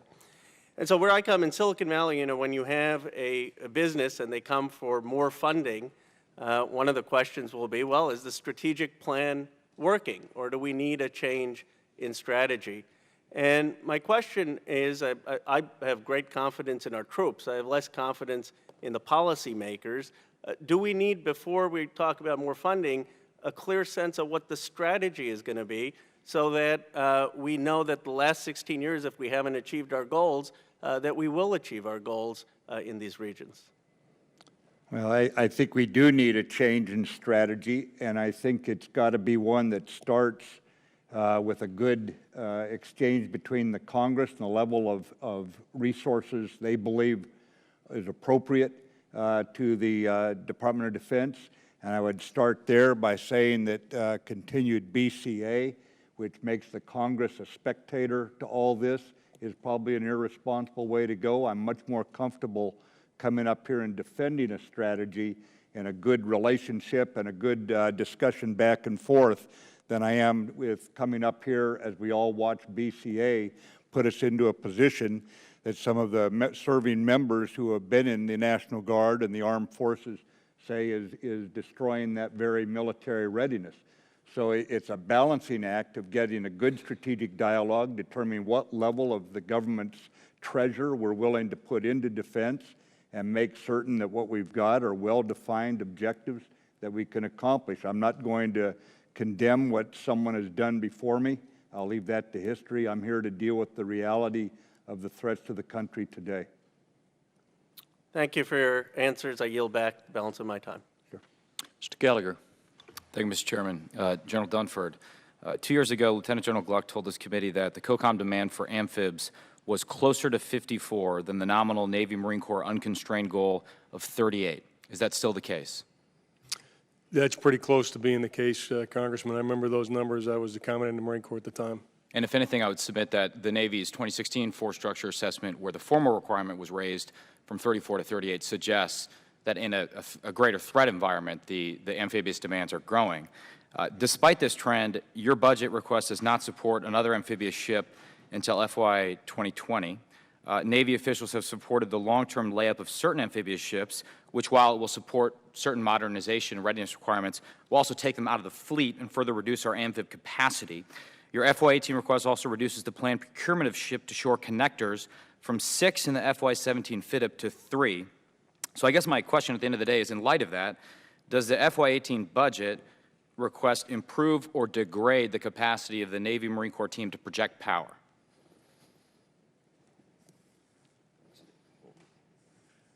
Congressman, I have to go back and check the numbers, but it certainly doesn't enhance the capability of the Navy Marine Corps team to project power.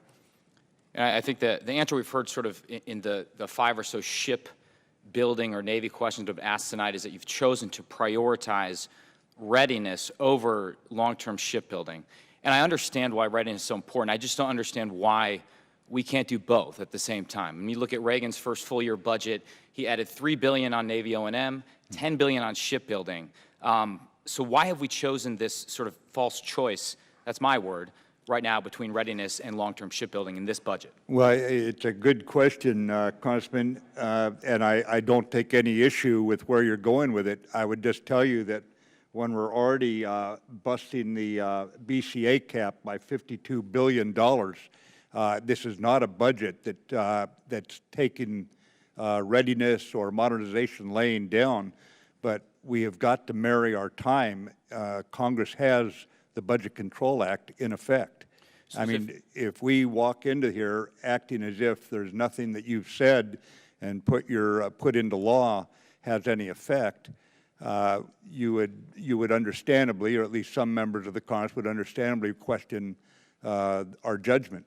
Mm-hmm. We've got to at least deal with this. And if you come out and tell us that you're willing to go right now as a Congress, not this committee. This committee has stood by us through thick and thin. This committee is not the problem, nor are your colleagues on the Senate Armed Service Committee. You know where the problem lies. It's more broadly, and please guide us, talk to us. We're eager to do what you're talking about.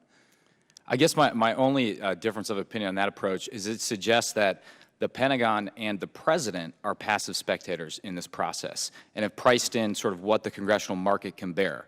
When we know that sort of leadership from Article 1 can change the market dynamics themselves. Well, Article 1, if I remember right, sir. Article 2, excuse me. Yes, sir. I think Article 1 is if you are indeed urging us to, you've both condemned BCA, why does the budget extend the reductions under BCA from 2021 when they expire through 2027? Are those just placeholders? It grinds it down to roughly 2% of GDP. Go ahead. When you're looking at the fired up the out years numbers, those are placeholders. Okay. As the Secretary Mattis has referenced, when the studies are done, next year we'll include the out years and the implications, but right now they're just placeholders. Sure. And then quickly, going back to a line of questioning that Mr. Conaway and Ms. Hanabusa brought up, you said that you made the claim in your testimony that a round of BRAC could allow us to buy something like 120 Super Hornets. What is the department's assessment of what we've been able to buy from the last round of BRAC? We could go in and show the amount of money that we've saved, and we just, obviously it goes into the defense budget. We can give you some examples of what I was showing, examples of what that savings would translate to in terms of combat capability. But we can certainly go back, show you what we've saved from past BRACs, and then tell you what that translates into in terms of number of ships or airplanes or tanks or whatever.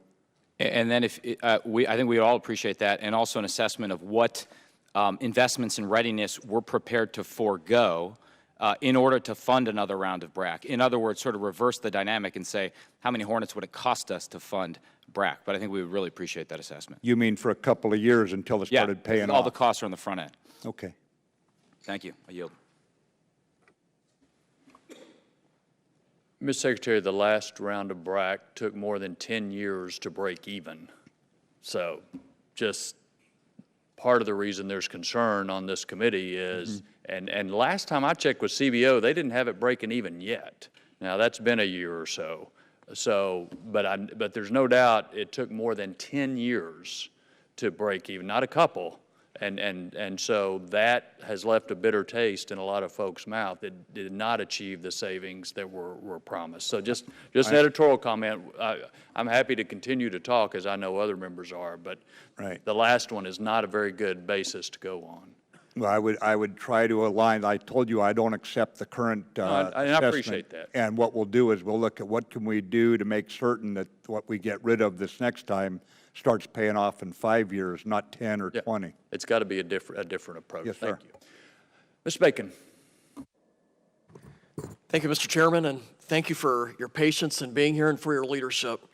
A lot of great, insightful comments tonight, and I thank you for them. One of the ones that stand out is just the fact that we have this huge bow wave of modernization, as the chairman pointed out, and you've had to work within the top line that you've been given, and that the BCA has had that huge impact. So I think it's just a great summary of what you've had to contend with here. My first question is for the chairman dealing with intelligence, surveillance, and reconnaissance. Today, only 30% of our combat commanders, airborne intelligence, surveillance, reconnaissance, or ISR, are being met by our capabilities from the combatant commanders, their requirements. This means we are choosing between providing ISR support for counterterrorism or collection of peer competitors like Russia or China. Is 30% good enough? And does the current budget proposal by you or by the executive branch here, is it helping to narrow that gap? Congressman, just a little bit of history. We've actually grown the ISR enterprise by 1,200% since 2001. We've increased the numbers of platforms by 600% since 2008, and we're currently meeting 30% of the requirements. So this is one of those areas in the department I actually don't think we can buy our way out of. And it's probably number one, not probably, it is number one for me in terms of innovation initiatives, leveraging big data, and finding a different way to feed decision making. In other words, we won't be able to buy enough platforms to meet the current articulated requirement by the combatant commanders, and yet we still need to get the intelligence necessary to feed decision-making. So I guess what I'm suggesting to you is that we're growing now from 60 caps to 90 caps over the next couple of years. That's our program growth, so that's a 50% growth. And at the end of that period of time, I suspect we'll be somewhere at 34% or 35%. So the areas that we need to burn some intellectual capital on, this particular problem is at the top of the list. Okay. Secretary Mattis, do you have anything else to add to that? Sir, as our military has shrunk in size, the need for more precise intelligence is one of the ways we mitigate the risk of that smaller military. So part of this is a growing need for a level of what's over the next hill, where's the enemy, what's going on, as we've gotten a smaller military that we are still committing, as you know, around the world. We didn't pull everybody out as we'd anticipated a few years ago and reconstitute it at a time when we could have put more effort into this, more finances into it. So we're going to have to continue to work this, but what we're doing right now is challenging for us, very challenging to shrink this gap. Okay. Another area of concern is electronic warfare. When I came in 1985, we had let's say a dominant electronic warfare capability compared to our near peers, we'll say. But in the 90s and I think the 2000s, we let it atrophy.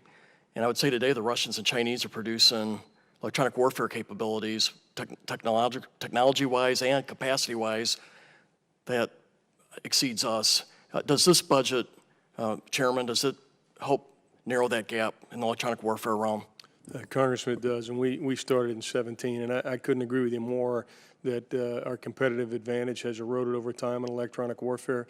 And when we talk about our ability to project power, and we talk about adversaries like China and Russia specifically targeting our ability to move into an operational area and then operate freely within that area. You've heard the term anti-access area denial. Electronic warfare is one of the key areas that we need to improve our competitive edge. Okay. Mr. Secretary, anything else to add? Okay. Thank you very much. I yield back. Mr. Banks. Thank you, Mr. Chairman. And thank you to each of you, sirs, for joining us late into the evening tonight to talk about these important issues. Mr. Secretary, General Nicholson suggested and you endorsed efforts to add a, quote, few thousand additional troops to prop up the Afghan security forces in the face of aggressive Taliban attacks. I want to dig more deeply into testimony that you've already provided related to the budget related to Afghanistan. Why would a new total of approximately 15,000 troops be decisive when just a few years ago there were close to 100,000 troops in Afghanistan? Have our interest or the mission changed? The Afghan army, as you know, has been fighting hard, and you just have to look at the casualty figures to see that reality.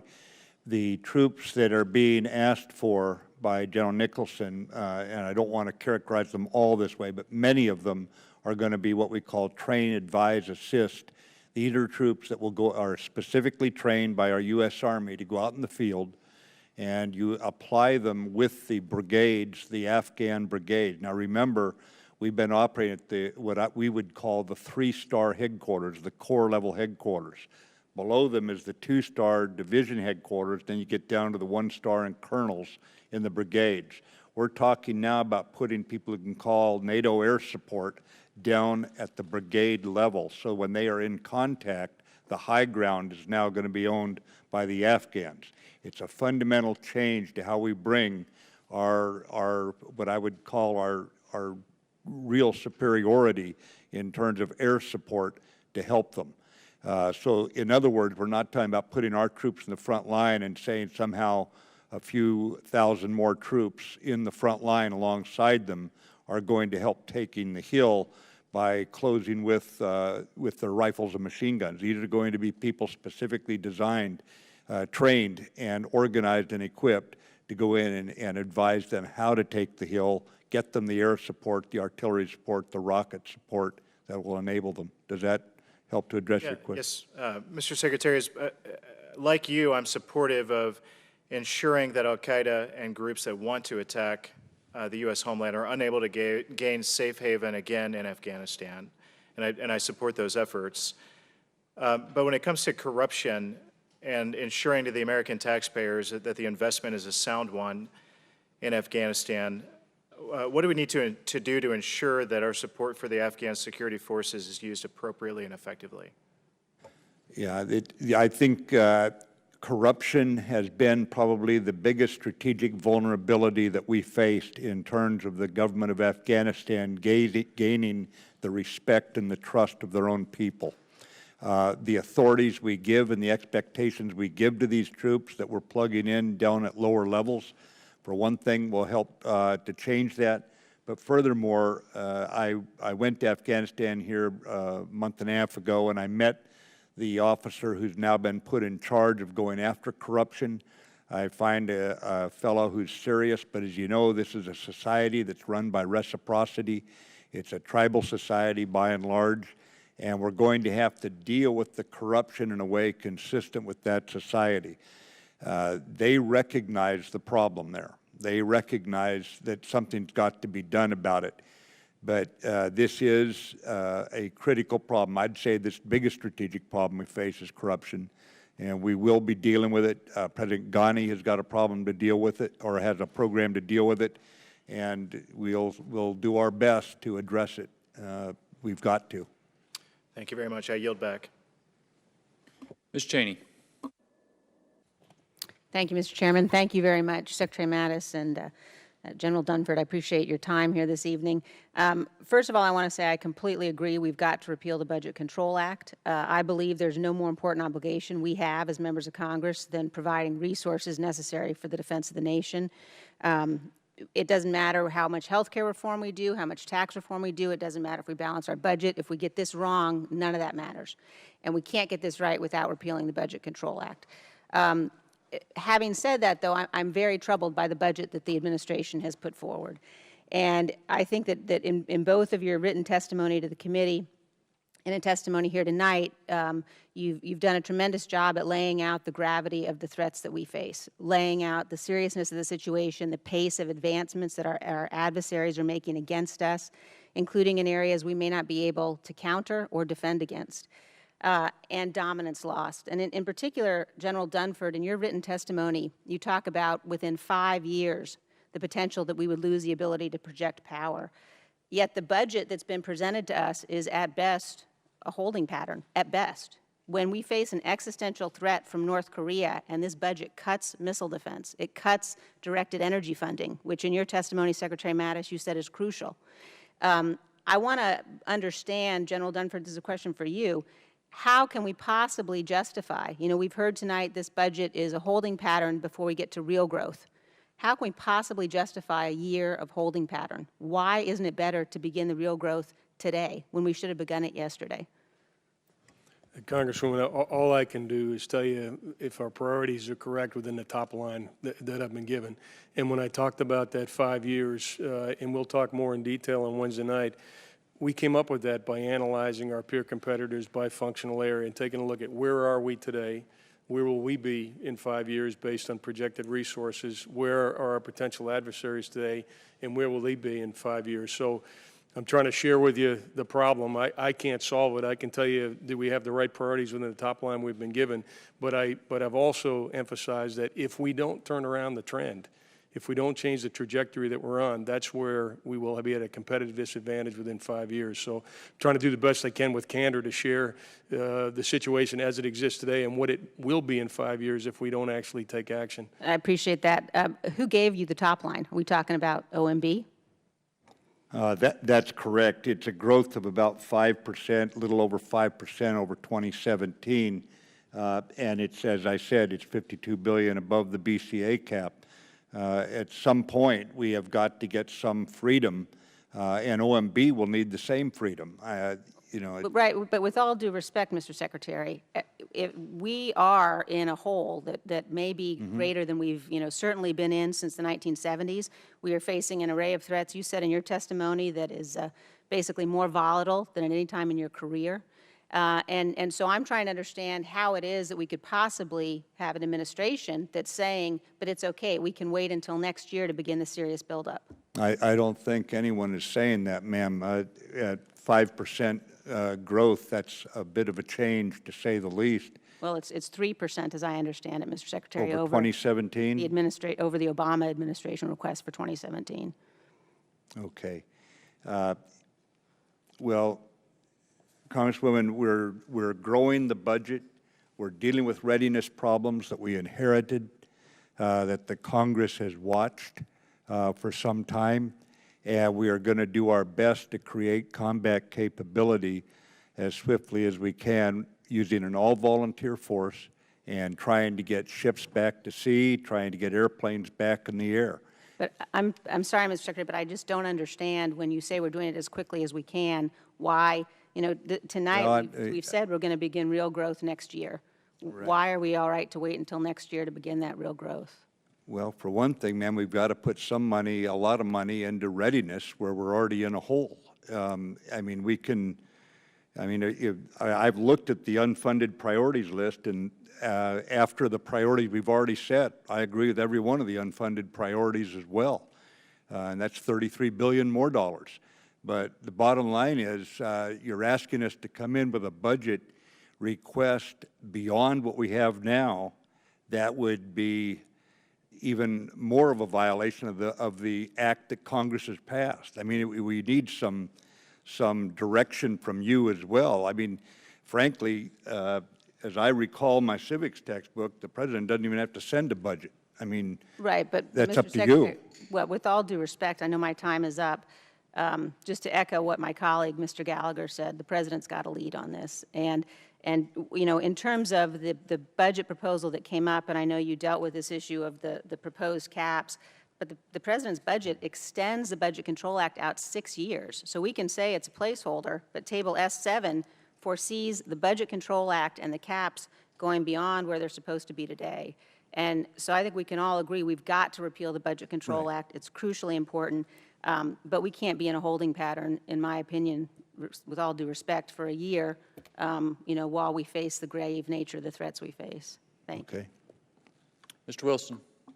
Thank you, Mr. Chairman, and General Dunford, Secretary Mattis, Mr. Norquist. I'm grateful tonight to see the bipartisan appreciation of your service. It's clear that we all want you to be successful for American families. The Vice Chief of Staff of the Army, General Daniel Allen, testified that, quote, based on current readiness levels, the Army can only accomplish defense planning guidance requirements at a high military risk, end of quote.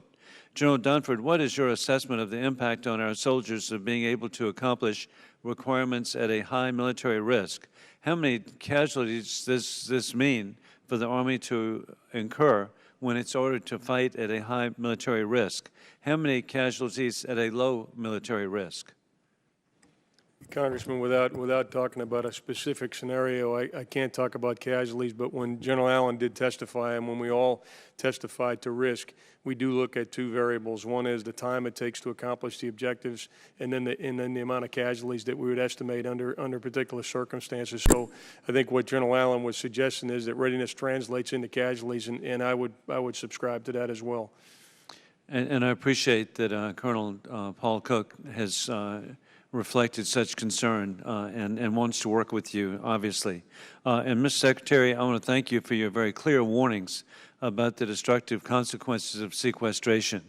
But at the same time, the budget level in your request, how many years do you think it will take the Army to address high military risk? Well, it's a constantly moving target, sir, because the enemy doesn't stand still. But I would just tell you that between 2019 and 2023, we intend to significantly grow the force, the Navy fleet, the Army brigades, and the fighter squadrons to reduce that risk. And Mr. Secretary, I'm very concerned, as Ms. Cheney too. The defense budget request states, quote, the condition of mission facilities, airfields, training areas, housing, barracks, directly impacts the readiness of the units and the morale of the soldiers, civilians, and families. Yet the budget also tells us that the Army has $10.8 billion in unmet needs, the Navy at $9.5 billion short, and the Air Force is $25 billion short. How long will it take to fix these critical backlogs? 5 years, 10 years, 20 years? Will we ever be able to fix these facilities for our soldiers, sailors, airmen, and Marines to train for war and for their families to live? Well, we're increasing the MILCON budget, sir. You know, as we look more broadly at this, as I said earlier, Congressman Wilson, we didn't get into this overnight, and it's going to take time to get us out of this.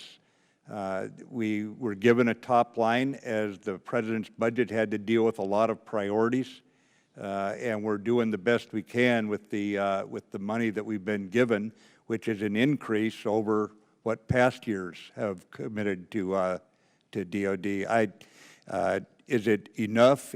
Can I give you a timeline on this?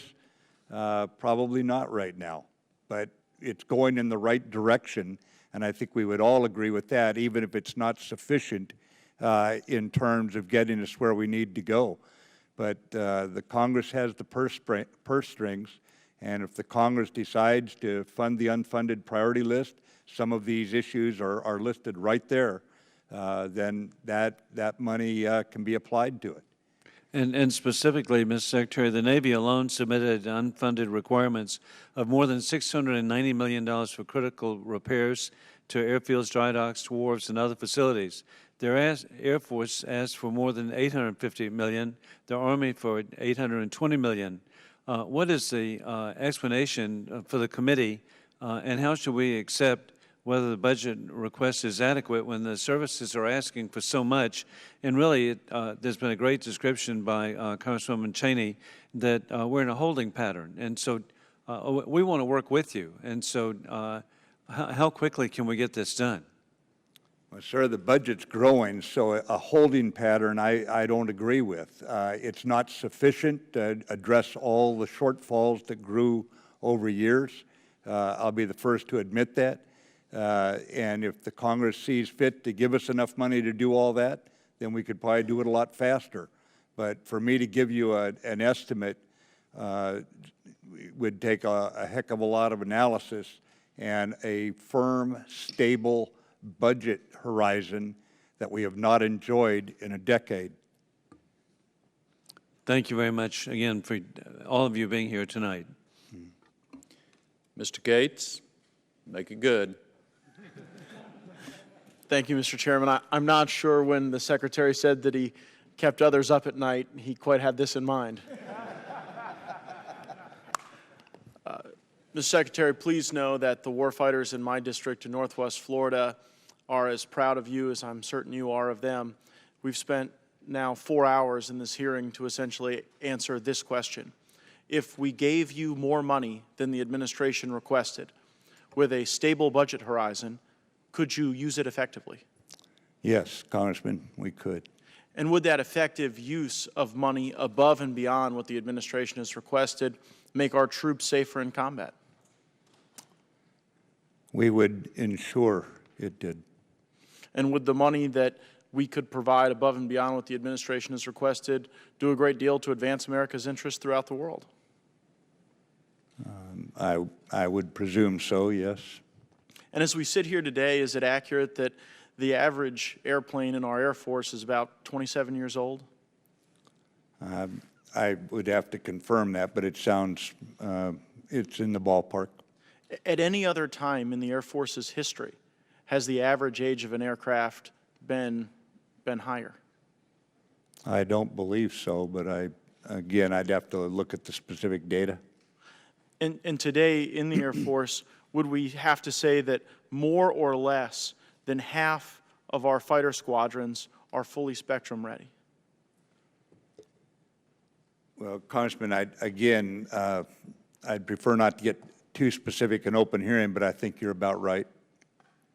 And the fact that we have an Air Force where perhaps readiness is less than optimal, with aircraft that are older than at any other time in the Air Force's history, could you take just a moment and reflect on the impact that has on our ability to project power and the safety of those that we send into combat? Well, Congressman, I think you've heard from the chairman tonight, we have pilots who are not flying enough to stay current in their aircraft or have their confidence in the aircraft. We have readiness problems across the force. And these, for anyone, I think, who's been on this committee for more than a year, probably this is not a surprise. It was a bit of a shock for me coming back to the department. But what you're outlining appears to be a pretty good definition of the problem.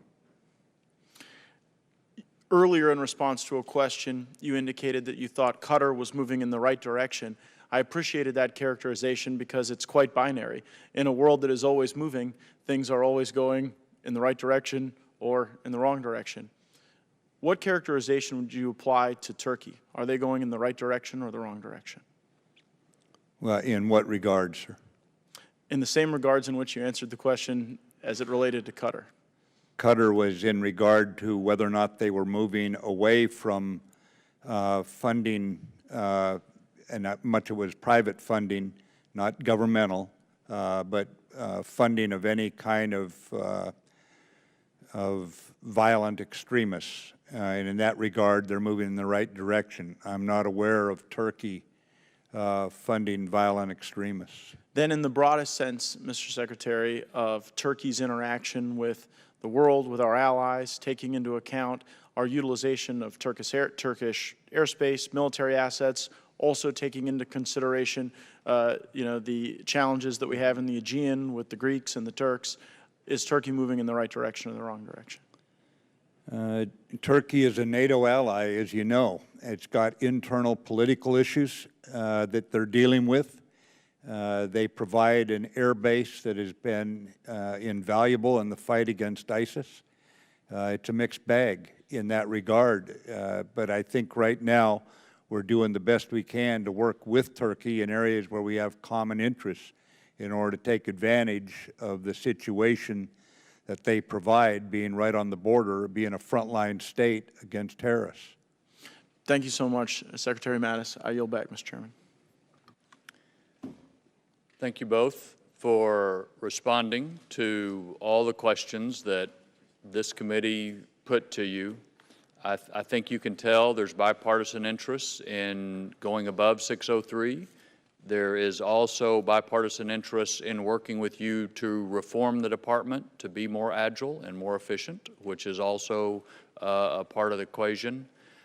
So needless to say, we've got lots of work together yet to come. Without objection, members have 3 legislative days in which to submit extraneous material for inclusion into the record, consistent with the committee policy limits. And with that, the hearing stands adjourned.